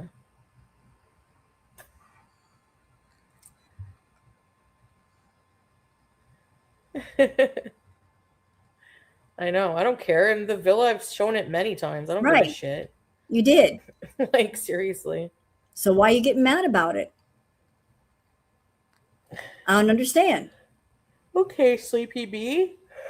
Have a good day at work. You work the night shift? Don't time me out, Lola Scumpy. No. Some people find fupas attractive. Yeah, some people don't care. Some men find it soft, and some men don't want a bony crotch. Who cares? Like, honestly, when I used to be more into women, I found a plumpier cat. You were never into women, liar. You were never into females. You hate other women. How could you possibly be turned on by a woman? You look at other women as competition. And even though you've been in the position to have women friends, you choose not to. You were never into women, bitch. Stop lying. Never were you into women. Ever. More attractive than, like, just bone and then big labias sticking out. Sorry, that's just my opinion. So, and I hate when women like, I have a nice pussy. Like, fuck off. Get a life. Get a life. Everyone has an ugly fucking vag. I don't care. Vages are... Bitch, speak for yourself. Speak for yourself. Speak for your damn self. No, there's different kinds. Like, it depends. I'm saying there's different types of bodies. You know what, Foodie? Like, I have never seen your kitty cat full on. Don't want to, but I do remember the picture that you were drunk and you posted on your community post where you were in Cuba and you showed part of your business. And what I saw did not look nice. Call me catty and bitchy and mean for saying that, but it did not look nice. As a matter of fact, even as a woman, I looked at it from the side. I'm like, what the fuck am I looking at? I can't tell what from what. It looked like you had an entire nose down there. I couldn't figure it out. I need GPS for that shit. I need Google Maps or something. I was like, what is what down there? What is what? What am I looking at? I did not know. I was confused. It did not look nice though. You almost timed out the wrong Lola. Hey, Canadian girl. Harry Potter. Yeah.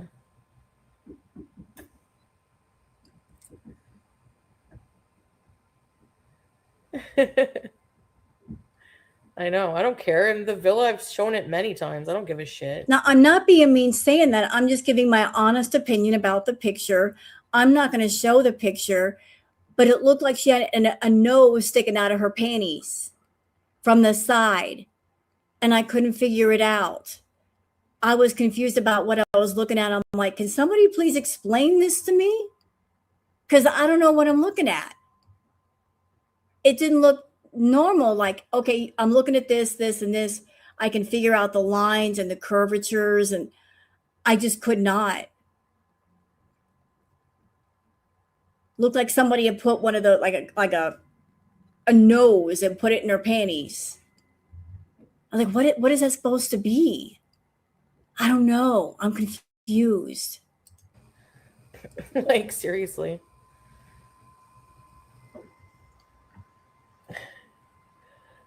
Okay, Sleepy Bee. Have a good day at work. You work the night shift? Don't tie me out, Lola Scumpy. No. Some people find fupas attractive. Yeah, some people don't care. Some men find it soft, and some men don't want a bony crotch. Who cares? Like, honestly, when I used to be more into women, I found a plumpier cat more attractive than like Never into women, liar. just bone and then big labias sticking out. Sorry. And yet you complained about Dee Dee.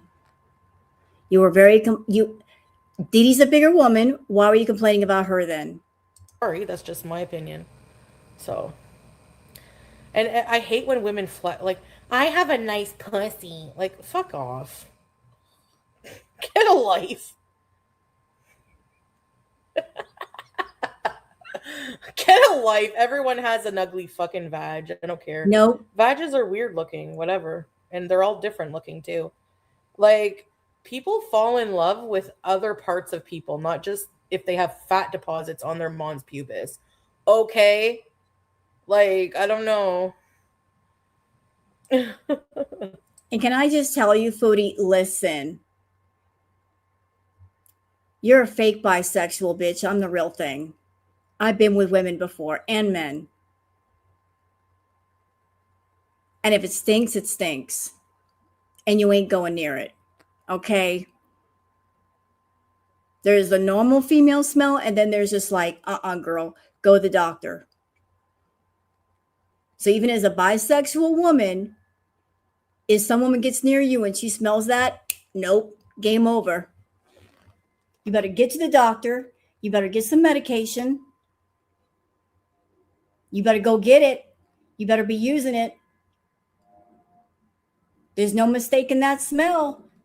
You know what it is. There's no mistaking that smell. Don't even come to me and say, oh, that just because I was a little bit sweaty. No, bitch. No. No. You're over there complaining about the way a pussy looks. Girl, get your shit checked. Get it checked. And don't talk to me until you do. So whatever. That's just it. Everyone has different preferences. Like I said, maybe my husband likes pork because he can't eat it. So maybe he likes that I'm fat, okay? Not that I'm unhealthy. Even pork ain't that smelly. I'm just saying. Even pork don't smell like that. But he's seen every part of me many times, fully, and shower everywhere. Still loves me. So there's nothing you can say. I mean,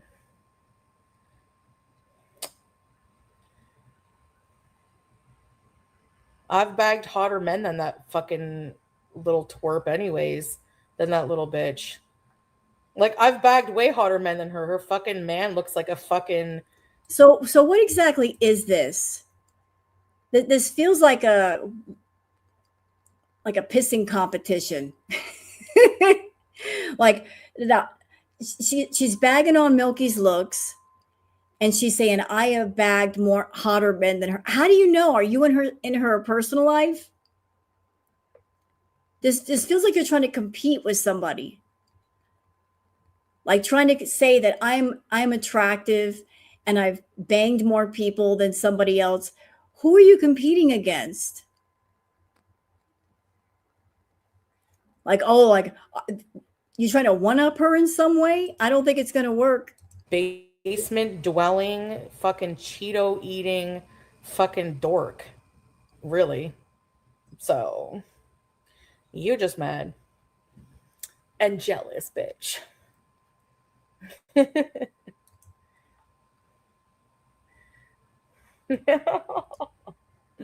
He looks like a tall Cyrax. Ew. Girl, ain't nobody gonna touch your stuff if you got an entire bakery going on down there. Fix that.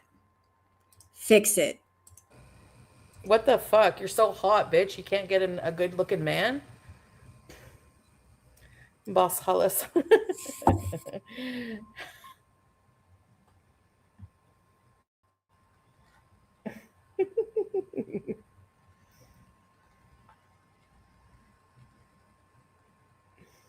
Oh.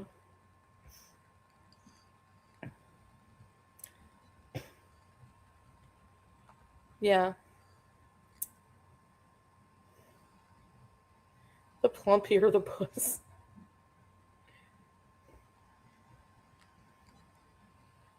ALR about Rarity? No. I'm not going to confront her about anything. Honestly, I don't know. I think it's traumatic losing a pet, but her boyfriend looks like Cyrax. Disgusting. No, he doesn't. Looks like a cross between Justin Bieber, Elliot Page, and Freddie Mercury.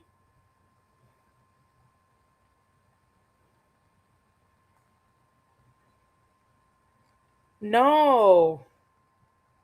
Milky's boyfriend.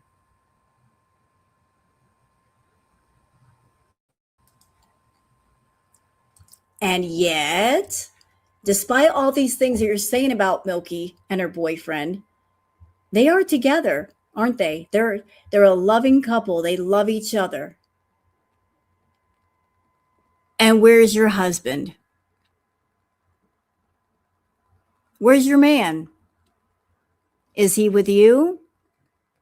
Is he coming to you? Are you going to him? Where's your husband, Foodie? If you're supposed to be the sensual queen of our time, where's your man? Why isn't he there? Why is it you've been in Canada for months and he's not there? That even just say a few months ago, he didn't send for you. Why did your husband give conditions on you being with him? If your husband is so into you, why did he tell you to stay in Canada, fix your mental and emotional issues, and lose weight, and then maybe in 6 months, you guys can talk? He put conditions on being with you. I'm sorry, I've never heard of that before. Forgive me. I'm a married woman, or I was twice over. I never had husbands that did that to me. Neither one of my husbands said, well, if you want to be with me, you got to lose weight. You got to do this. And in the meantime, we're going to be separated. And call me when all that's done. Never had that happen. Never heard of it. But that's what's going on with you? What does walled mean?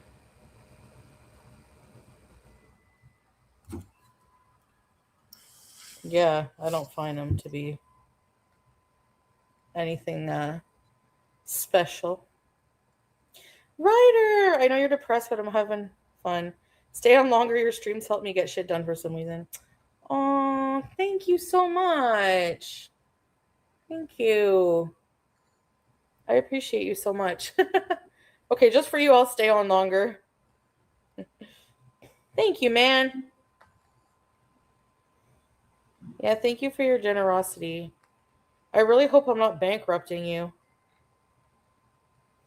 It means hit the wall sliding down from here. He looks musty. No, but I mean, this bitch sits all day fucking making up shit, causing false outrage, making fun of Salah, making fun of my body when you look like fucking Freddie Mercury and your man is fucking ugly as fuck. And you're doing what right now? So you're on your live stream doing the things that you're accusing Milky of doing it. So Milky can't give her opinions of the content that she's reviewing. She can't give her thoughts on the things that you're doing or maybe how you behave or how you look, but yet you're sitting on Kick doing it. So rules for somebody else, but not for me. Is that how it works? I can sit here and bag on reactors all day long. I can talk about all of them. I could talk about what they do. I could talk about their families. I could talk about their looks. I could talk about how old or how young they are, or how skinny or fat they are, or this, that, or the other thing. But they are not allowed to criticize me at all. Is that the rules in Foodieverse? There's a set of rules for you, but another set of rules for us. We can't do what you're allowing yourself to do.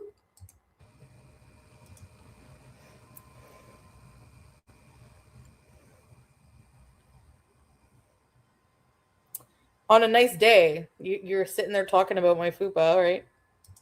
And you have to. And on a nice day, when you could be outside, walking around in the grass and getting some exercise, where the fuck are you? You're in that apartment, on that couch again, on your phone again, being boring again. And to make money, which is fucking sad. Can we talk about Rosie crying in a documentary about feeders only to date one herself? That's what I'm saying. Rosie's full of shit. As if she didn't put herself in that situation. Fuck. listen, hypocrite. You were over here crying for how long about being a DV victim? And you were turning around and sneaking around to go see him, and you're still doing it. Still buying him groceries. And your point is, I'm not a Rosie fan, but hello, hypocrite. Claim to be a victim of something, but then going to go see the accused.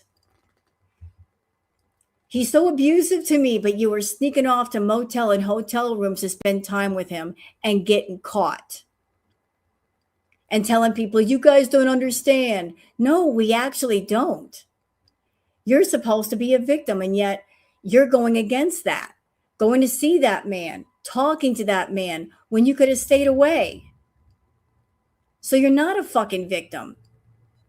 When you choose to be around someone, you are not a victim. You're doing things by choice. Off.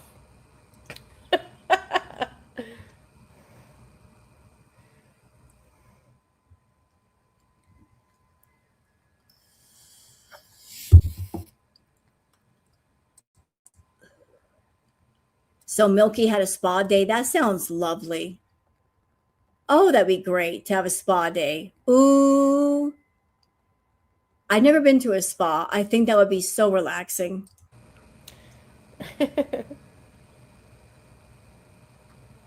Get on Fent and no one will be able to say anything. No way. Fuck. I don't want to be on the O train folding into people. There's a lady that sounds like she's from Appalachia that shows your videos. She probably is. Friggin' inbred, most of them. Yabba. Now, according to Chantal, everybody in the United States is inbred. Y'all, we're all inbred. We're all inbred. She likes to use that term, inbred. You're in the Western world, you're an inbred person. Don't you know? We're all inbred up in here. If you got a little bit of an accent, you're inbred. Does that mean I'm inbred too, Chantal? My grandmother was from Kentucky. My grandfather was from Tennessee. Am I inbred? My family lived in the Appalachian Mountains. Am I inbred?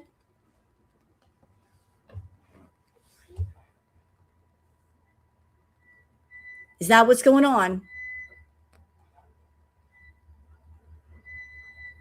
Tell you what, I'll take the I'll take my kind of inbred over the bread that you got between your legs. How about that? You can keep your bakery. I'll keep the bread over here. Thank you. My bread is a lot more fresh. You can tell. ALR said you are Gore World the other night. Oh, yeah?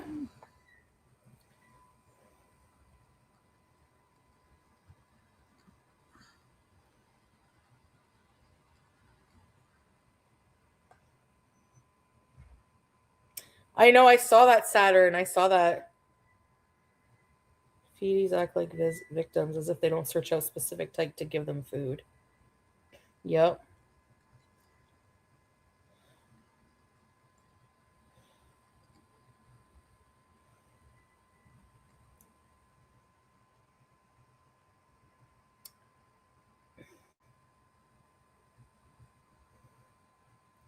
Stefan said he doesn't know you, so he can't form an opinion. Yeah. That's a lie.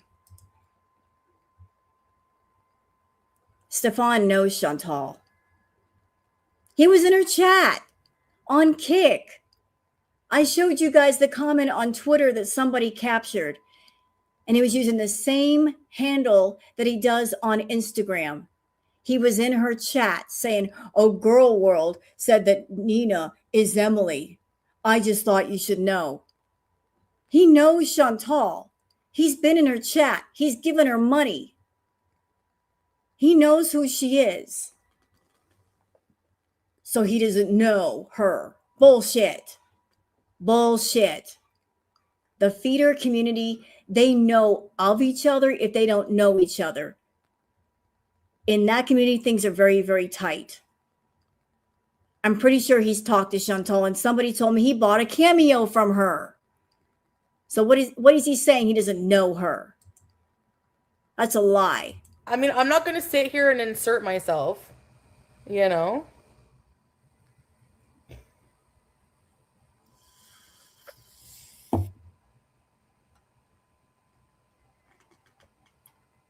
Like Rosie does. I don't even know him. I don't have, you know.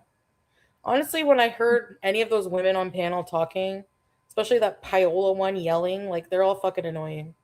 And I don't care about any of the situation. They all annoy the shit out of me. Your ears and back itch? Really? What's that from? Yeah, I know. I'm a clout attractor, not a clout chaser. Yeah. And she's better looking than me. Funny, my husband says she's like a Justin Bieber, and I'm way more attractive. Chantal, he's just telling you what you want to hear. He knows that you are a big woman, you are insecure, you are jealous, you are possessive, and he's saying that to keep you off his back so he continues to get money from you. You don't think he knows you?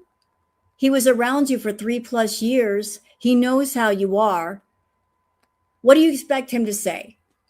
Are you expecting him to say, "Yeah, I find her attractive. I find her sexy"? Because he knows what's going to happen if he says that. There's going to be hell to pay, and you might cut off the money. He's telling you what you want to hear. "No, I don't like her at all. She's not attractive to me at all. Ew, gross. Hand me the money." He's going to tell you what you want to hear to keep you comfortable, to keep you pacified. You're his pay pig, stupid. You're his piggy bank. You are his bank account. He's going to tell you what you want to hear to keep you calm and keep you sending the money.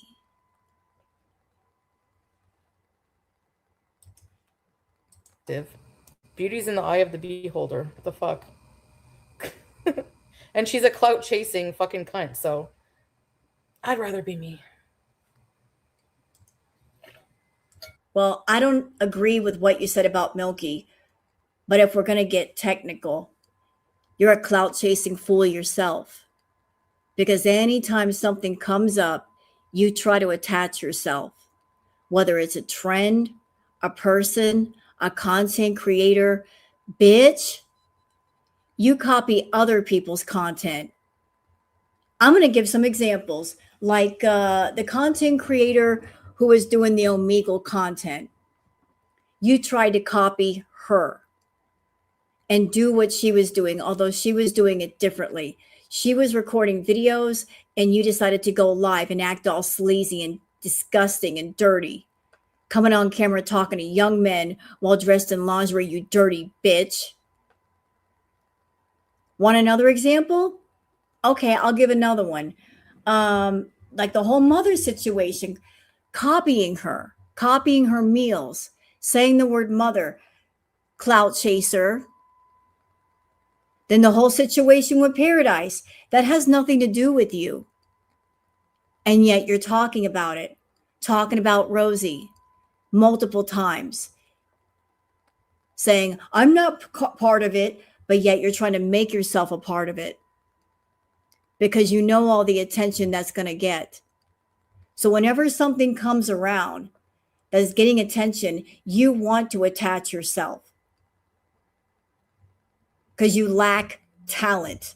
You lack originality. You lack creativity. So you borrow from other people, hoping that you can ride piggyback all the way to the bank. And it never works because your delivery sucks.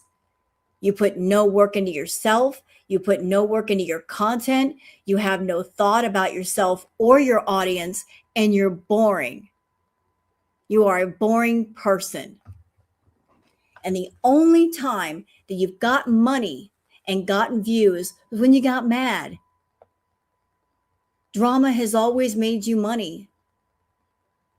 And when there's no drama, the views drop, the money drops. Unless you start sticking stuff in your mouth, then the money goes back up. To make that money, you got to stuff yourself stupid. But other than that, I would like to say you're a one-trick pony, but the one trick you do have, nobody cares about anymore. People who are happy don't do that shit. They don't go after others on a daily basis. She needs to grow the fuck up. She's a shit-stirring fucking idiot. Trying to tie Karate Joe situation with fucking Sasa. Like, you're a fucking whole-ass fucking tard, bitch. Like, seriously. Your brain needs to develop a bit more. Maybe yours does. Karate Joe did something very, very horrible to a young person and he went to jail for it. And he rotted in jail, as he should. And you were a PDF apologist saying he served his time. Why can't people just forgive him? Fuck you for that. And you over there acting like a predator. Putting a little girl on camera, not once, but twice. To do what? To get money. For what? To go stuff yourself stupid in a hotel room. And to pay your bills, using a little girl, exploiting a little girl, an innocent little girl, for fucking what? For your addictions. Disgusting. Fucking disgusting. Like I said, you're a dangerous woman.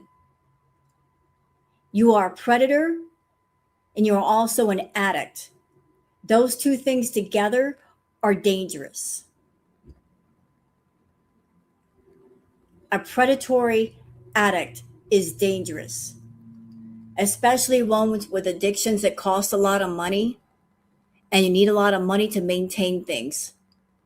And so you're searching around for anything to get that money, and you don't care who you hurt. You don't care who you exploit. You don't care about the consequences later for the innocent lives that you hurt. You just want that money. And you're operating under, I can do what I want and there'll be no consequences. Oh, bitch, you are so wrong. You are so wrong about that. Everything you do gets tallied up. Everything. And what you don't pay for in this life, you will pay for in the next life or the one after that. But the bill will get paid. And you're already paying for some of the harm that you've done to yourself Because like I said, you can't escape the consequences for the things you do for your own body. You can't run from that. Your prison cell is your own body.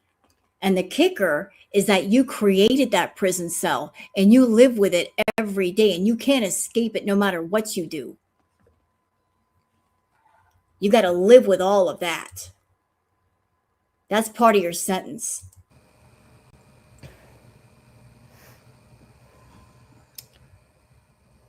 Rotten milk. Chunky milk. Why does every unoriginal piece of shit on Girl World have milk in their fucking reaction? Everyone is doing reactions. Bullshitter reacts. Idiot motherfucker reacts. Tree lady reacts. Why are you doing mukbang content? Huh? You hopped on the mukbang trend because it was popular at the time and you thought, oh, this looks like an easy way to make money. I could just do what I like to do. I can eat and make money. And you know what, Chantal? You weren't wrong. You were not wrong. It was popular at the time and you were not wrong that you could make a lot of money because you did. And by doing that, you attracted the feeders and you amassed a clientele of people that wanted that. But you also got the weirdos and the creeps that wanted other things from you. And so you were incorporating those fetishes into your content. You included it thinking you were being so sneaky and nobody would know. Hi, bitch. Hi. Hi.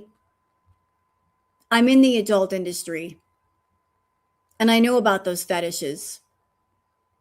And I wanted other people to know what they were looking at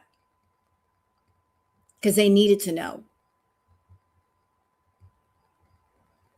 And you weren't going to tell them. So I'm going to tell them because even audience members have the right to be informed of what they're looking at. And you trying to sneak and slide and snake things past people ain't going to work. I'm here. They needed to know that you were doing the adult baby content, that you were doing the feedy content, that there is a poo kink. You were doing all that nasty shit in places where it don't need to be.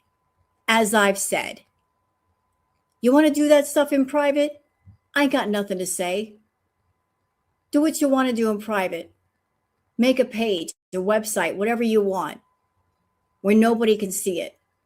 But the moment your ass steps on social media and you're doing it in front of people that don't know what they're looking at, including people who might be underage, me and you got a problem. Because it's wrong to do. It is absolutely wrong. And I'm saying that as somebody that I'm in the industry, bitch. There's a time and a place for everything, but everything does not need to be on social media. There's a reason why adult websites and stuff exists. People want to see certain things, they can go to those places where it's adults only. But putting it on regular social media is fucking wrong. It's wrong. It's wrong. And I will clock you on all of it. I will call out all of it. All of it, bitch. All of it. And I'm sure you fucking hate that. That there's somebody in girl world that, yes, I'm a reactor, but I also know about that other worlds you're a part of. And I can tell people about it.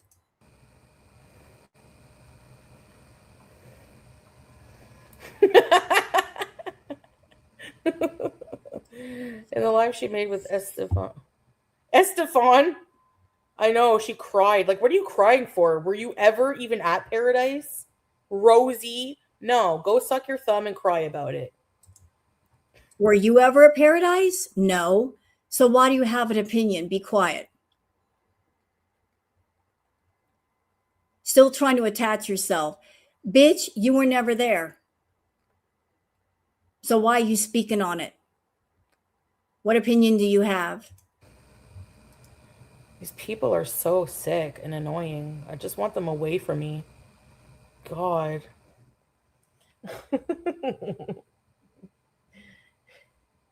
Tree boy, no. One-way ticket to paradise.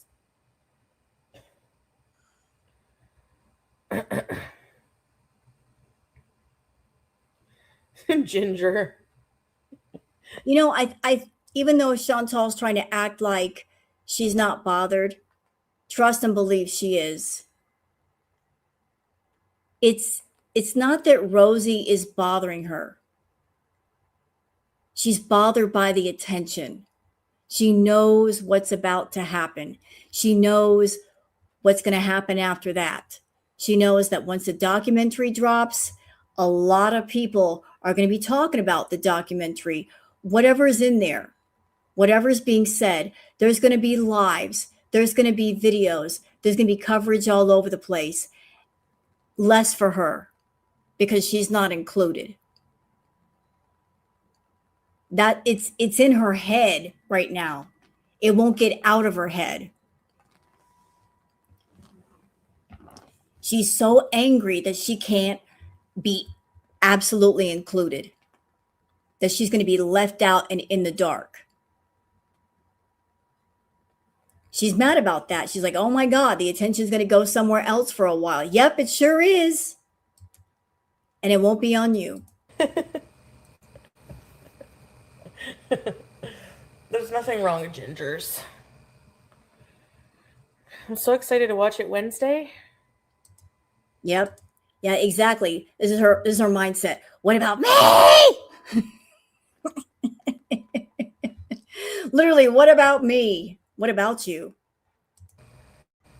Rosie's on. She's making feeder content and she has the nerve to cry in a documentary. Ma'am.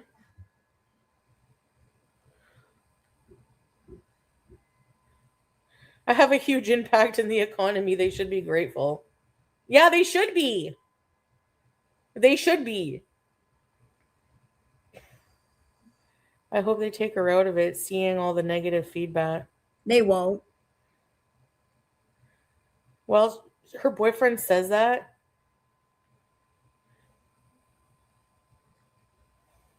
Oh my God.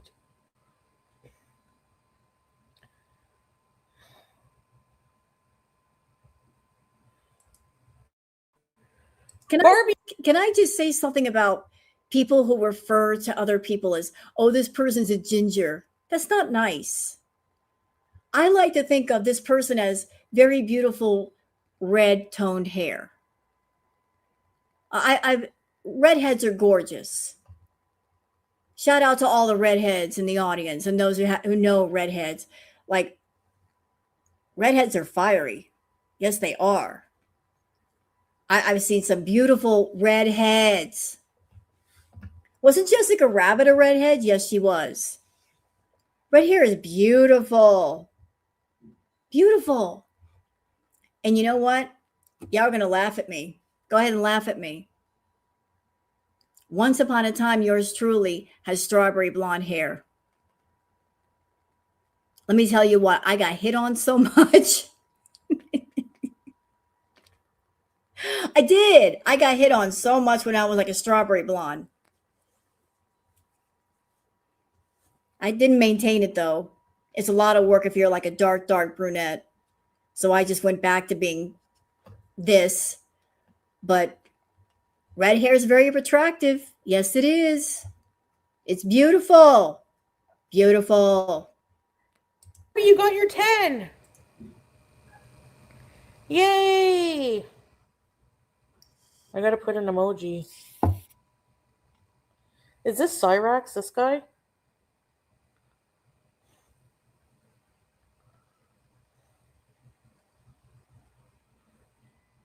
Number 8, Happy Joyce. Oh, sorry. I don't know how people are nice all the time. It's so hard. He looks too human. You have it, Enu! Deb, it's weird because you're always here. I don't know what they mean. That the amount of time that you watch, I don't know.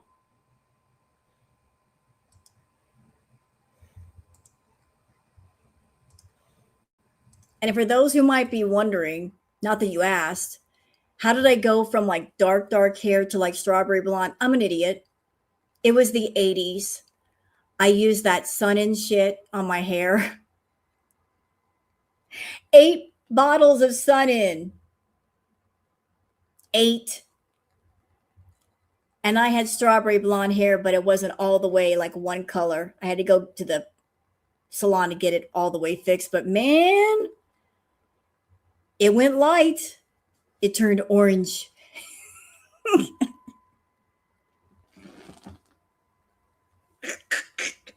That's what happens when you're a brunette and you use like something to strip off the color. The oranges come out. Oh, I look different with like the strawberry blonde. But 8 bottles of sun in. My poor hair was wrecked. But you get the roots, man. I hate the roots. That's why I gave up. I'm like, every couple of weeks, those roots are going to show up and make me look like a reverse skunk. So I just said, fuck it, and went back to my dark hair color. Honestly, there's not a single thing that nice that I can say, actually. So, no. Can you really not sit up? Is that true? Yeah, I can sit up. I just don't. You know what it is? I sink into the couch. Thank you, situational blue cheese. Sunflower roots. I like that. Let's go sit up at the counter. Money's check. Maybe I should clean up a bit and not be so useless. No, I like being useless. She hopes the couch swallows me. Oh, so edgy. That wouldn't be fatal. I know they all hope I die. And like the fucked up thing is they hope I die. But then No.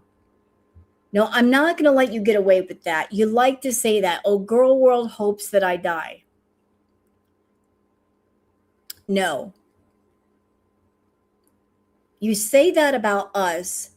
At the same time, you wreck your own health. You're hurting yourself. So, question, Chantal, question, are you hoping that something happens to you? Because you are racing towards the finish line and putting your foot to the gas pedal. Are you hoping that something happens to you? Because you're not protecting your health, you're wrecking your health, and you've got people around you that are also helping you wreck your health. How can you accuse us of something at the same time you're in a hurry to meet the Grim Reaper? Like you can't wait to knock on his door. I don't know. Are you hoping for something to happen? Maybe your feeders are wanting something to happen. Don't project on us. and what are they gonna do for money? Like that fucking bitch feeds her whole fucking family off of my. You know what? Oh, I guess this is a part about Yaba. I don't know. But go back to that, please. Oh, God.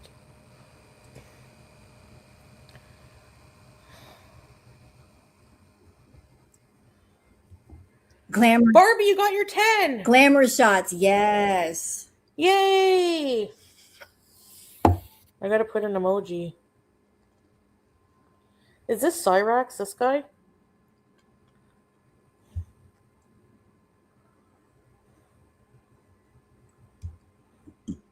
Number 8, Happy Joyce.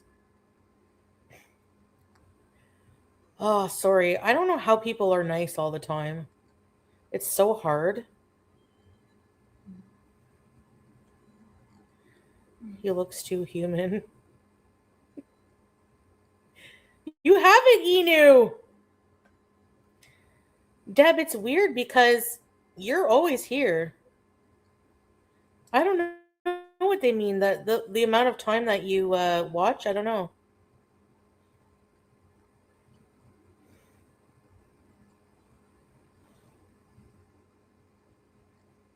I see Squeaky in her chat. Honestly, there's not a single thing. Shut up, Foodie. Look who it is up here. Squeaky. And what is Squeaky saying? Squeaky is saying, people who are always nice are the most fake. Squeaky, you were over there hiding in the bushes, stalking Chantal, you weirdo freak. You were just stalking her around the neighborhood. That nice that I can say, actually. So no.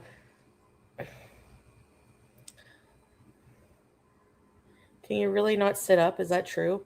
Yeah, I can sit up. I just don't. You know what it is? I sink into the couch. Thank you, situational blue cheese.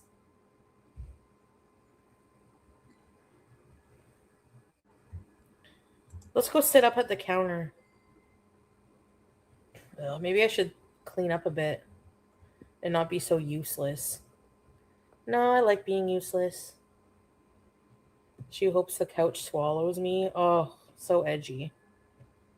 That wouldn't be fatal. I know they all hope I die. And like the fucked up thing is they hope I die. No, we don't. But then what are they going to do for money? Oh, fuck off. The majority of the reaction channels and the clip channels that cover Chantal, the majority of them are on the smaller side. And if you're on the smaller side, you're not making much. Listen, if you're a channel on YouTube and you're just starting out or you're on the smaller side, you ain't making shit. Shit. There's a few that are on the bigger side, but the rest are smaller. So what does she mean? What are they going to do? What we've been doing. We work. We make money, bitch. We actually go out and work. We have other jobs. And if something were to happen and you no longer have your channels and we're not covering you, there's always somebody else. The pasture is full of cows. We'll just move on. We'll do other things. We'll get by. We don't necessarily need you. You need us, bitch. You need us. If we're going to be honest, you need people covering you.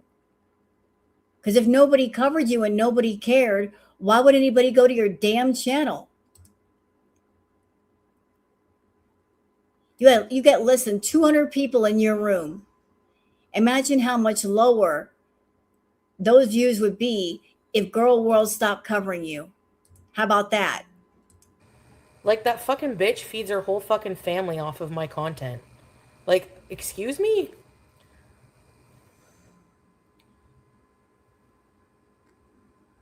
Maybe they can get a year, something like that, off old content. But, like, you're gonna have to figure out a new career path, asshole. You don't think we know that already? As far as content? Chantal, the writing on the wall for you and your channel was written long ago. Anybody can look at you and say, you know, things aren't looking so good. She's not so healthy. At some point, something might happen, and then what? A lot of people are already covering other people and just splitting up their content because they see the writing on the wall. At some point, this story is going to be over in one way or another, and we all have to move on. But a lot of people are here to see how the story ends, whatever ending that may be, whatever you decide. But once it's over, and we'll go on. We'll do other things. Girl World has that ability to adapt, and we're flexible. We'll move on. We don't need you. Example, look at Amberlyn Reed's channel. Look how much bigger her channel was compared to yours. And then she's gone. Does anybody really talk about Amber the way they used to? Not really. Look how quickly that happened. Like Amber's not even a topic of interest much these days. And her channel is bigger than yours. So imagine what's going to happen to you when it's over. There might be a few final videos to finish the chapter, and that's that. Then there's nothing else to talk about, and we won't talk about it. Oh, that's the one who sounds like she's from Appalachia? Yeah, the inbred one. Deliverance. Nice boots. Yeah, it's true. It doesn't take much. Yaba has too filthy of a background to talk about. I know. Don't make fun of us country people. We got words you never heard of. Like reckon. You want to go do that? I reckon. And yonder. Where you going? I'm going over yonder. What? I'm going over yonder. Okay. You don't know our words. Be quiet, bitch. No, honestly, it's like Rosie would have already replaced me. She would have already. It's not true. She's not interesting enough. Or it would have already been done. If somebody was interesting enough, it would have been done. Plain and simple. But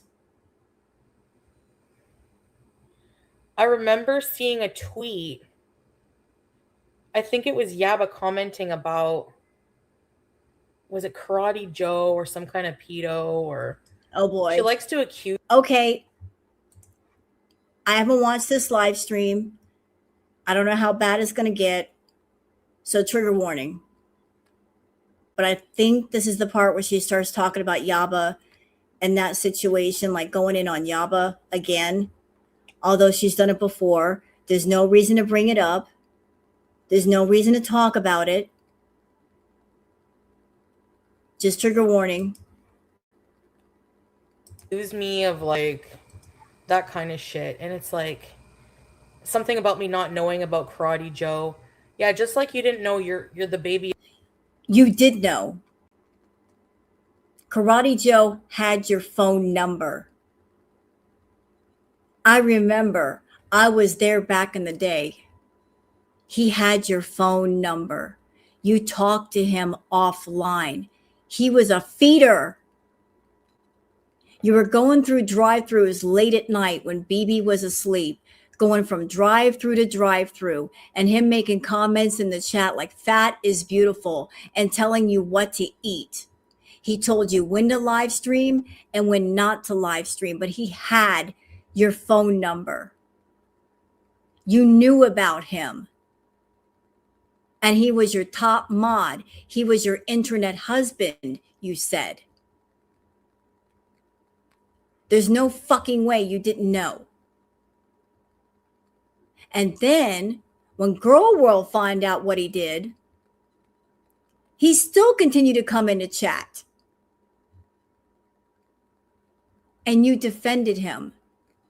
You were a PDF apologist. There's a video clip out there. I've shown it on my channel where you were saying he's paid his debt to society and you can fuck yourself for that one. He paid his debt to society. Not to the victim, though. Not to the victim. Now, he did his time. He did his time in jail. That should be enough. No, it ain't.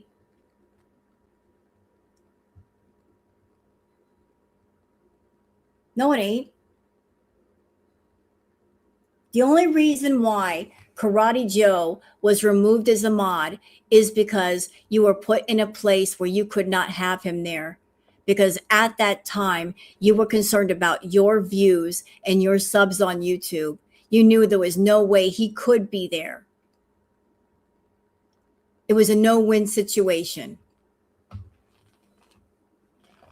Or else you would have had him there.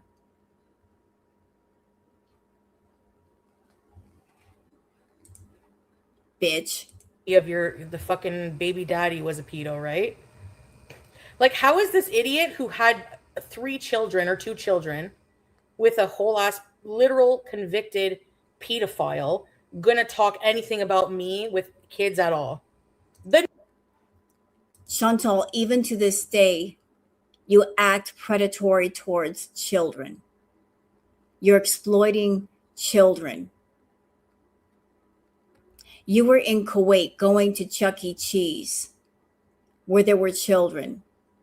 You were going to petting zoos where there were children. And just recently, you were in that playground creeping around on your scooter, acting like you were disappointed that there weren't children there to put on camera. Why the fuck were you creeping around that playground just riding around like a weirdo? What the fuck were you looking for? You're catering to those creeps in your audience. They were trying to say, go on the slides, Chantal. Going to the playground at night and swinging on the swing and acting like a child. It's weird. It's creepy. It's wrong to cater to those people. And it's also wrong to show Sasa on camera. Because every time you do, there are nasty comments in the chat. And you whistled those people in. You let them know she was going to be on camera. Didn't you? Didn't you? You made sure to let them know. And Salah was his little happy ass, posing her against the wall, getting her hair done, posing her like she's some sort of living doll. Disgusting. Fucking disgusting. nerve. I'm sorry, but like, dude. Breezy tried to make it as a Walmart influencer on Facebook and she amassed a total of 45 followers. Yeah, because she has the fucking personality of those wet cold cuts she bought for Christmas. She has kids, yeah. She like literally, like that's like her channel is how she supports her family, including her. And I'm not in Yaba's finances. I don't care to be. But even if that were true, and I don't know that to be true, because again, it's her business. Even if that is true, so what? So fucking what? Your channel is how you support yourself. True. You're over here e-begging and grifting from people. Do you have anything to say about anybody else and how they support themselves, Chantal? When social media is your income, PayPal is your income, do you have anything to say about anybody who has a YouTube channel and they use the money from their YouTube channel to support their family versus someone like yourself? You use it to support your addictions and find other people to fund your addictions, bitch. You got anything to fucking say about that? One person supporting their family, another person supporting their fucking addictions and catering to creeps and weirdos on the internet. Shut up. Just shut up. Say nothing else. Her busted ass fucking wife. Yeah, I know, Grandma. Oh, Happy Joys. This was all over YouTube when this happened. So first of all, somebody released, I think it was to Gaining Ground and to Yo Mama and all the T channels, the actual police report was, yeah, Chantel. Okay, Deliverance. It was actually, yeah, but she divorced. This was happened while he was with another woman and he molested her. He sexually abused her stepdaughter. Don't talk about that. You have no right to discuss that. Talking about what happened to a child. Shut up. Okay. And he was on meth. So he was caught in bed doing whatever with her daughter. Her pants were down, whatever. Trigger warning, fuck. So then she says, oh, I disowned him after that. Really? Well, whenever he died, they wrote him a glowing obituary. Glowing obituary. He was a good man. Like, obituaries are usually a paragraph. This was like pages that her and Sam did. Thank you, Marsha. To top that off, she defended him in Twitter. There's tweets of them defending. Before it came out that he was a pedophile, there were tweets of them defending this man. He was Bitch, and you over there defending Karate Joe, Cyrax, and Dragon Lord Frodo. You were mods for these people. You were in their chats. Even recently, you defended them. I got a video clip. Where the fuck is it? Hold up. Let me see if I can find it. I believe I saved it for later. Nah, I think I'll play it right now. Where is it at? Hold on. I'm finding it. Is it in here? Yep, sure the fuck is. Sure is. We might as well just show it now. Fuck it all. Let's do it. Since she wants to run her mouth. Okay, bitch, run your mouth. There's a video from Bad Seed. And thank you, Bad Seed.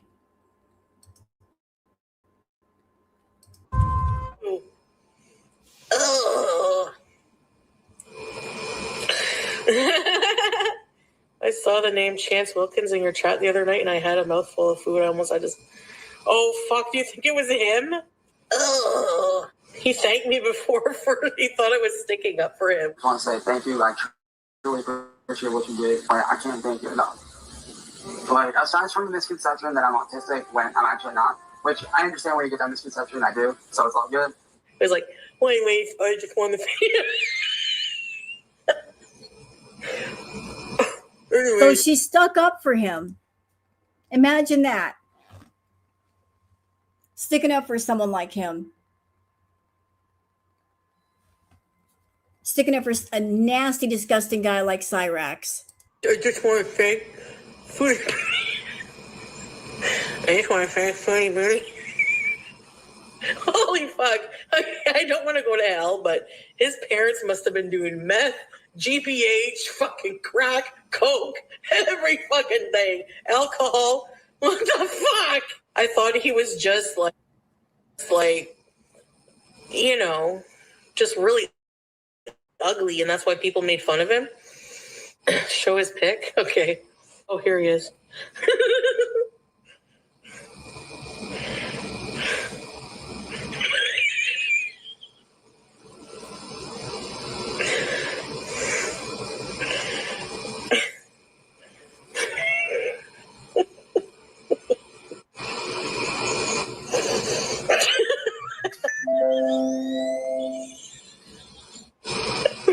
Oh, fuck, I'm going to hell. I've said worse about better people. I can't, man. I can't.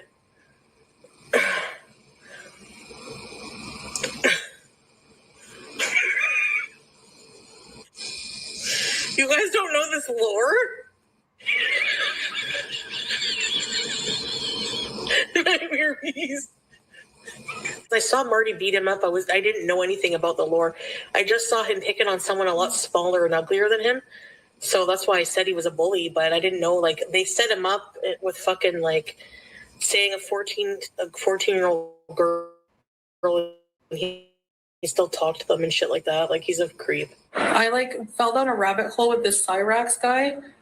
Ugh, the people who antagonize him are worse than him. And this was her, when was this video clip? It doesn't look like Kuwait. This looks like Syria, and she was defending Cyrax.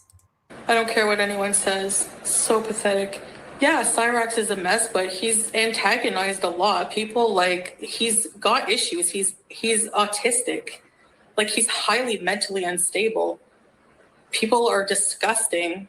They make content out of, oh my God, guys, did you see the rage? He got arrested. They call the cops on him. They're pieces of crap. I don't understand that culture of, oh, Volko. I hate that stuff. Don't even get me started.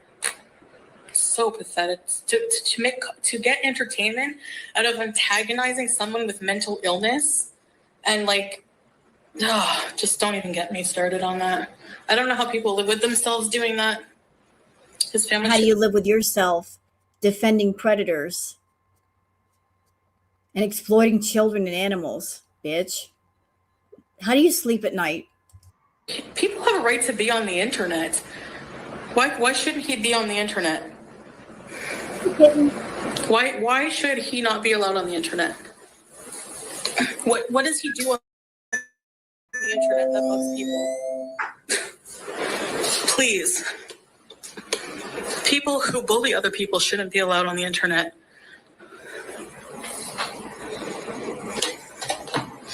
Yeah. It's not about ignoring haters. They're not my haters. I'm talking about something that's available on YouTube, on a platform I'm also on. I was like, why do people continue? So basically you defend people without researching who those people are.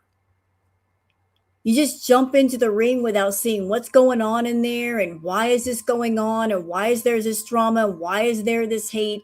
You don't research the people that you attach yourself to, is what you're saying. I'm just going to involve myself without doing my homework first. To antagonize this person over and over. This Biz Marty guy went and moved across the street from him. What intention do you have by doing that? To antagonize him, to come at you, and then he punched. No. Stop. If somebody wants to move across the street from somebody, then that's what they want to do. So what? You're going to tell people where they can live now? Anybody has the right to live where they want, Foodie. You can live where you want, right? Right? So what that Marty lived across the street from Cyrax? Big deal. Punches him out, and they all have a good laugh at that. The cops do shit about it, do nothing about it. And then whenever they go to his house and Cyrax attacks somebody because he's been pushed too far and he attacks them back, he gets charged. Like, everything about that situation is messed up. I don't even want to go down that, but I went down a rabbit hole on that, and that's my opinion about it. Apparently you didn't go down the rabbit hole, because if you had gone down the rabbit hole and if you'd done your research on Cyrax, you would have found out a lot more about him. So you didn't go down the rabbit hole. You just looked down the rabbit hole and you said, oh, it's dark down there. I think I'll just jump in for the hell of it. And you do. You don't do your homework on people, dumbass. I can't stand people who bully people day in and day out. And that's all those people, Kiwi farmer people, do. They take people who are autistic, turn them into lol cows. Hey, Foodie. Remember that time when you were mad at Natter and you basically put it out there, hey, Kiwi farmers, you can go after Natter. Oh, and you can also go after Angel Hands too. You did a video or a live when you were saying, I don't like this person, Angel Hands. Kiwi farmers, can you go after Angel Hands for me? Because I don't like them. So you don't like the farms, but when you get mad at somebody, you're going to try to weaponize them and, oh, do my bidding for me? Like they're gonna. But you put it out there like, go after this person. Yeah, thank you, Kitten. She offered to pay if a farmer would dox Angel Hands, which was hilarious. I hate the farms, but when I'm mad at somebody, I'm going to try to use them for my purpose. Okay, bitch. Push them too far, make entertainment out of it, and it's beyond disgusting. That's all I have to say. They need to ban people like that off social media. That's what I think. Clown. So I just want to show that part, since Foodie is all about that life of like defending Cyrax. Just thought you guys might find that interesting. But go ahead, Foodie. Was a military veteran. Don't talk shit on his name. Yeah, he was also a pedo, and you knew that, and you fucking defended him. So don't ever fucking come for me with this Karate Joe bullshit or anything with Sasa, because you laid down and had kids with this piece of shit, okay? And you knew. And there's tweets to prove that. So yeah, eat it. You know what's really disgusting, Chantal? You're supposed to be a victim, and you've been through trauma, and you're trying to use the trauma of a very young victim to hurt someone else, to hurt an adult that you don't like, someone that reacts to you, someone that talks about you. You're going to use the hurt, the pain, and the trauma of a child just to go after an adult. That's sick. That's really fucking sick. Like, there's all kinds of things you could say to Yava if you want to be if you want to be hurtful, but to do that, to sink that low beneath the floorboards, exploiting and bringing up the trauma of a child, throwing that shot across the bow, that's nasty. That's nasty work. You know?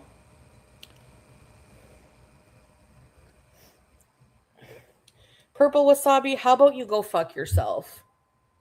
Because my mom was amazing. She was a single mom, and she hustled. Not going online talking about fat women because she hates her own self, like Yaba. She went to college. She worked her fucking ass off. And, you know. And look at you. I don't know if everything you're saying about Shmi is true. I'm not going to go back to your history and dig up, files and facts and things to see if you're lying or not. But I'm going to humor you and just go with what you're saying and just believe it to be true for a moment. If Shmi was this amazing woman and she put herself through college and she worked her ass off, this is how you honor your mother and her hard work? By being a lazy, gluttonous, e-begging, exploitative predator? This is how you honor your family? The sacrifice of your mother to work so hard to raise you? This is what you do? This is it? Like, if you watched your mother struggle and fight to have a life, to provide for you, this is what you do? Instead of giving back, you take? Yeah.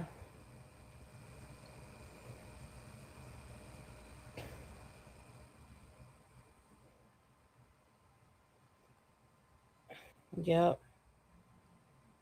She'll get her karma.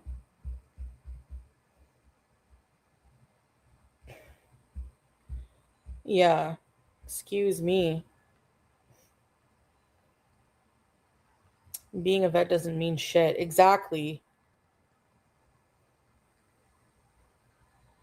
It's not between us two, Dill. It was online. I'm saying what happened. It's like a true crime thing. Are you going to go tell true crime channels not to talk about the victims? Like they do. Ma'am, the true crime channels that cover true crime, they're doing it from an objective point of view. They are not personally involved. They don't make it personal. And they certainly don't talk about things in a negative, nasty, hurtful way. But you are. And you're doing it with negative intention. You're not reporting a story. You're saying it with negative, nasty intention. There's a difference here between being a true crime channel and you're talking about a crime which had nothing to do with you or anyone you know. You're just researching the story and reporting the facts. and someone like you on a live stream, sealing on your couch, looking for a way to hurt other people. I'm not mentioning her name, so calm down. Can we draw S-Jam? Yeah, maybe. Put some respect on Smee's name. Yeah, fuck.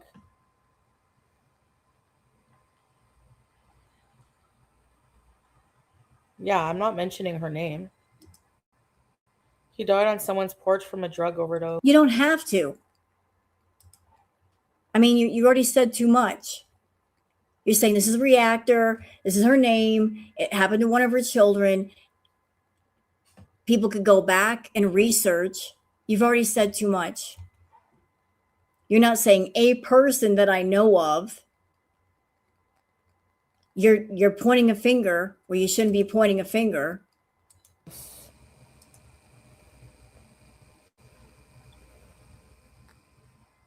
Feed me to death so she can be with. Okay, yeah. She's literally married. Like, nobody can feed you to death, okay? Nina gives me money no matter what. Nobody can feed you to death. I beg to differ. No one can feed you to death.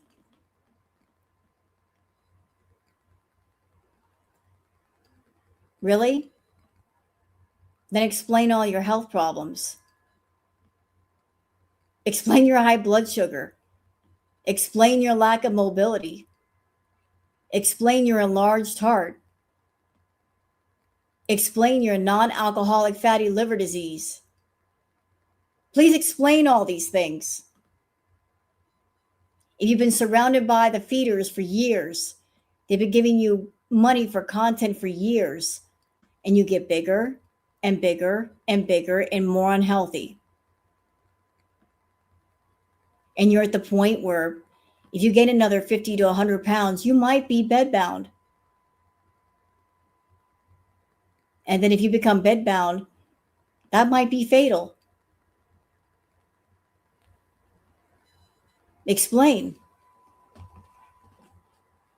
I'd love to know the answer. Like, it doesn't matter.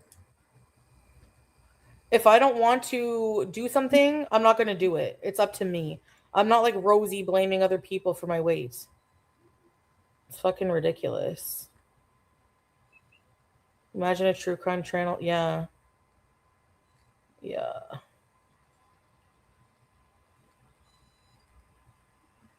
It can't be good karma making a living talking shit about people. Oh, that deleted it. YouTube lover.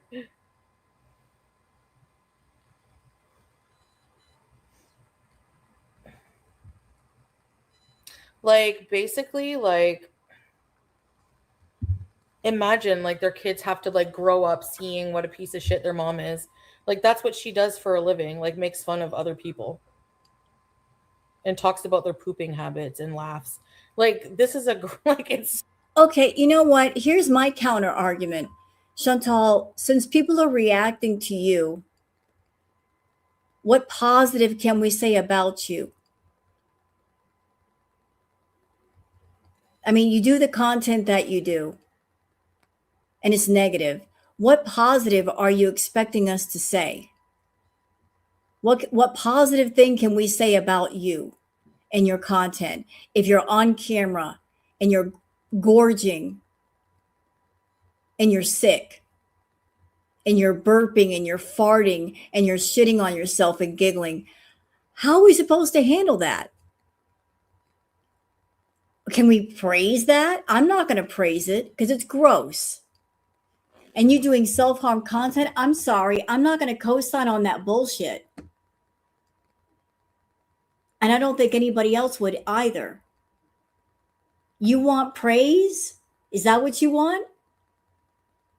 You got to do something praiseworthy. You haven't done it yet. You want Girl World to talk positively about you, which I don't think is going to happen.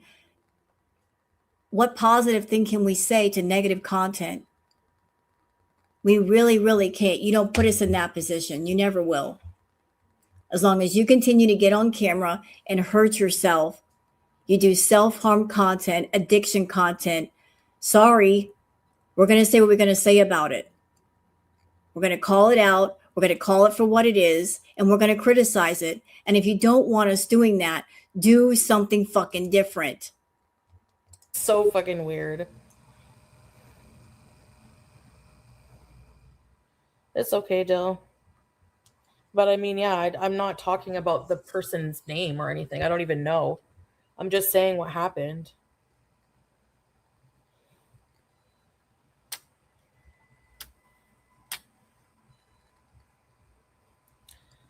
Who the fuck thinks Nina's trying to get... Nobody with a brain, Mango. Nobody with a brain, as usual. People are way too weird. We just want to bees. Bored hoes on Twitter. I was going to offer myself up for the... a mental illness study by who? Not by someone qualified, I'm sure.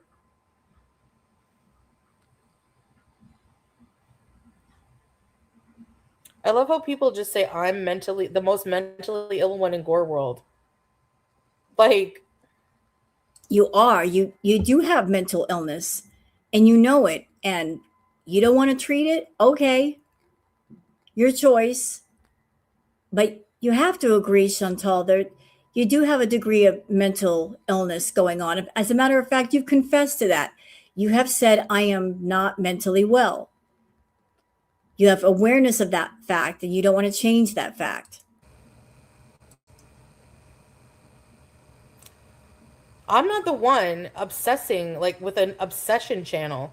That's mentally ill to me. Hey, rotisserie chickens.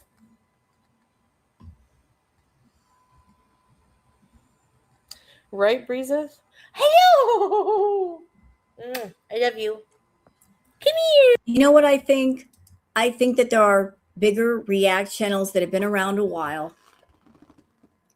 I think Foodie is angry that there are big React channels that can go online, react to her live stream, just one live stream, just one. Talk about Chantal and make the amount of income in one live stream that it takes her all month to make. And she's got to stuff herself stupid to make that money. She got to put herself through immense amounts of pain and discomfort to make that money. She's so angry about that. The fact that there are React channels, they don't have to do self-harm content to make money. They can just talk. And they get 4 to 5 times the views in one live stream. She's over here struggling and limping along with 200 viewers. Meanwhile, the bigger channels, they get like a couple thousand people in their live streams and super chats and memberships. They're making 4 to 5 times what she's making, and they don't have to hurt themselves. She is so angry that she's drifted down to a place of, despite the fact that she's been on YouTube for 10 years and she's had money that used to flow through the door, ridiculous amounts of money, she has nothing to show for. And here we are, like 10 years later, for all of the crazy story arcs, for all of the super chats, for all of the money that flowed through her hand, she's in no better place than when she first started. As a matter of fact, when she first started, she was in a much better position. She was a little bit healthier. 10 years later, and she doesn't even have that. She's sicker than she's ever been. She's poorer than she's ever been. And she's depending on feeders. 10 years on YouTube, and that's all she's got left are those people. And she depends on them so heavily that if one of them goes away, she flips the fuck out.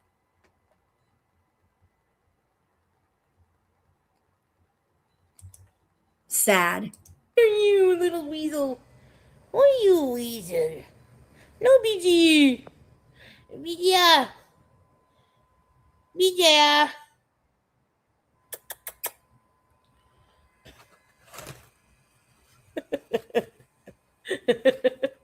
BG.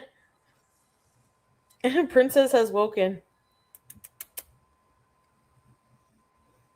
Hey, Dastardly.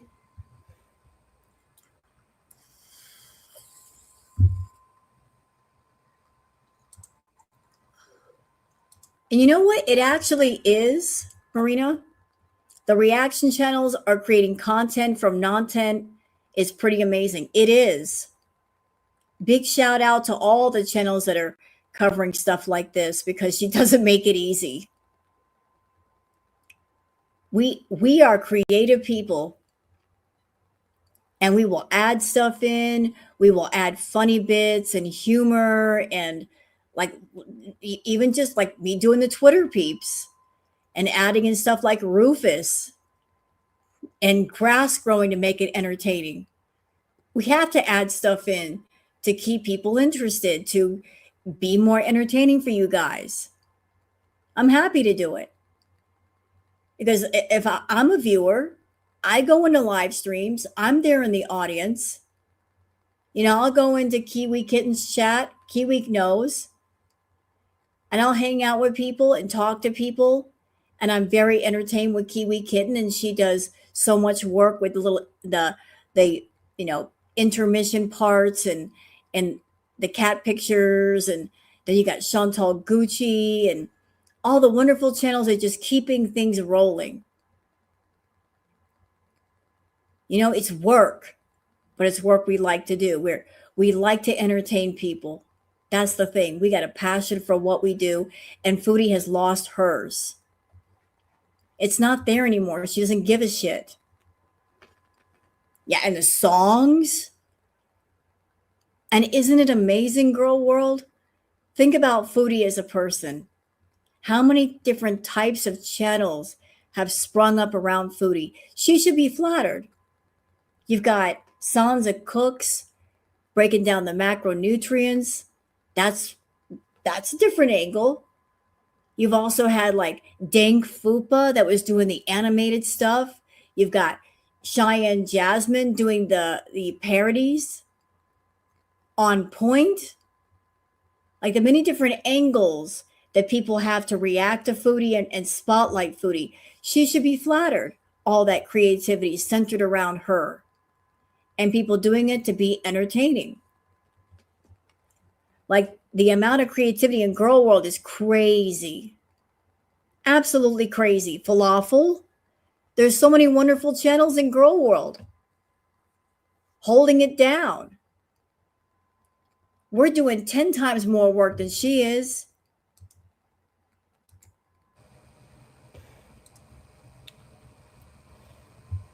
Alabama Chapstick.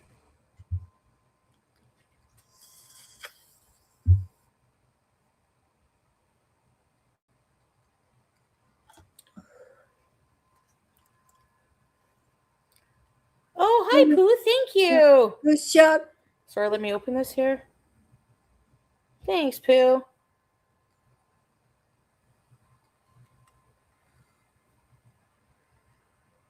"31 frames." Everybody. All of us.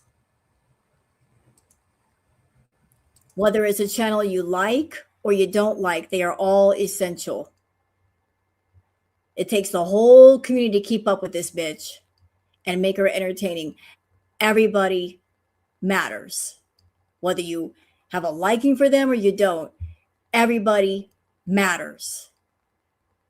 And if something happens and things start popping off in Foodie Land, we're all 10 toes down. We're all here for each other.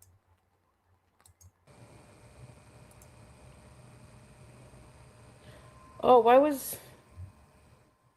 what happened to Hamburger?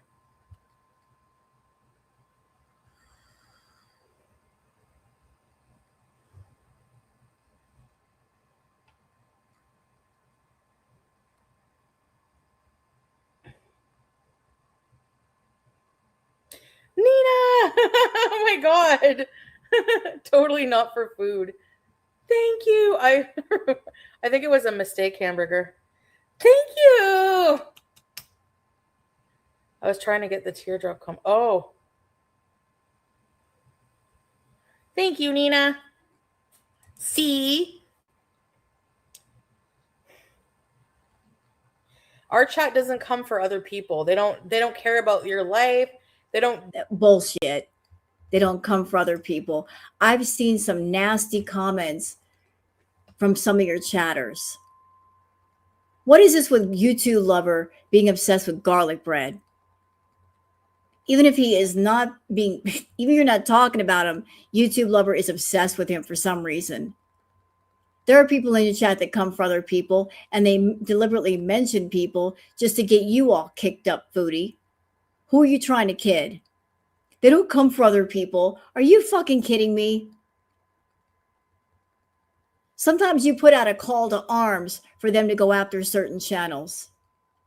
Sometimes you don't have to. They go to other channels and they're on their little sock accounts, like coming over here to fuck with me. Not that it's going to work, because I don't care. I'm going to do what I'm going to do regardless. Don't give a shit. But they'll get on their stock accounts. They'll get in the comments. They'll go on the community post. They'll go on Twitter, spying around on Twitter. Hey, foodie, did you see what this was said over here and that was said over there? Even if it's true or not true, acting like little fucking snitcher bitches, snitching people out, making shit up, making up lies. We never come for people. That's a load of shit. That is such a load of shit. They don't come for people. Explain Missy Moo going after people for you, and you didn't stop her. Explain the doxing that happened. Explain going after Perfectly Imperfect. They don't cover people? You sure? Yeah, that's a fucking lie. Dox people. Like, Girl World is a lot more vile than me. Trust me. There's so much documentation of that. The problem is nobody cares about these fucking people. Hard disagree. Thank you.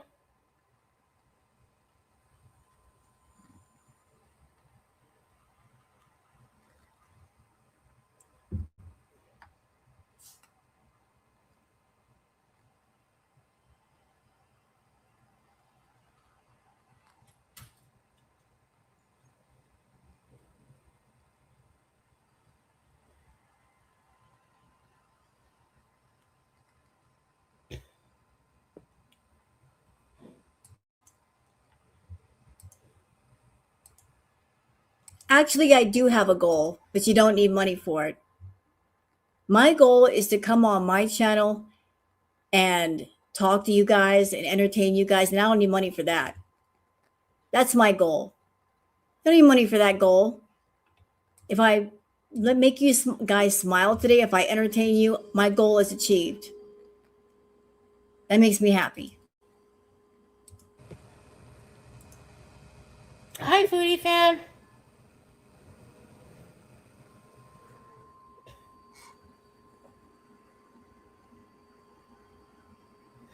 Oh my goodness, I love you. You are my sunshine, my only sunshine. Hello. Hello, hello, hello, hello, hello,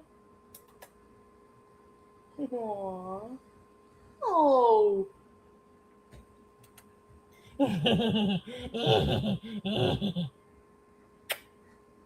Give her. She had her one churro. She gets a churro at around 9. Okay. She wants the window open. Sure. Oh, here we go, Bija. You want a churro? Look at her little hair pants. You bay shark. I can't imagine sitting and just talking about every single second of someone's day. It's insane.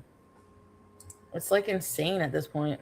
And Chantal, this live stream went on for 3.5 hours and you're live again. I can't imagine sitting on a couch for 4 or 5 fucking hours, just sitting in the same position day after day after day after day, doing the same. How do you not get bored? How do you not get bored with yourself? They like overanalyze everything and make lies. And apparently I'm the fucking liar. Come here. Come here. She's getting her summer for buttercream? Really? Chantal ate a smash burger. I know. You kissed her tail. That's abuse. They are calling. 100%. The problem is they already been there, done that. And it's like boy who cried wolf now at this fucking point for them. Nobody's ever going to believe their shit. And there's nothing to believe. Vulgar. Come here. I remember a long time ago that Gorla guy makes he makes thousands of videos about me. I know. And do you know how pathetic his life is? Yeah. It makes you feel for celebs like Britney. Yeah, it's crazy. I don't know. Humanity's fucking weird. Oh. Uh-oh. Oh. Ah. Hey, the baby. Look at your ears. I got your little ears. Ooh, romance scam.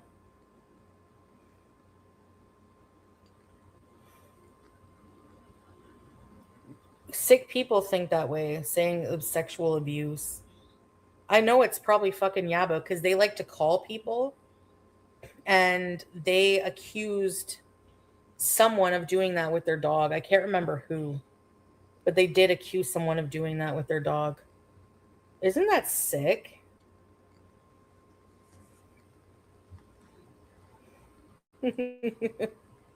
I think I know who it is. Scott Stevens. Another weirdo sicko on the opposite side of the fence. He had this weird obsession with dogs' butts. Sounds like Scott Stevens. I remember his ass. He was a foodie stan. Shocking. I know, shocking. Uh-oh, the light. Big deal. No big deal.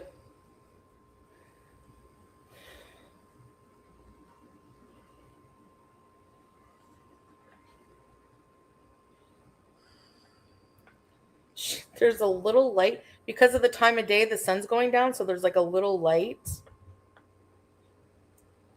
Any plans for Canada Day? Ugh, I don't know. Depends on my state. I check updates on you probably 5 to 10 times a day. But I actually like you. Weirdos do it even more to get pissed. Thank you. Yeah, I get it. I get it. You know, tea, there's tea or whatever. There's really not really much tea with me. So they have to make tea out of little weird things. I don't know. I guess I should be like happy that people are interested. BG Cersei!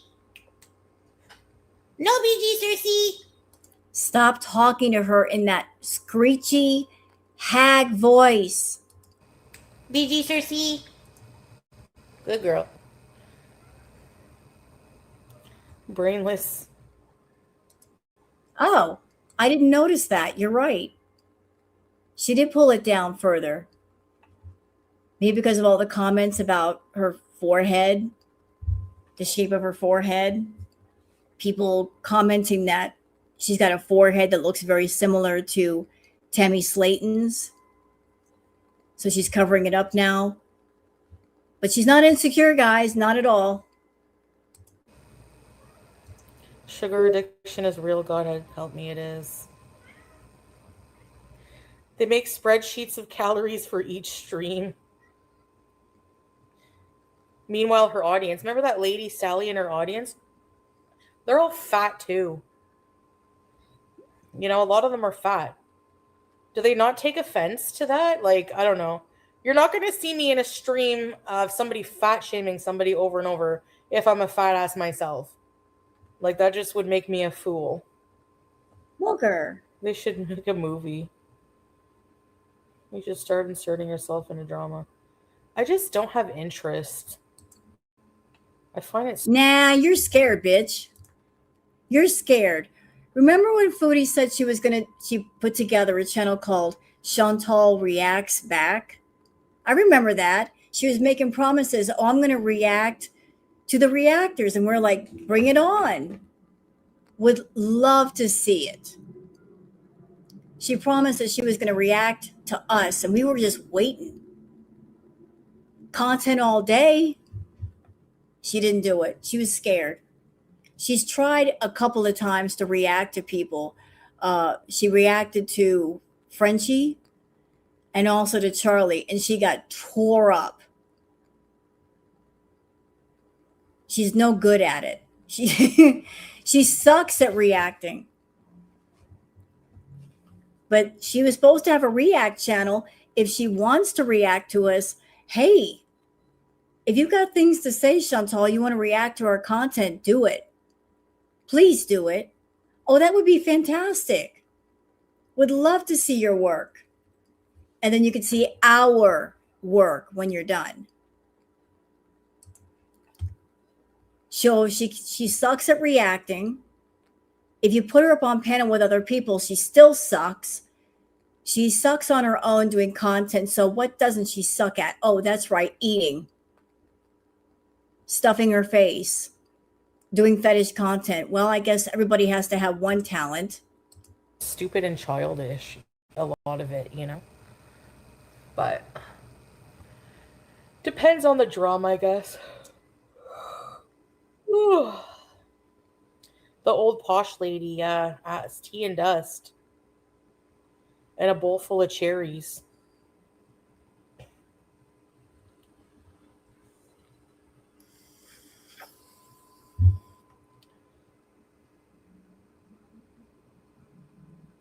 You thought she was hot? Really? I don't know if that is the adjective I'd use, but beauty's in the eye of the beholder. 100 SPF and still got burned? Oh, wow.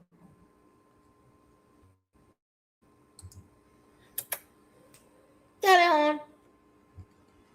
Come here.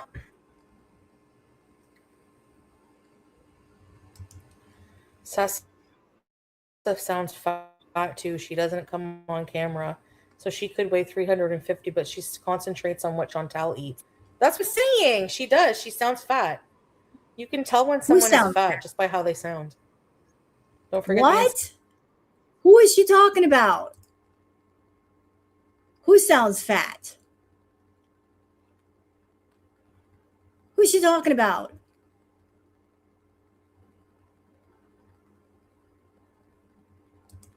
What is this? Wait a minute. What? Who sounds fat? Get on. Come here.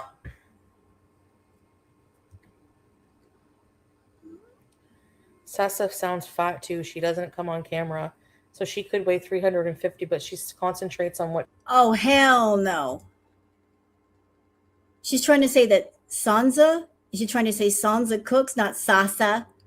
It's Sansa, Chantal. Sansa cooks, and no, she's got a lovely voice. We love Sansa over here. She's got a beautiful voice. She could narrate children's books or do ASMR and do very, very well. I've been saying that to Sansa for the longest. If she ever stopped reacting or doing videos of Chantal, she'd be a hit in the ASMR community. They would love to have her. Her voice is perfect for audiobooks, for ASMR. Like, she could make money. She would be a sensation. Chantal eats. That's what I'm saying. She does. She sounds fat. You can tell when someone is fat just by how they sound. Don't forget.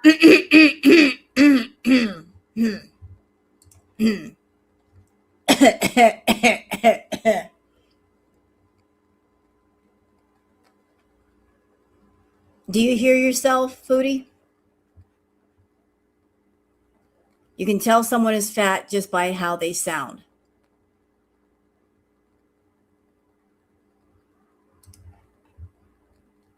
The insulin. Oh shit, I gotta go. Yeah, I gotta go get it. More drama, more followers, more money. Yes. More headache. Sans is a BBW. So count your own fucking calories. Strawberries hate Sans.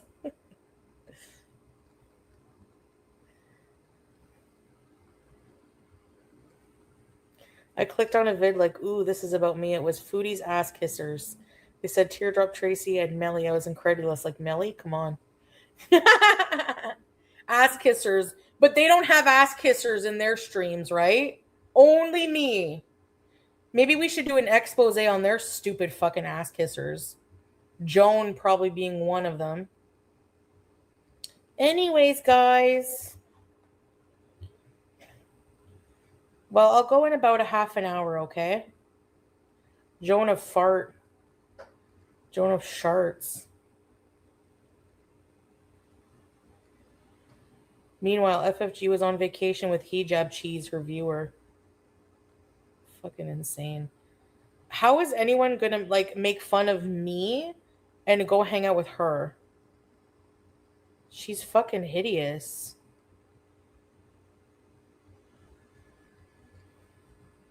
She had a turf as a mod. You're the company you keep, so anyone... What happened to me and the people in my chat? We don't go after people. What's going on right here? Aren't they not talking about other people? What happened to, we just bees over here. We don't mess with anybody. What's going on right now in the stream in real time? What's this? Y'all hearing this? This is a clown show. Anyone who hangs out with her is just like that piece of shit.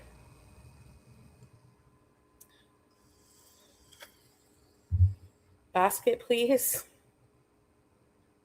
What the fuck even is Hijab Cheese? I don't know. They think they're being funny.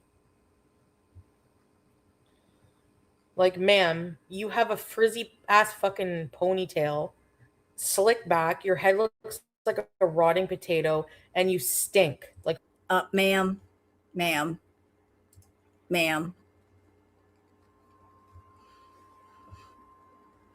Take off the abaya. Take off the hijab. Take off the filters. And let's see what you really look like. Let's just see you in the raw. I'm sure it'd be quite shocking. Because I have never seen someone who's hotter than 90% of most people. I need to know what that looks like. I don't think something that's hotter than 90% of it should be covered up. Do y'all? We need to have a good look. We need to know what that looks like. I would like to see if someone who claims to be hotter than 90% of us actually is. She claims that we're all jealous of her. I would like to see something worth being jealous over. So all these things you have to say about other people, take off the abaya, take off the hijab, take off the filters, just put on some normal clothing and do a live stream, take a picture. Let's see what you're working with. Not saying be nude. I don't want to see you nude or naked or half naked. Just normal clothing. What's going on there? This warrants an investigation.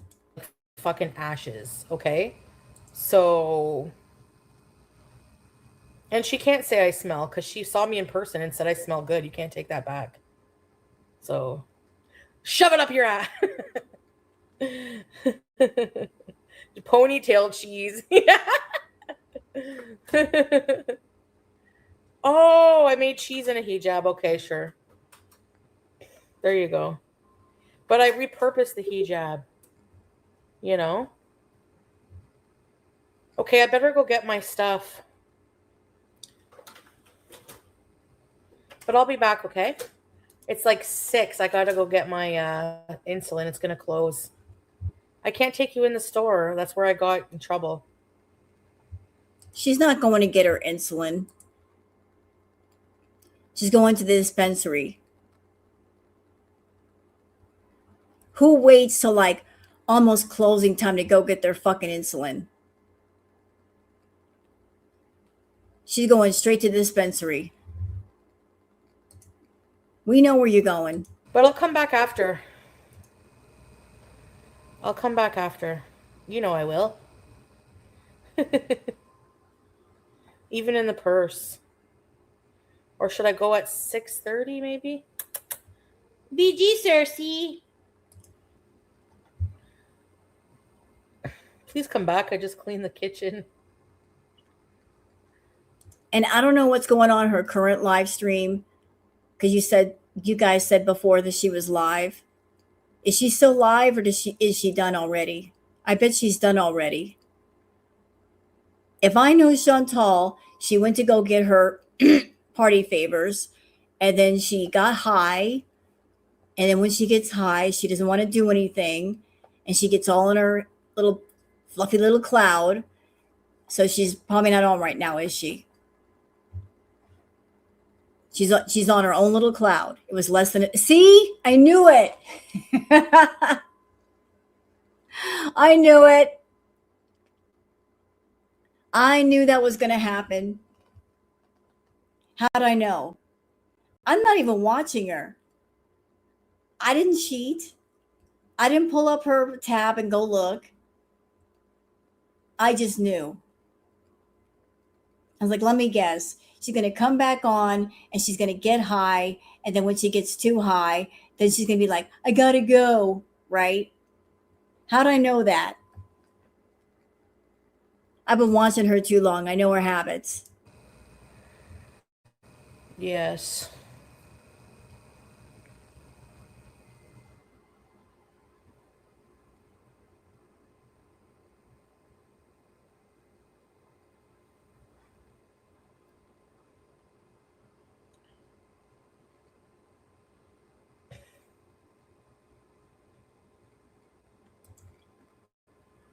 And you guys, the stream is just about over. You know what I've noticed tonight? Something that has been here and it's not here tonight. And I've been live for like 6 hours. What's been missing tonight? It's normally here. The trolls. Where are the trolls? The trolls aren't here.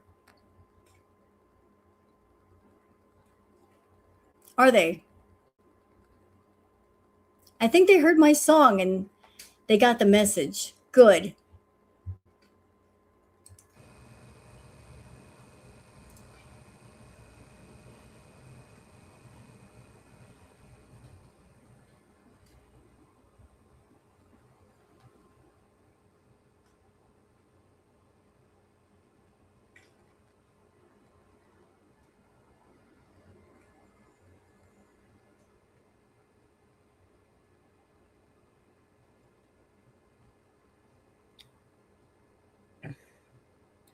We'll be on our best behavior. I hate this war.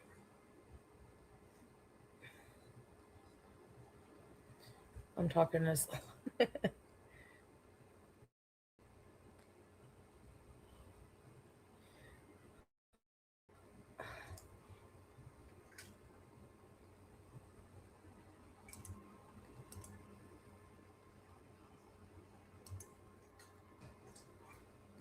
Who is she texting? Chantal, get away from your phone.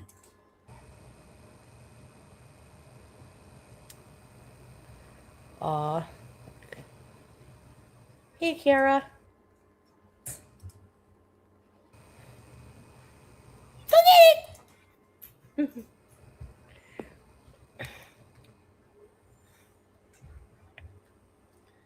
What's that? Hello, Andy. Yes, she was crying before. Says she didn't know how her life was going to end. and she was lonely. I felt sorry for her for a few minutes, but after watching her here, well, I don't feel sorry for her. Honestly, don't. Don't feel sorry for Chantal. That's what she wants people to do. She wants them to feel sorry for her. She wants them to be concerned for her, but she doesn't care for herself.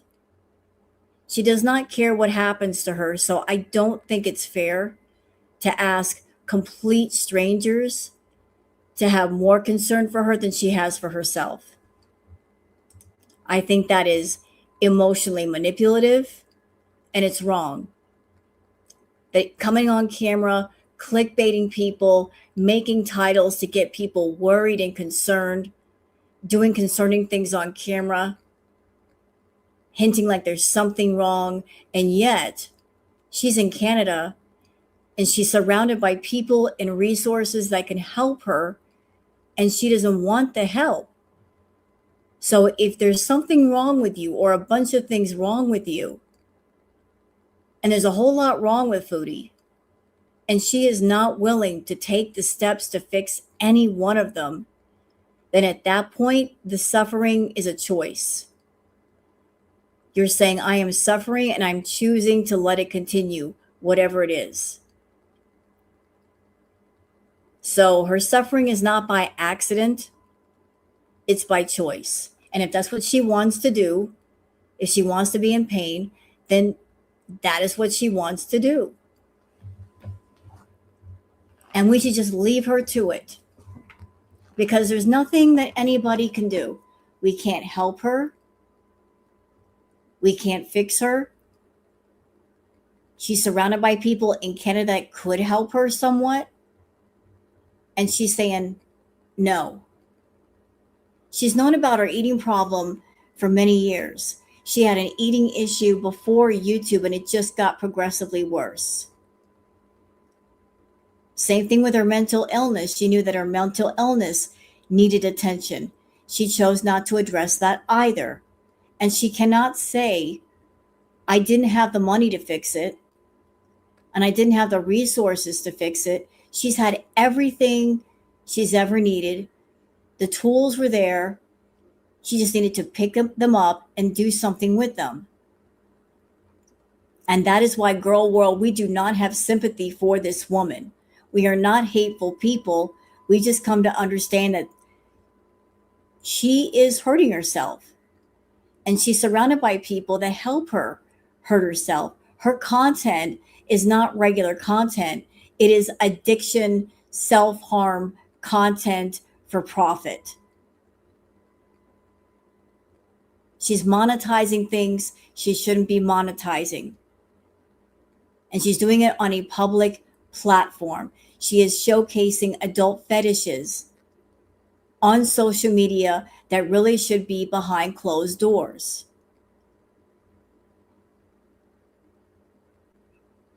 And she's doing it because she wants to make money. And thank you for saying that, Radio. She has raged and kicked every person who cares about her health out of her channels. She wants to be surrounded by people who don't care or will support her bad habits, or people that will support her even just by silence.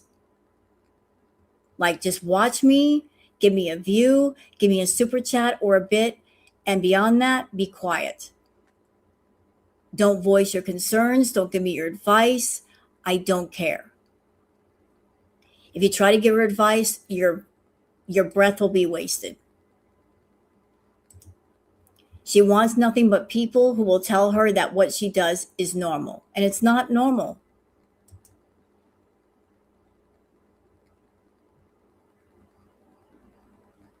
Yeah, like I don't understand that either, Lisa. I don't know if that's really her sister or not. That could be another red herring tossed at the community to make us all confused, which Foodie does to do. I gave her tips, offered her help, and she shit on me. Well, that's what Foodie does best, is shit on people. But you listen, there are just some people that they put out the image and the feeling, I'm suffering, I'm in pain, And it's a normal reaction to want to help that person. Somebody who is in the ocean and they're splashing around and acting like they're drowning. So you're like, here, let me toss you out a life preserver or a life raft. And they'll be in the water saying, no, it's okay. I'm fine. And then you're on the boat going, well, what were you making all that noise for? Why were you kicking up a fuss if you're fine? You're over here acting like you're drowning and getting us concerned. What was all that about? Because they want attention. They don't want help. They want money and attention. And that is Chantal. She acts like she wants attention and she wants help. She doesn't want help. They just want the attention from being broken and fucked up. They want the sympathy.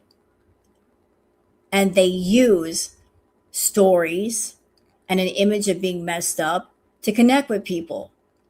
Because she knows there are people in her audience that have been through things.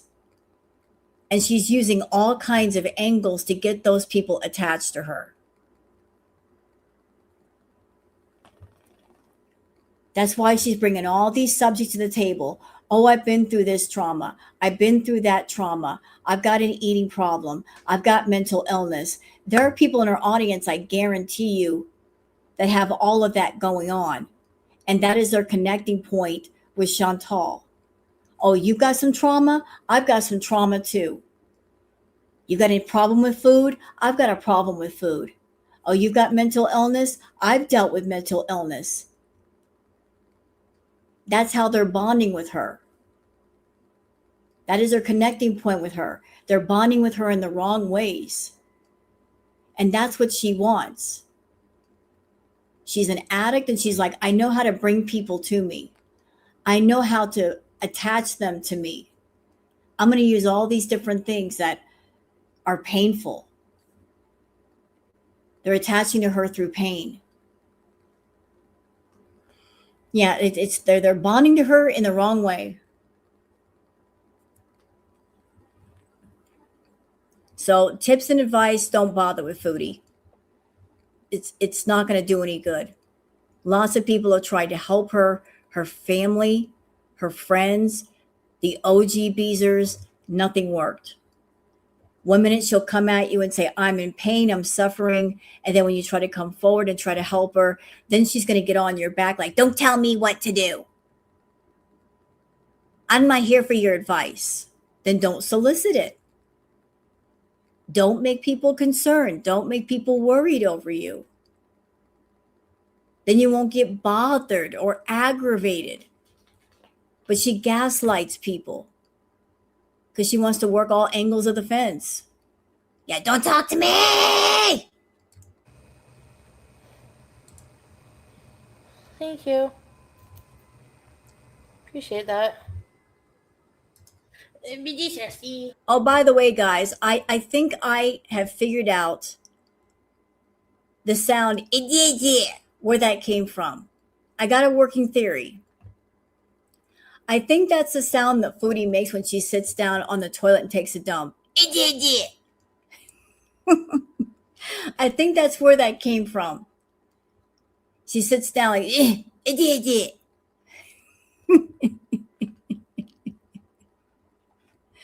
I mean, it makes sense, right? That's the sound she makes when she sits down on the toilet. Be sure see.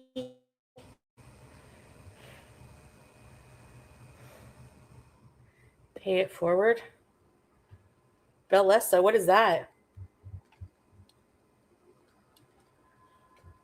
Ow, vlogger.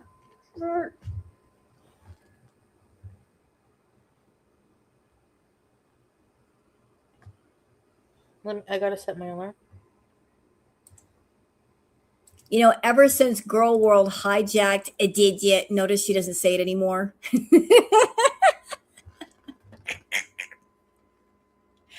We hijacked Idiot and made it our own. She doesn't say it anymore. She refuses to say it.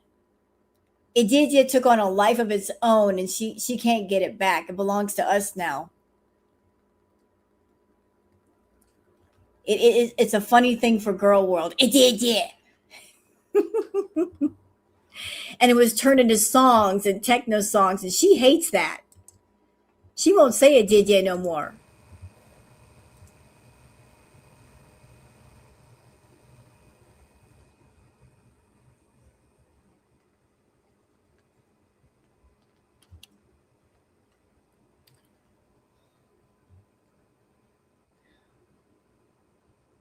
I'm just saying good night to Salah.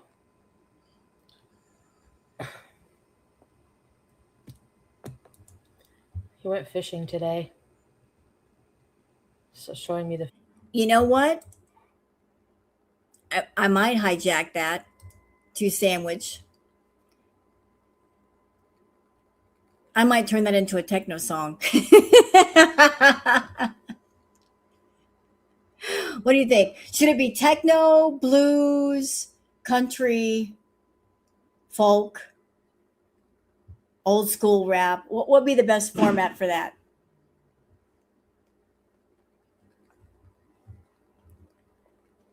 I'll figure it out. Heavy metal. fish. So he can fish so they can eat, so.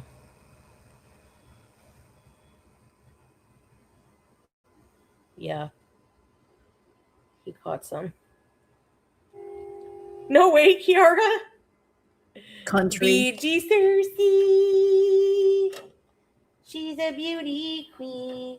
There's fur in front of her butt. There we go. I don't want dingleberries. Ow! Because I got to deal with your dingleberries, not anyone else. Not you. No one else. So you have to have a clean bum. It gets stuck in your head. Aww. Oh, I love you. Hello. Oh, Wendy. Wendy. Wendy. Talk about your cat's bum reported. So dumb, eh? They get dingleberries. No, they don't. Oh, my precious baby. You love me? I love you. You say what these? I thought you said you were leaving. Why haven't you left yet? I would never. I would hurt myself before I hurt a pet. Never. Liar. I mean, intentionally.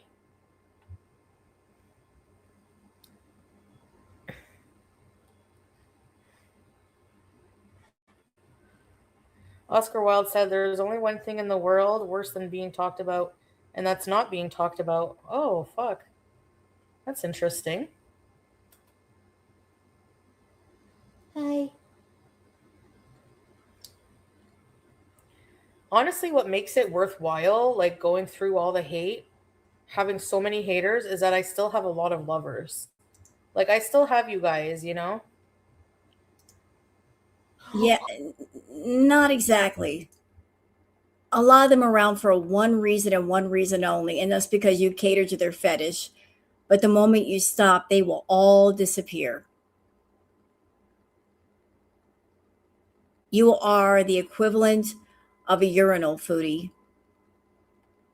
They are around to use you. And once they're done using you, or they can't use you anymore, they're gone. If you don't provide what they want, they'll go away. You have to know that. There's no real love there. It's just they need something and you're providing. And they need something and you're providing. And so you have a mutual agreement. But once you can't provide, they go to somebody else. Oh my goodness. What in there? So, we've grown up with you since 2018. It's crazy. Some of you have had babies and they're all grown up. Like, No, she's so easy to brush. She's not very long hair. So I just run the brush. Psh, psh, done. Like, her tail's the most bushiest. Hi, What is it Mrs. you're Teal. doing, Miss? Yeah, we're almost done with this. I'm going to go ahead and cut off Foodie. And I want to end things on a good note. So, how about we just quickly check out our favorite cow on the internet? Not Foodie. Not Foodie. Not her.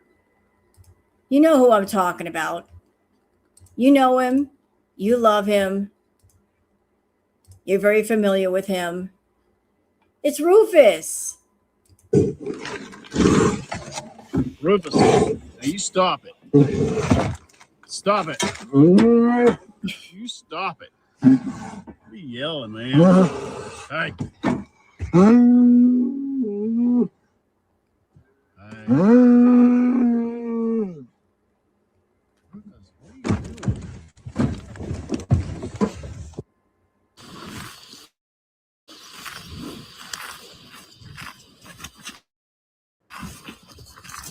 Actually, here's like the newest one that I found of Rufus.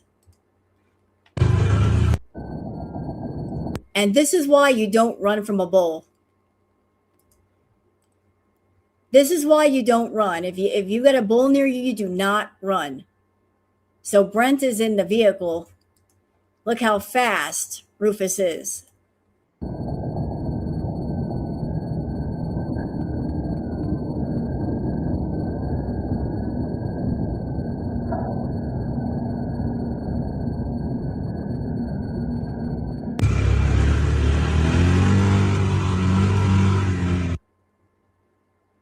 Yeah, don't get in the paddock to start with.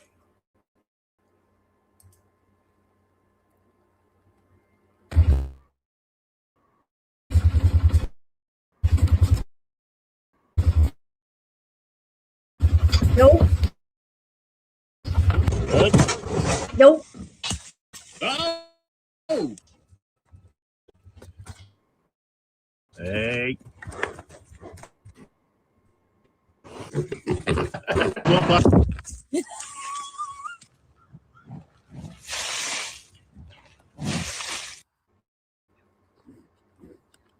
Oh.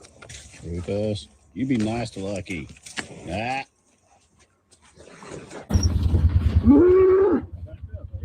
How the fuck would you get through this gate with Rufus standing here? I think she's asleep.